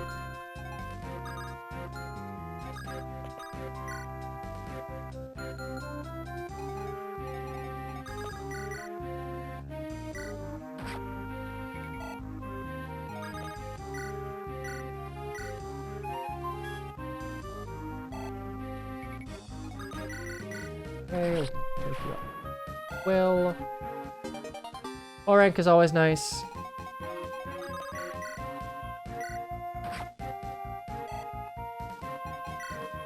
Enemies are kind of whatever thus far, as I can see. Iron Lance is 13. I'm not going to take much damage from you. 6 damage.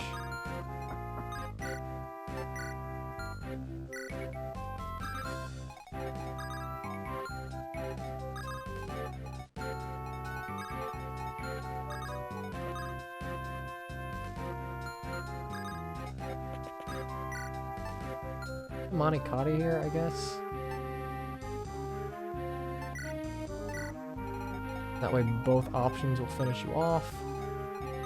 Arena here to block the forts. Saga Vulnerary.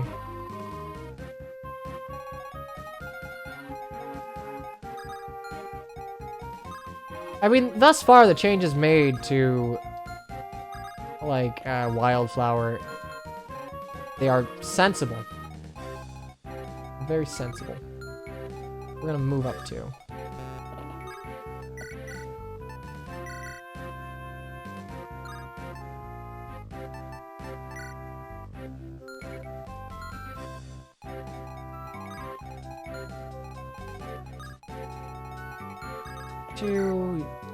Oh, I can't fucking use the torch yet. God damn it.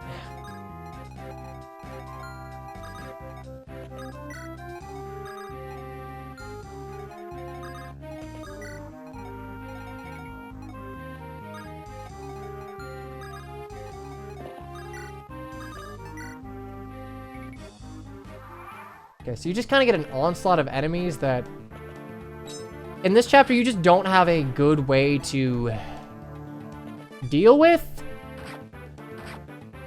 Like, you sort of just need to start pot-shotting them as they spawn from the forts, and then hope that you can do that, essentially. Which is fine, but... kind of like just a delayed spawn. That's a really solid Dorcas level. Point of speed's gonna go a long way. Here we go. Okay. Yes, yes, yes.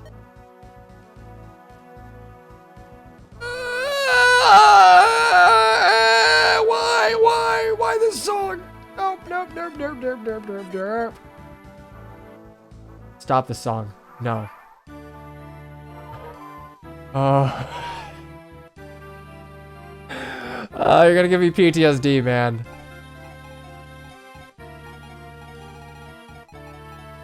No, the fog sets in later. Yeah, Armor Slayer's actually gonna be good here. That can't go here, so... Item, torch.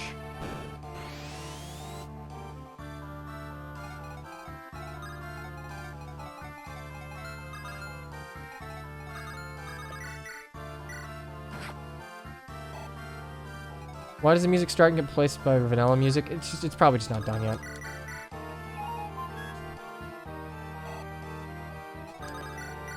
There we go. Okay, so put Archer XP here.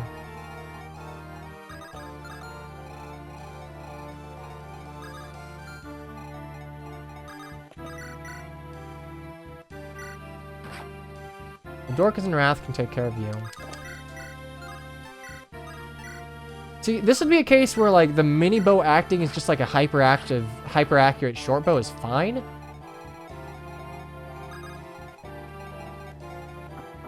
I just don't like it. I just don't like it acting as a mini bow, as it were. Okay, so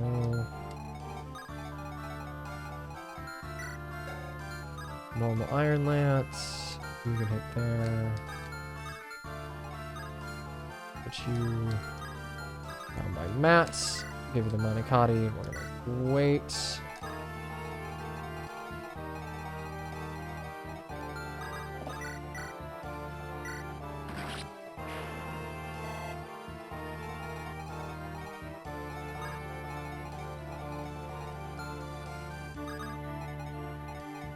I will say, if I get ambush spawn murdered here, I'm actually going to be a little disappointed.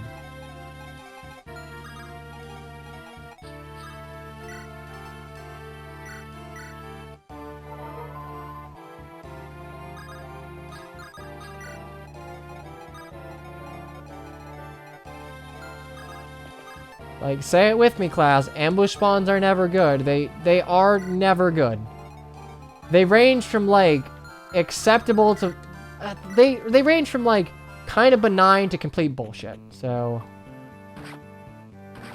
I don't like them. I genuinely don't think they have a place in a game like Fire Emblem. They work in other games, and, like, I get it. Things like Fog of War and Ambush Spawns are a mainstay in other sorts of strategy games. They just don't work for what Fire Emblem's trying to do. I'm just using the Armor Slayer here as a steel sword, effectively. Okay, good. I do appreciate that these, like, Lance Cav ambush spawns are effectively... All of these ambush spawns are effectively, like, pseudo-delayed because of how encumbered they are when they spawn, as long as you're kind of far away from their spawn points.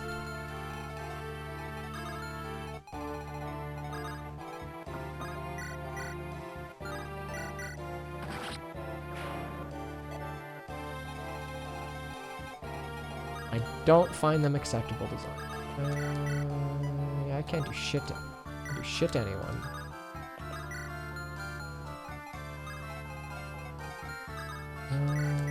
Wing spear. God, I would genuinely give you the... I think I'll actually... Yeah, I'll use the Iron Lance here. And I'll put Lymph of Manikati to deal with any ambush spawns coming that way. Pretty free here. Lymph of Manikati here. I appreciate the Reaver effect on the Manikati.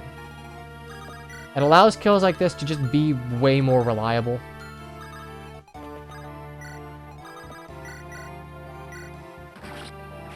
Go. Oh, wow.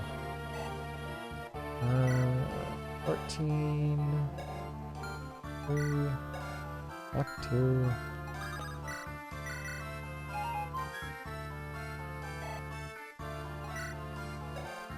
got 17. You have 16, 16, and 1. That'll be enough. Maybe back one. Oh, right. Lucius just completely destroys them. That works.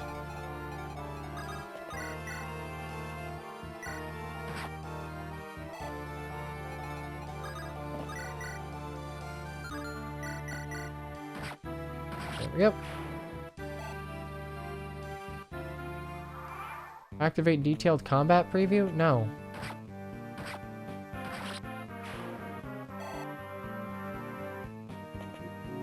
Being overly complex just for the sake of being overly complex has, like, no merit. Give you the full Thracian experience. Why the fuck do you think I would want that?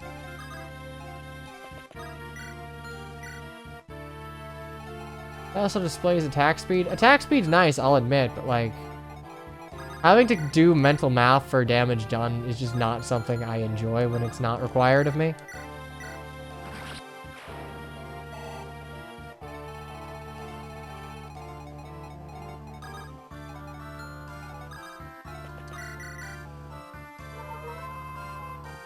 Just have to calculate damage.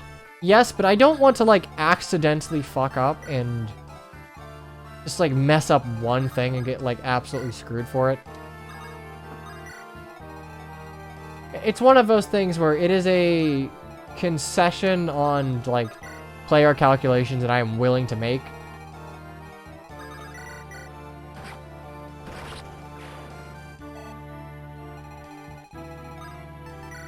Turn this on. This chapter, by and large, seems to have, like, not changed super meaningfully. The calves appear to be more threatening. Also, by the way, this is the first time we're seeing soldiers here. We're using the updated soldier models. A lot of these enemies don't appear to be, like... Some of them appear to be more threatening, but, like, a lot of them appear to just be jobbers, which is probably due to it being slightly unfinished. Can I just, like, shit can you? Bro. This is just... This is like, what if Hector had the wolf bale? But Hector could double, alright? This is... There was a soldier in the Wrath map. There was... I think my animations might have been off for it, though, is what I'm saying. Anyway, I do have animations on, right? Yeah. Okay, we'll show it off. Okay, so we're using the Gold Knight animations. Cool.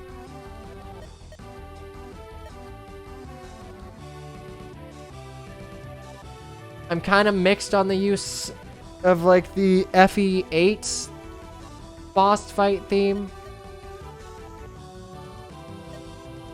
Then again, I don't think this map used Rise to the Challenge. I think Rise to the Challenge is saved for Lundgren for the first time, right?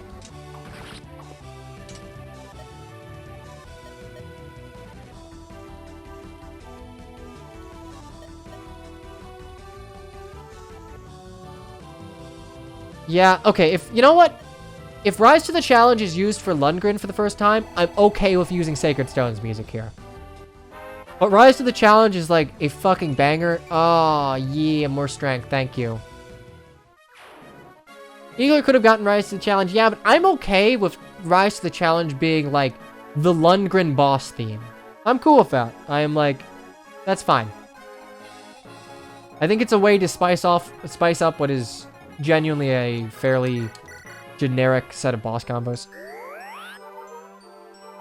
Rise to the Challenge, Soft Move of Grace, Companions, Everything into the Dark, Campaign of Fire, no magic.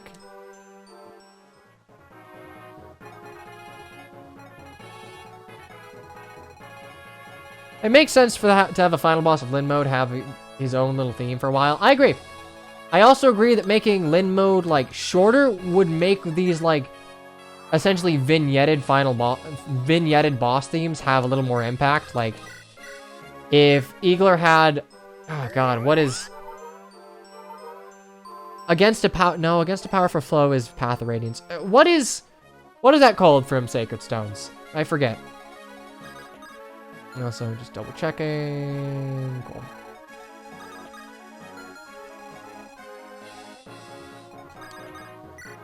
Having Eagler have that Sacred Stones theme is fine. I think in a larger in a more general standpoint, I think you could probably, like, cut down Lin mode, make the chapters themselves a little more expansive, and then having, like, a few alternate boss themes would make them really, really stand out. How do you know the names of the songs at all? Okay.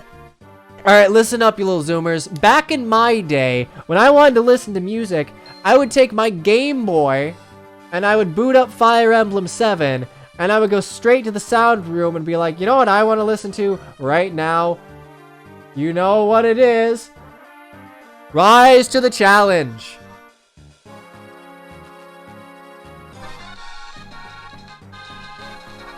Yeah. That's what I would do on the bus. I would put this up to my ear and just listen to the, like, Kirby Nightmare in Dreamland, or FE7, or FE8 OST. That's what you had to do before iPods were a thing. I'm only 24 myself. Yeah, I just assume that everyone's a wee Bobby boy. Also, genuinely, I don't care about, like, evil Mario or Luigi's plights here. You need to do a lot more to make them, like, actually matter. MP3's players existed in 2006. Well, guess what? Released in 2003. I win, you lose. Okay. Distant Plains. I think getting through all of Lin mode in one chapter in one stream is a pretty good... It'll be a good stopping point. Because, like, there's very... Okay, well, that's broken. There's very little that you can do to Lin mode without restructuring it on a macro level. And I think that might be well beyond the scope of what this hack plans on doing, which is fine. But I think if you're just trying to adapt the chapters in Lin mode to have, like, trickier enemy placements, you're going to find yourself bottlenecked by the map quality. Also, okay. Big ol' OST gripe.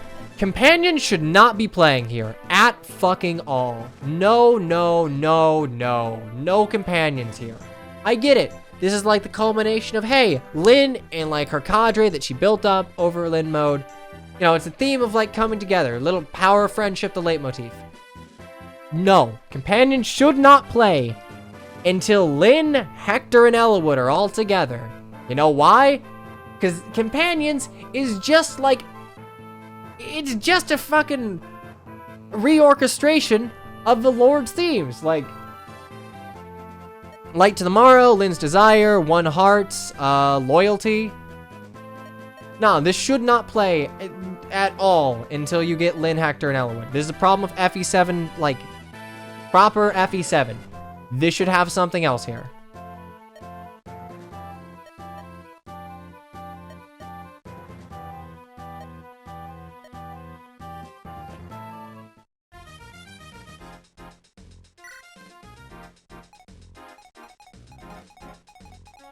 Let's do it. Trade. Okay, between Lin and Florina here.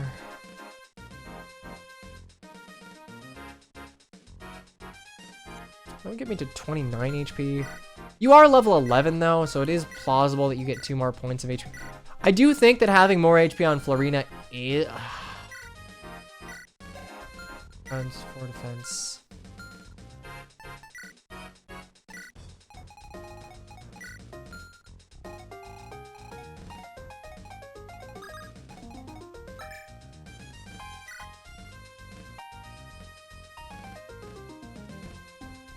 Problem is, Florina's just like, I feel like Florina gets a lot of use out of all of her levels, especially with her shaky strength and defense. Any extra, like, time she has to get some levels in that.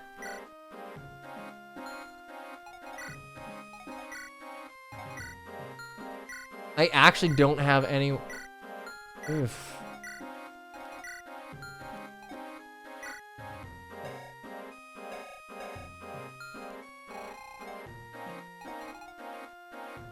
Why is Florina only level 7 after all of this?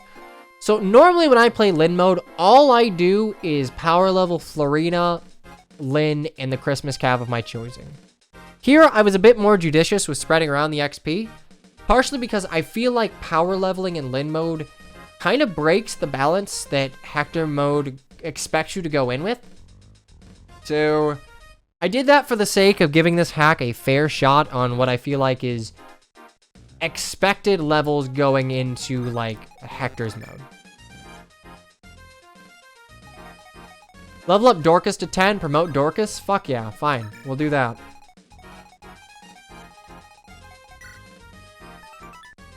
Okay, a firebrand. Sure.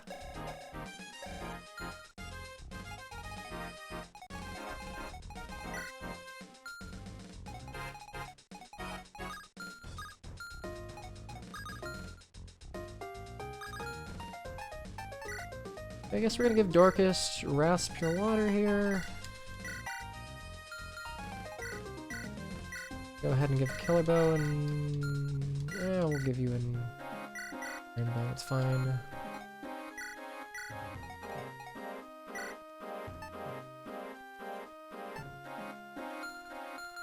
That red is way too bright. It is. I'll change it.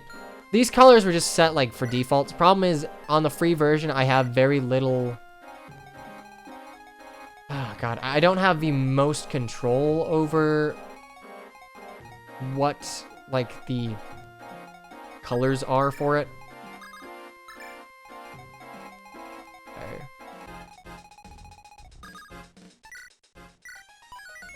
Angelic to Dorcas. I could realistically get Wrath to 10 too. The thing is, like, Wrath coming... I'll probably have an Orion's Bolt I can feed Wrath. Also, getting Dorcas to a warrior would make Ellawood and Hector mode a lot easier.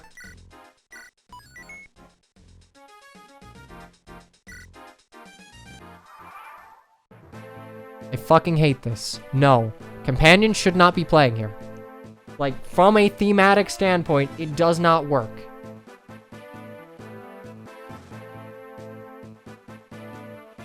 It is genuinely a case of not understanding, like, the purpose of FE7's OST.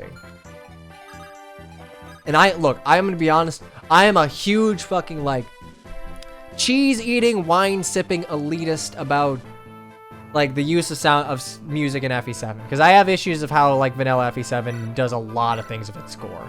And I will bitch about it once we're done with this chapter, because we're gonna have, like, probably the most egregious one coming up.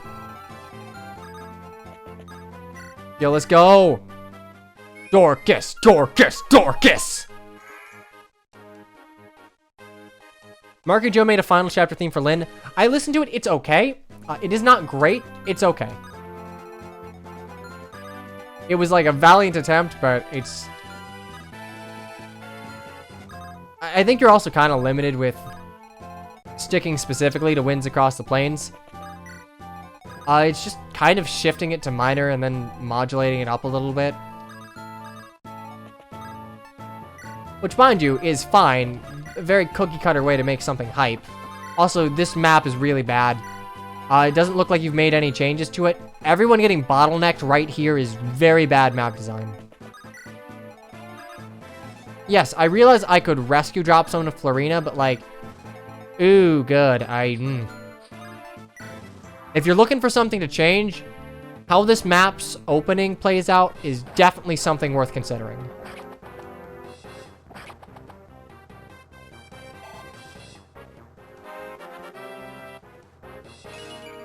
Dorcas!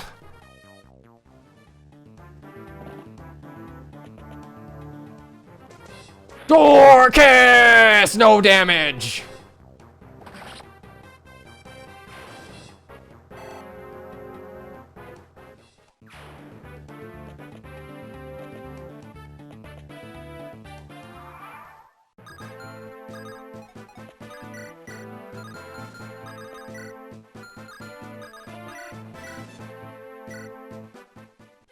Dorcas taking nothing from mana. That's a Pure Water and a Ninnis Grace, alright? That's like effectively plus 17 to his res.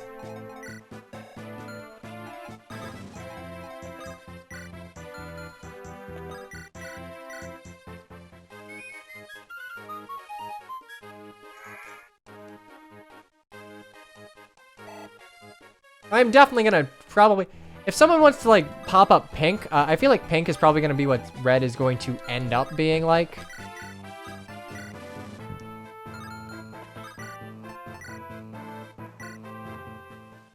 Bonk. Because this red's a little too intense. The problem is the rim lighting, like, the red actually starts rim lighting my face a little bit, and not in a good way, so...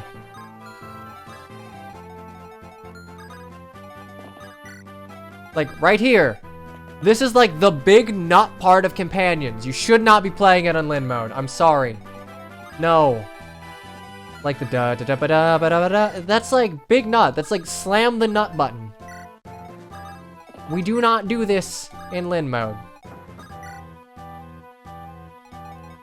Level 10 Dorcas will not be feasible without getting him everything, probably. Alright, well, we'll give him everything. Great. I'll boss abuse for this shit. He's gonna be Dorcas True Solo.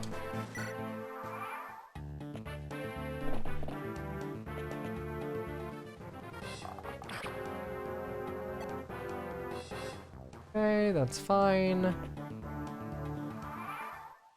Also, I am noticing that you removed weather from this, which, like, I appreciate. I'm a little saddened, not because removing weather was the wrong call, because it was most certainly the right call, but that, like, weather is just such a, it's such a miss with Fire Emblem. Weather is such a mainstay, like, feature in strategy RPGs, but, like, Fire Emblem just, like, we kind of fucked it up once, so we're just never gonna try it again, which is a shame. I like Companions in Project Ember. I fucking hated it in Project Ember.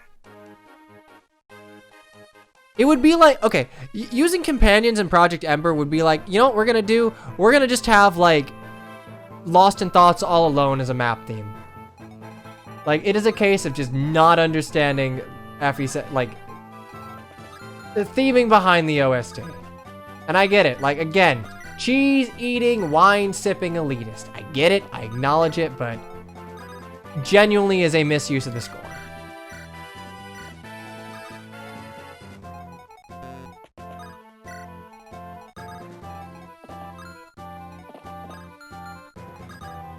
Okay.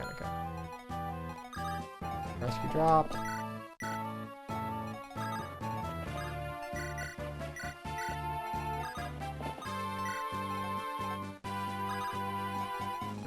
Man's gonna hate because you removed Hector's song because you don't like them. What is it, like Friendship and Adventure? I think it is. I mean, I think that's kind of on a personal level. It's just a little silly, but like whatever.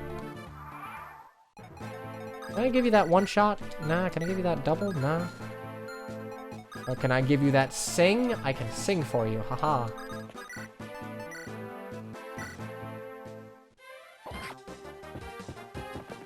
Elwood's map themes are better and often less often heard. If I understand what you're trying to do with, like, retooling Elwood mode to be like a what if, kind of like a sandboxy thing, I think you might actually be like, splitting the difference between Elwood and Hector's map themes would probably give a good chunk of variety. Understand that, like, I have no problem with you removing map themes just because you think something else would fit, but Companions in particular is just like, you're using the main leitmotif of Fire Emblem 7 when it isn't really earned, if that makes sense.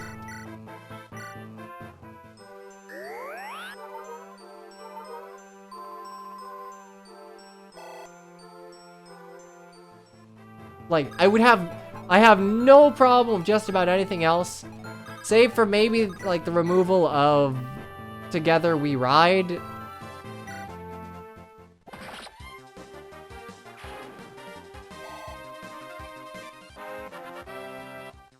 Need a bar showing the color cooldowns.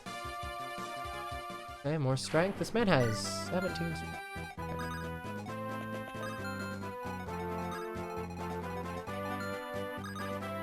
What does FE7F have to do with this? I have no idea why they're talking about FE7F, but whatever. There's very little, like, critical insight I can offer to this map. I don't think there was a lot done to change it, which is fine. There's no sense critiquing something that is not in a semi-finished state. I'll still give my opinions on, like, what I think is wrong with the vanilla map, or, like, what things I believe could be improved, but I'm kind of just, like, sprinting through this, because there's not much else to talk about.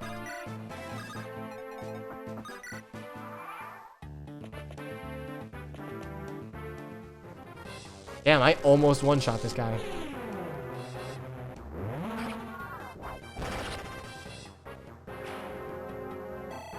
The only one I'll tell you is that Fargus joins in victory or death. I think that's a cool change, personally. I think that makes sense. Also, thank you for saving that hand axe use. Very cool. And do you have a... You just have...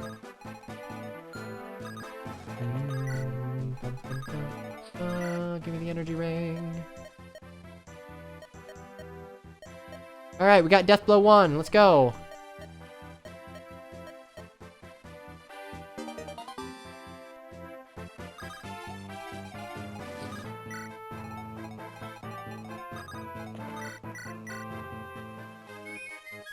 We've got a Chad overpowered Fargus. I think that's fine. Like, I don't know, units like Gotha units, like they're kind of a necessity in a game that assumes that you can let units die. Especially if the game scales properly to late game, where late game enemies are like actually threatening. From a purely balanced perspective, I don't think FE7 needed another one. I think Athos is like a pretty kick-ass, and I think that Renault fits the bill of like your utility Gotha and being a staff bot. But honestly, having Fargus be playable is cool, given that he's kind of your fairy.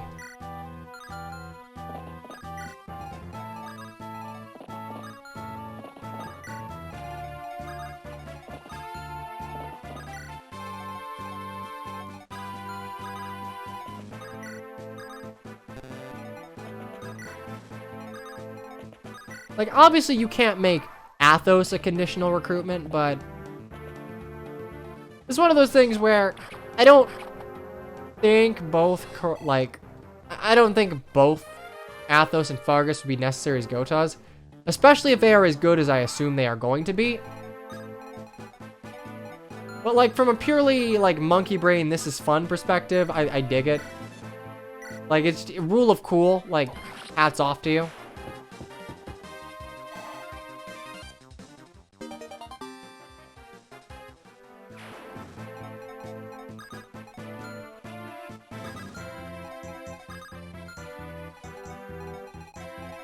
Okay, yeah, this map seems honestly aimlessly designed of terrain here. It doesn't serve much of a purpose. You would never go through this bridge. Consider perhaps like kind of retooling the terrain here, or like the entire map. EVH.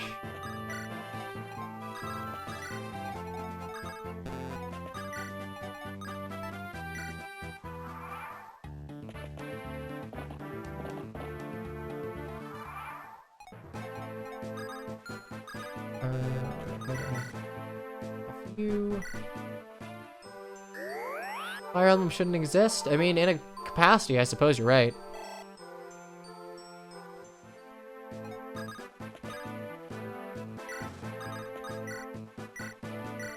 Okay, I'll play for you.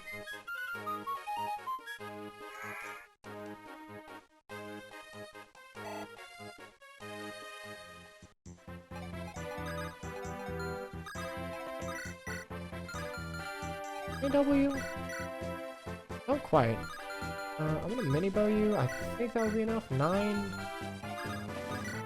10 plus 20. Yeah, that'd be enough.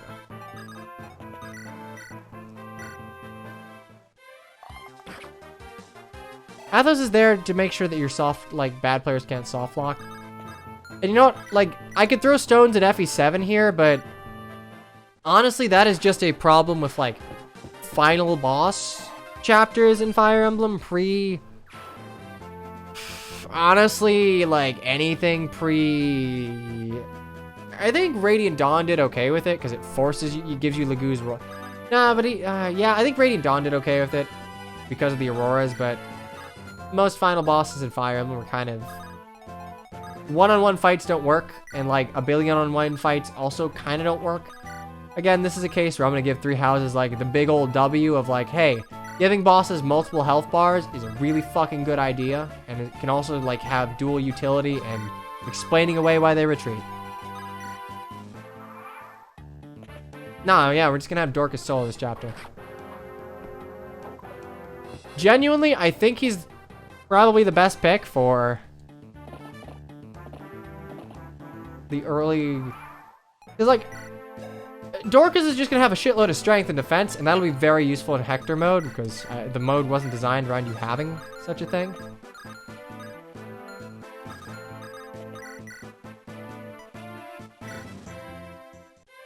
The Revelation's final boss had multiple health bars first. I actually, you know what? I like Anankos as a final boss in Revelations. I had to play through it real quick to grab footage, but mechanically I like it well enough. I kind of like Rima as a final boss too. Like, if your final boss is more like the final boss and his like absolute army of high tier like fuck bringers of fuck, as it were, that works. Because then the final boss, it stops becoming like, okay, kill this dude, and it becomes, okay, just like get through the onslaught and kill this dude.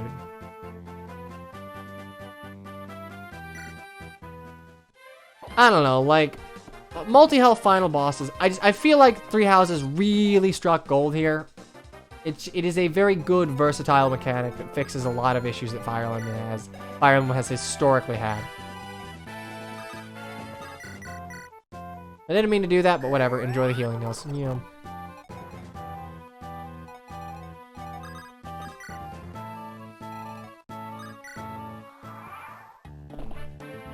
Dude, the Dorcas is just...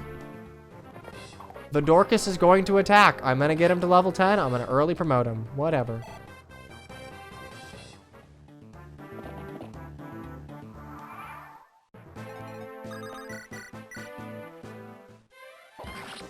Imagine Daginty of multiple health bars. I do not want to. I do not want to do that.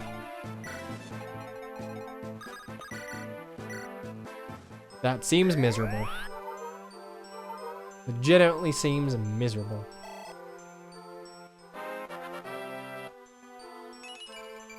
Okay, skill lock, whatever. One's gonna be kind of tricky. I mean, we can... I think I can get him 2 more levels. Maniac mode Ashnard with multiple health bars. I mean, to be fair, I would say Ashnard kind of has multiple health bars. I think it's very stupid. Whatever, dude. HP's fine. I'm just here for the promo. I think it's kind of stupid that only Ike and the Laguz Royals can damage him. And I think that's part of the reason that he is as hard as he is. Because you have a very limited pool of units that can do anything to him. And before you get Gifka, Tabarn, and Asala, or even if you get Nasala, like, you're just going to be doing poke chip damage to him. Yep, we're gonna go ahead and put this on off real quick. The Amity should do damage to Ashnard, but also, like, holy shit, I'm sorry. I think Alencia should have been a bishop. Alencia would have been a perfect candidate for, like, the Renault of FE9. Because she could have legitimate utility with, like staff healing.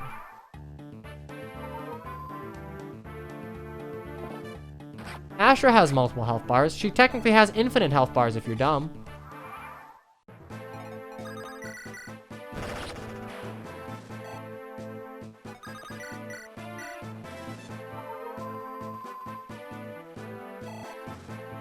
Yeah, actually, can Alencia at full strength of the Omni even damage him?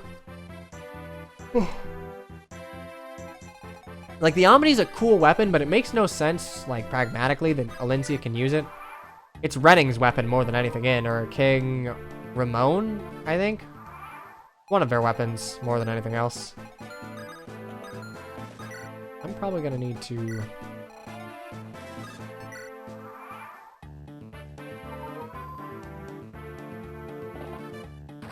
Can Redding use the Omni in Radiant Dawn? No, because the Omni, similar to the Ragnell, is actually physically locked to Alencia to where you can't even, like, deposit it in the convoy. By all rights, it should be. But, no.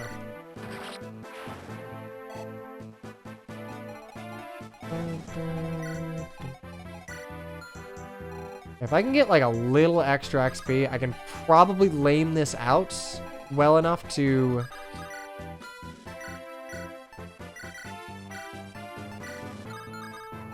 I'll probably be able to lay this out well enough. 7. I'm probably gonna give the energy ring to Florina. Loss of use, chip XP, yeah, baby.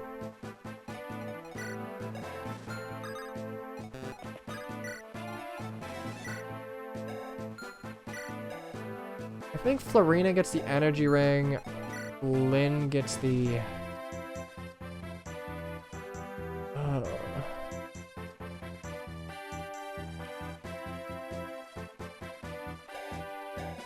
What though? I'll think on it.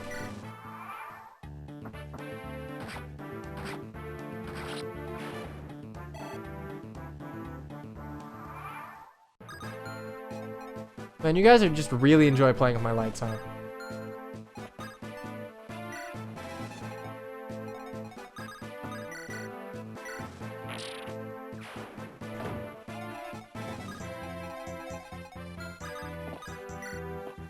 Ah, good old Wrath.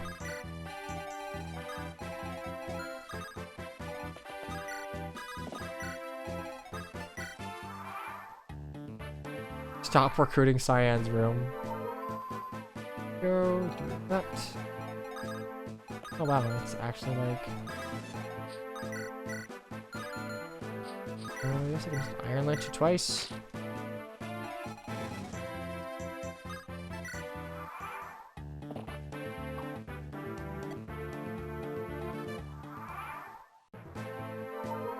I'm gonna try and figure out some way to where you can't like... the problem is I can only set the...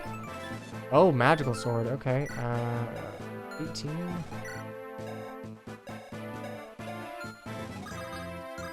Wait a second. You do fuck all the damage for today.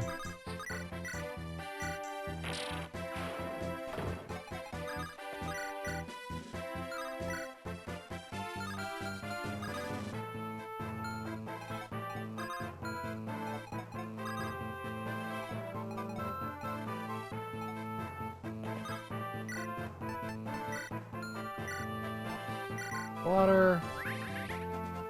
What's the magic sword formula in this hack? I imagine it just scales off of strength, which I'm not 100% like down for, but it's whatever.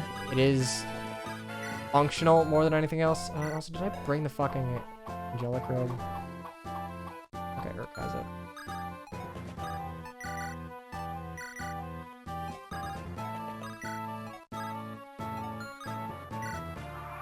I would actually would have liked if you could still. So I'm gonna take 1 extra damage.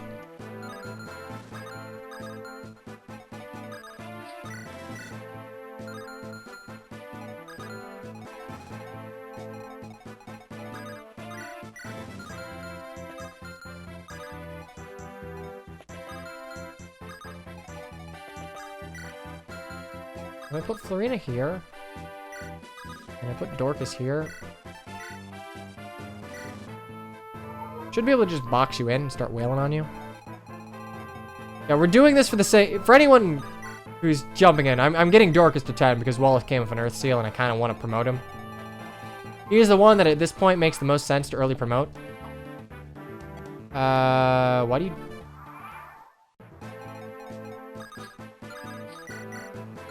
Hello?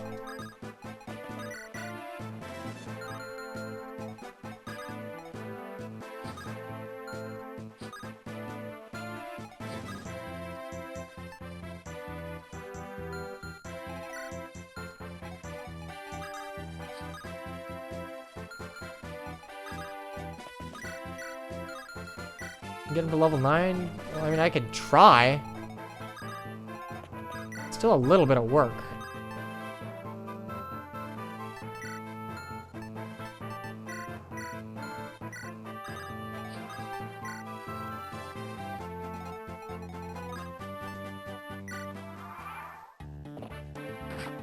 Owie, okay. I actually expect... Well, I guess Lynn's the res ain't great.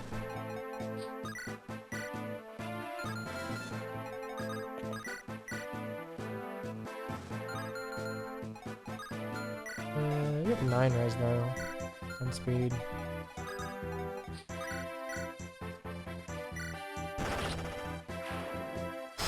Okay, Florina, that was the dorkest kill. You got strength out of it, but...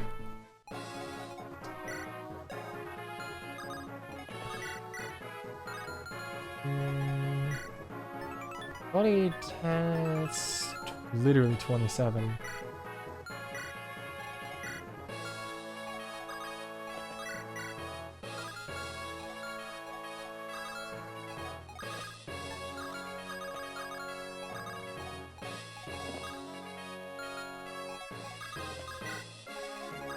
Okay, I think what we do is we drop balls here, weights, wrath, grab the earth seal. Where the fuck is the earth seal?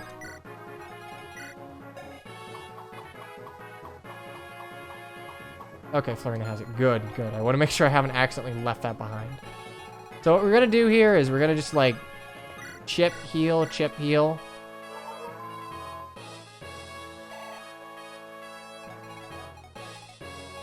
More magic swords. I mean, that's fine. Magic swords are pretty whatever.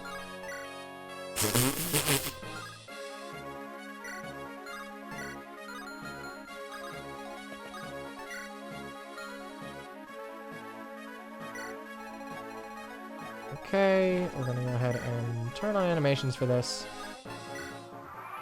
I know Lundgren has a sword. Oh, wait a second, wait a second, wait a second. Wait. No, we're good, we're good. I know he has a sword, that's fine, but he doesn't double me.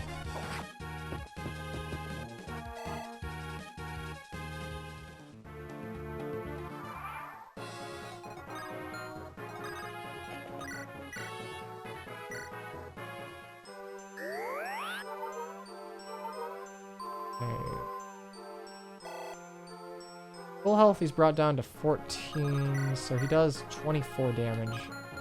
I can only... I'll have to double heal after a point.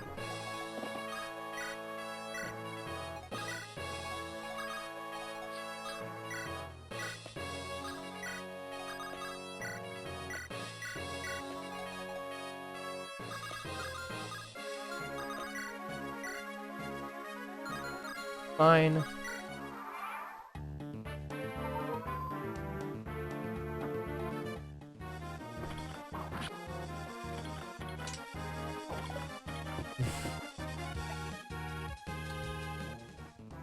I actually want to guarantee that I get, like...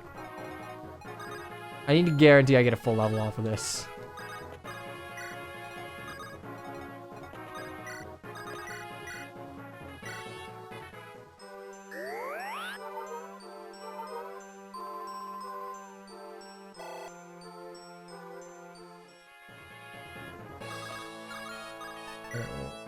Off.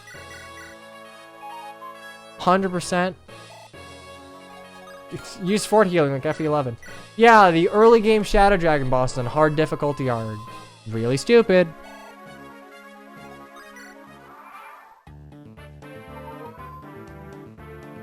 Okay.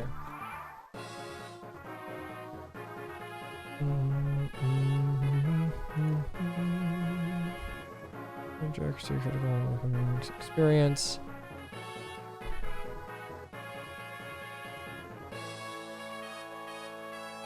Shadow Dragon's early game is mad scuffed, you are correct.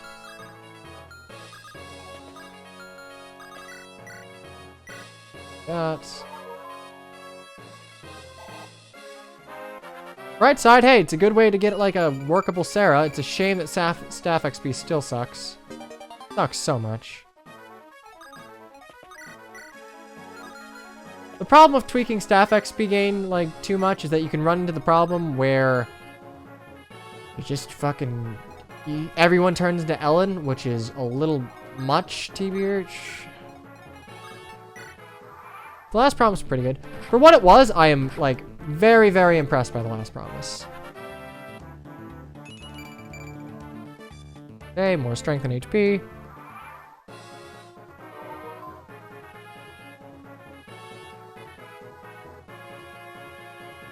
I'm actually going to open up a calculator because I genuinely want to know how much damage I get.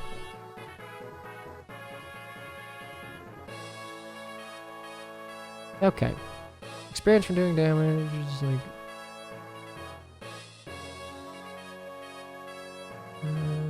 31. Okay, yeah, nope. I am not doing that. That is a big meaty formula. I'm just going to fucking lame it out for a little bit.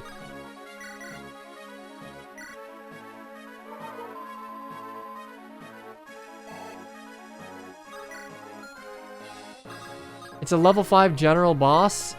Yeah, but here's the thing. If I fuck up, like... there's nothing. Oh. Oh ho!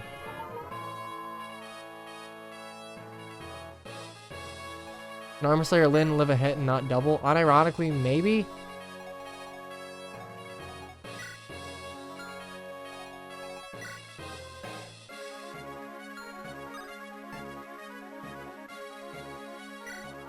I just want my big beefy Dorcas, alright? Like, leave me alone. Let me have things.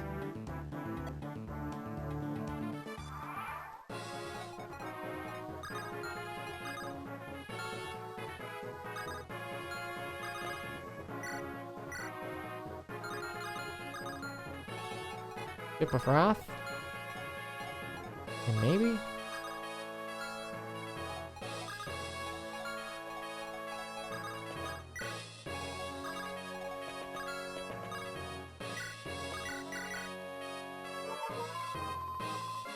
Dude, I just want promoted Dorcas for Eliwood Whip mode. Like, that genuinely makes... That would make things like the Merlinus chapter way easier. Bait with a spear. I don't actually think I have anyone that can, like, rely... Maybe Kent could?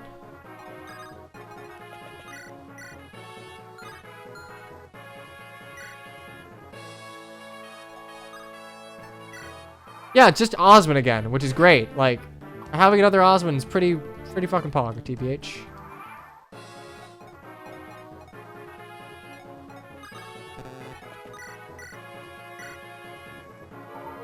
Wallace exists, that's true, but like we won't get Wallace for a while.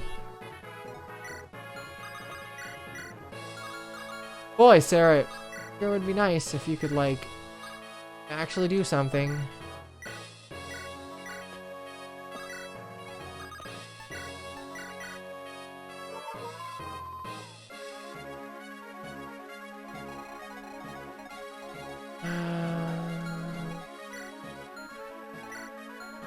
Legitimately, I think he's always going to use the Firebrand just because it attacks res, and my res is lower. Like, on every... I guess Florina could, but Florina will get probably 12, 17, it's 19, that's 29. Yeah, no, Florina would get one shot.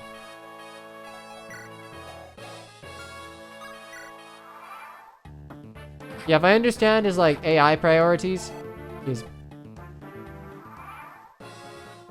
Oh, Ninnis Grace up. That's true.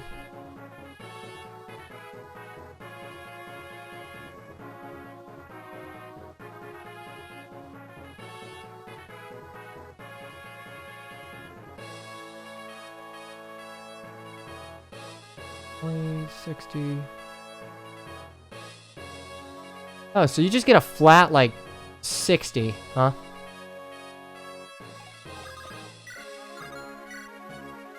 I will get a it just still sees gate, so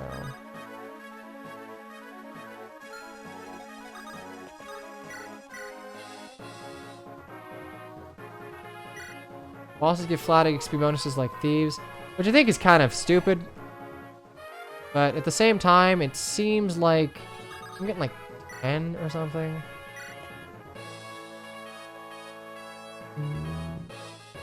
Defeating.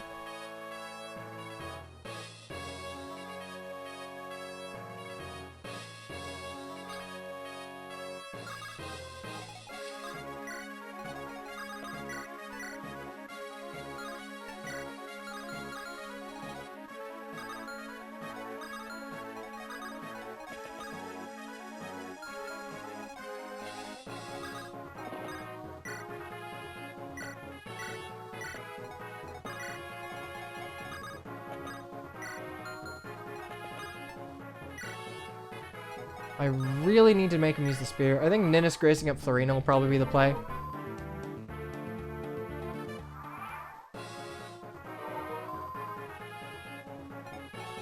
But Florina with Ninnis Grace will have like an extra 10, I believe.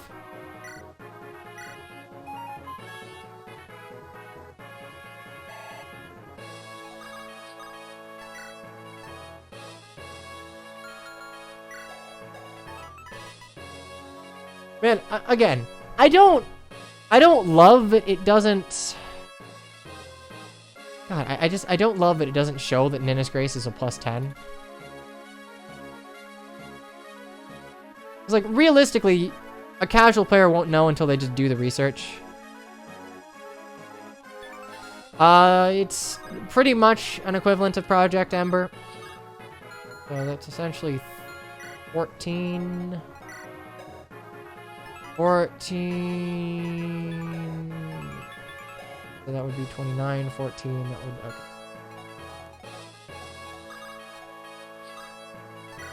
Yeah, it says it increases both, but the fact that you have no way of knowing by how much is kind of scuffed.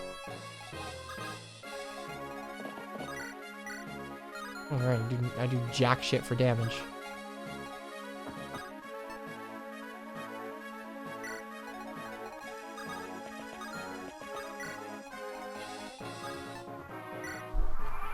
Oh yeah, poison overwrites and it's stupid. Oh wait, so that should have been the spear.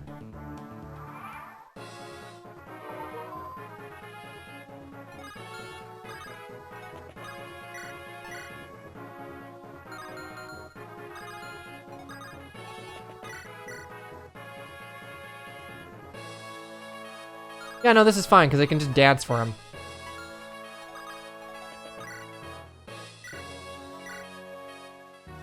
Bonk.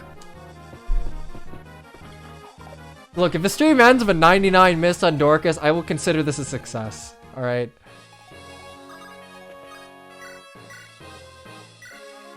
Kill a Flynn. I would. Normally, I kill a Flynn because it's thematically appropriate and it gets you the CG, but like... I kind of just... I want Dorcas to promote.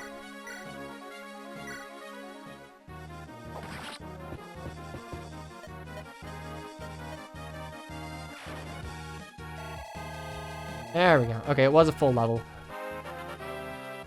Scuffed hammer use. Yep. Lynn good, yes. Lynn very good, but problem is, Lynn still has, like, story-based promotion, so... Okay, I think we're gonna go ahead and...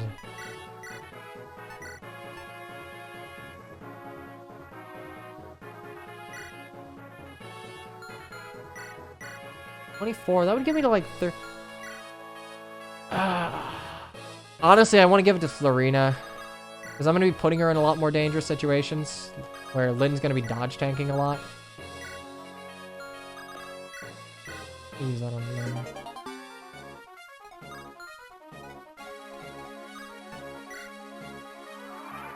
I mean, look, of a Reaver weapon and good terrain, I think it's feasible to dodge tank stuff.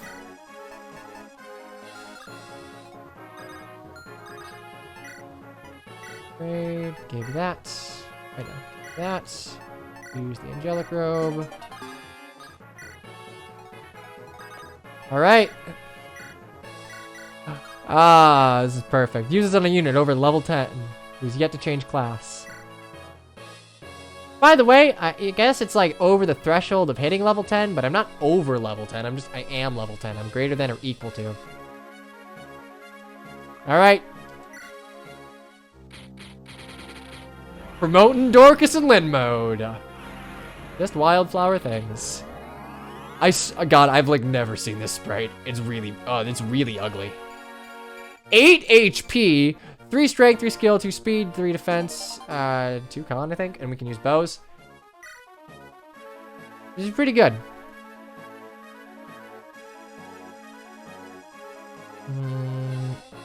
Double check something. Yellow and white, what a palette. Honestly, hey, if you're in the market for making more visual changes, I would suggest redoing Dorcas's warrior palette. It has never looked good. Promotion games. double checking here, but... Okay, yeah, we are in fact, we have adjusted promotion bonuses. One problem that FE7 has, like a huge problem FE7 has in comparison to something like FE6, is that promo bonuses are so bad that being a pre-promote has no downside because promo bonuses really don't bridge the differences at all. 8 HP, very nice. Remember how Warrior gained 0 speed? Yeah, we're not a fan of that. Honestly, it's pretty aight. And we're starting with Debo's. Good. Pretty good. We're double checking. We've used the energy ring. Okay, that's great. And so ends Lin mode. What happens if she promotes a hero crest? Are we talking about... Make Lin promote with a hero crest, Elwood and Hector a knight?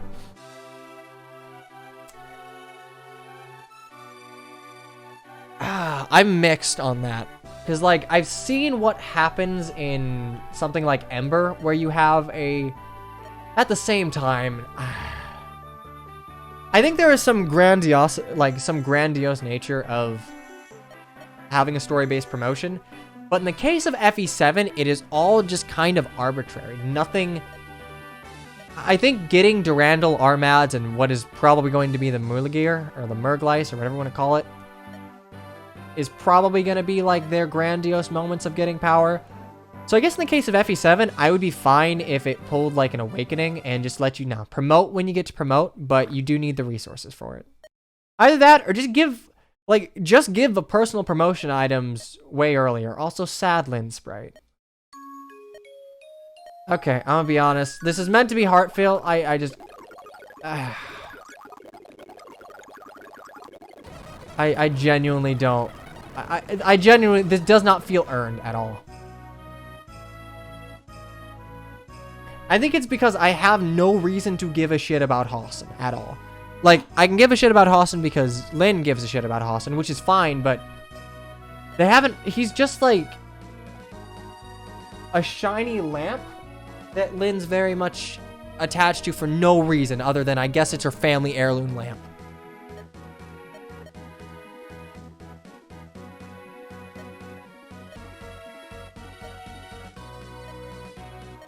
Yay! I love this scene.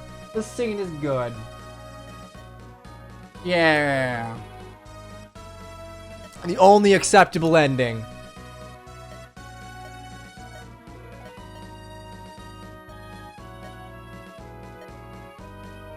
Yeah.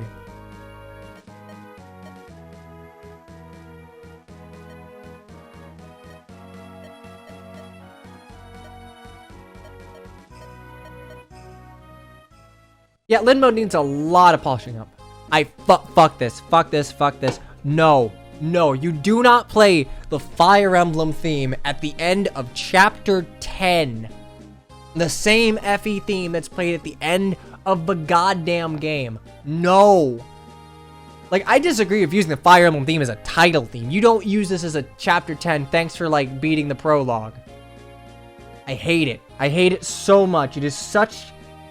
The Fire Emblem theme is such a powerful motif, and you are wasting it at the end of an arc. Like, imagine if Blowin' in the Wind... For all of you Thracia fans out there, imagine if Blowin' in the Wind just started playing as soon as you get out of the Manster Escape arc. Like, you just hear, like, someone screaming Blowin' in the Wind, like, yeah, you made it, you did it, it's the end of the game. No, that's not earned. You gotta earn this shit.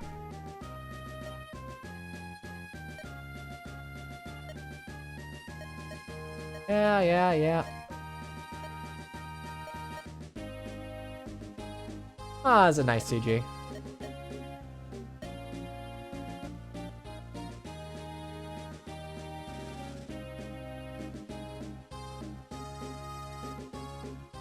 Miles I want to protect. The same sort of CG that you get at the end of Elwood and Hector mode.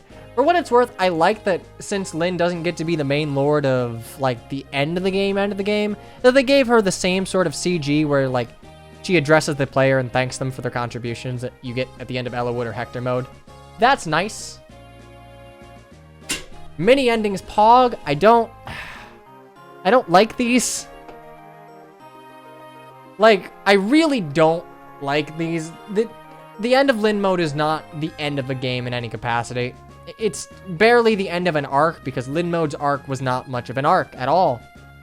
I genuinely don't like it. It's the end of a tutorial, and it was a long tutorial. So, like, there is some triumph to be had. When I was a kid, beating Lin mode was hard. This was genuinely a triumph, but in the grand scheme of things, I very much hate. Also, you never get to see these CGs, and they're really cool. Like, it's like Urk, Sarah, and Dorcas and Lin just like fighting off that's cool. Why don't we get to see this? But yeah, no, genuinely don't have this. Don't have this. Make Lin mode shorter. Like, make the whole Lundgrenhausen thing a little more It's not hard, it's not impossible, but it requires large restructuring of maps and how recruitments work.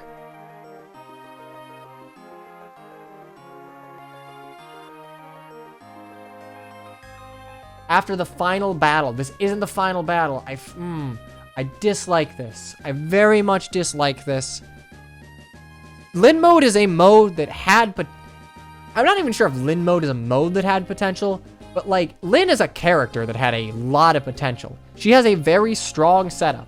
Like, a very strong setup. In the grand scheme of all Fire Emblem Lords, her setup is pretty clear-cut as to where it should go. And, like, there is some genuine interest in how you should get there. Like, it is very easy to root for Lin in her situation. And they just don't do anything with it. No. Yeah, funny, no. Next... Rekaka, I will be playing Hector hard mode next time. Man, only 25 wins in 44 battles. This is not my Lin. My Lin would have killed every last one of them. I don't know. Like, genuinely, I would do a lot to change Lin mode. I would do a whole lot. I would restructure it, and I would probably add some contributions, or rather some focus on the character in Elowood or Hector mode. I wouldn't treat Lin mode like Lin mode. I would just treat it like a prologue, as it were. It was a good setup before she was the first one that didn't start off as a noble. Yeah, I get that. I like it. I feel like boxing her into the, also, I will need to select a mode here. We're going to do Hector hard, as I believe that's what I was instructed to do. But Lin is a character of a whole lot of potential that they just didn't do anything with, and I die mad. I will die mad, yes, but Lin mode's a waste of time. It is a mode that sacrifices story and character for the sake of, like, introducing an audience to strategy RPGs, and I can concede that, and I understand it, but, like, the me of literally any older than 9 years old just could not get behind it. Anyway, that'll be it for today's stream. Something of a long one, but honestly, I enjoyed my time. I feel like I should probably give just kind of a roundabout summary of my thoughts of Lin mode. Lin mode, mind you, was not completely changed. There are only a few changes made thus far, and most of them were to characters and items. So right off the bat, enemy equipment was made far more threatening, but it was made threatening in a way that's just like additional might. There was like the Reaver weapon thrown in Sword of Spirits, which was very good. The Sword of Spirits Reaver weapon like forced you to approach it somewhat differently, as well as the removal of like certain mountains and peaks. Those were good changes. They were not enough, mind you, but they were good changes. Personally, I would not add silver weapons to the start of FE7. I would add steals in a situation where steals aren't going to, like, hamstring certain enemies. I would give silvers to the Black Fang in the Gaiden to try and show, like, from an inventory standpoint, that these guys are better equipped and they are, like, actually scary. Just make some of the enemies more threatening, is all. I think you can equip the Black Fang to be a little more threatening to set them up as villains for the next arc, but beyond that, you can kind of make up the difference with just stat inflation. Maps do need like a complete overhaul in many cases, which I realized wasn't done here, and I don't hold that against you, because that was not just part of the development pipeline for this portion of like Project Wildflower. But that's something to consider. You're going to have to do like a lot of legwork to make Lin mode palatable because it's 12 chapters. It's a prologue, 10 chapters, and a guide. That's a lot. That's a big portion of the game. Even if the chapters are quick, you will probably need to go out of your way to make them worthwhile. And in my opinion, to make them worthwhile, you need to like burn a lot of it down and rebuild it from scratch, kind of reimagining some conceits. As far as characters go, I like the fact that the Monikati is a Reaver weapon. It lets it function in its use case a little better. 3 times effectiveness is super good. It kind of makes the Monikati just an insta-win button against calves and armors, but I guess that's alright. I do worry about the Wolf Bale, because the Wolf Bale is just going to fucking delete everything to the point where I legit wouldn't mind if a Wolf Bale was made super weak, like Iron Axe weak, and just like is an effective Iron Axe or something. Let's see, as far as stat growths go and like bases, the changes to Lin made a lot of sense. Lin was a problem of bases more than growths. Her growths were alright. Her strength growth was a little shaky, but you buffed that to the point of being salvageable. And her bases allow her to contribute without like essentially being FE9 Boyd and praying that her first 2 level ups are good. Lorena didn't need much changing. Giving her a little boost to her HP and her strength was really all you needed. The Wing Spear is a nice addition. I feel like it would be even nicer if Lin mode had more threatening like cavalry and armor units, but as it stands, it's a good training lance that helps her get... It's light enough that helps her get early kills against mercenaries, which is fine, especially if it repairs itself after Lin mode. I like what you did with Will. You made him lean harder into his niche in comparison to Rebecca. This was a good change. This was a very good change. Where bows will go in FE, like in this game going forward, I've yet to see, but just making the early game archer not shit goes a long way. I didn't use Urk much, but the fact that you gave him a preferred weapon is... It'll probably do a lot for him. From a purely lore character standpoint, I don't think the Graph Caliber fits him at all. Like, at all.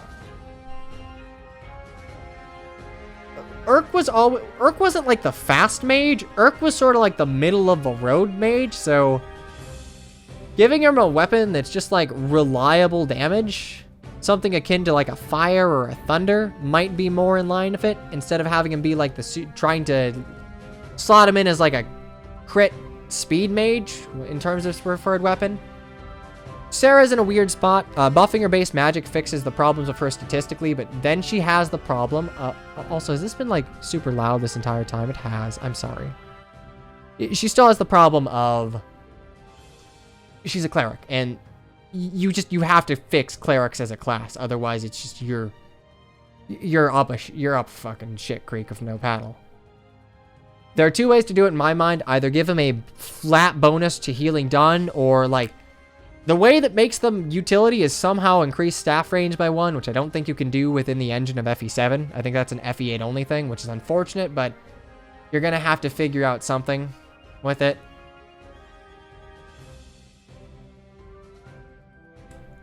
Let's see, Sane and Kent. I like the fact that you made Sane and Kent like weapon specialist calves. Calves in general need a nerf, and I think there's actually like a solid reason to use either. There are a bunch of axe users in Lin mode, so Kent actually has value as being a sword lock, but Sane has access to javelins and slightly better like attack and bulk, so they're in a good spot. I'm not sure if they're going to be overtuned as far as final weapons, final like enemy stats go, but on paper, it's a good enough change. I dig it. Am I missing anyone? Wallace being promoted makes sense, and him coming with an Earth Seal actually gives the player like a genuine choice of like, you're gonna early promote someone because you're gonna lose this. Who's it gonna be? That's smart, but at the same time, if you're not really leaning into one of the Christmas calves, or like, I don't think early promoting Florina is super smart in this, but if you don't lean hard into Sane or Kent, you're probably not going to get mileage out of that Earth Seal just because of how few enemies there are in Lin mode, honestly, and how many units you have. And beyond that, I'd say you're off to a good start with Lin mode. A lot of the changes that you make a lot of sense. There's more to be done. And more to be done, we shall probably see, because as I understand it, Hector Hard mode is where the real fun lies. So I will end it here for today, and we'll pick this up on Thursday, 4 o'clock Eastern Time, starting off Actor hard mode of Project Wildflower and FE7. Thanks for coming out. I'm fucking stoked to play FE7 again. I could play this game forever and have a good time. It is a comfort game. It is just a relaxing game for me to play. I don't need to stress about doing it. And it is fun to think about decisions made in a rebalancing patch. And to the devs here, to Rakaka, I genuinely hope that my criticism doesn't come off as mean-spirited. I love this game to pieces, and I hope my advice can be, or maybe not even advice, my takes can be of value to you. I played FE7. It's probably no exaggeration to say I played this game close to 100 times, so I'd like to think that I have some idea of things that need to be changed. Anyway, have yourself a wonderful evening, morning, or afternoon, but wherever time it is, wherever you're at, I hope you have a groovy rest of your day. Take it easy, and I'll see you soon. Bye-bye now.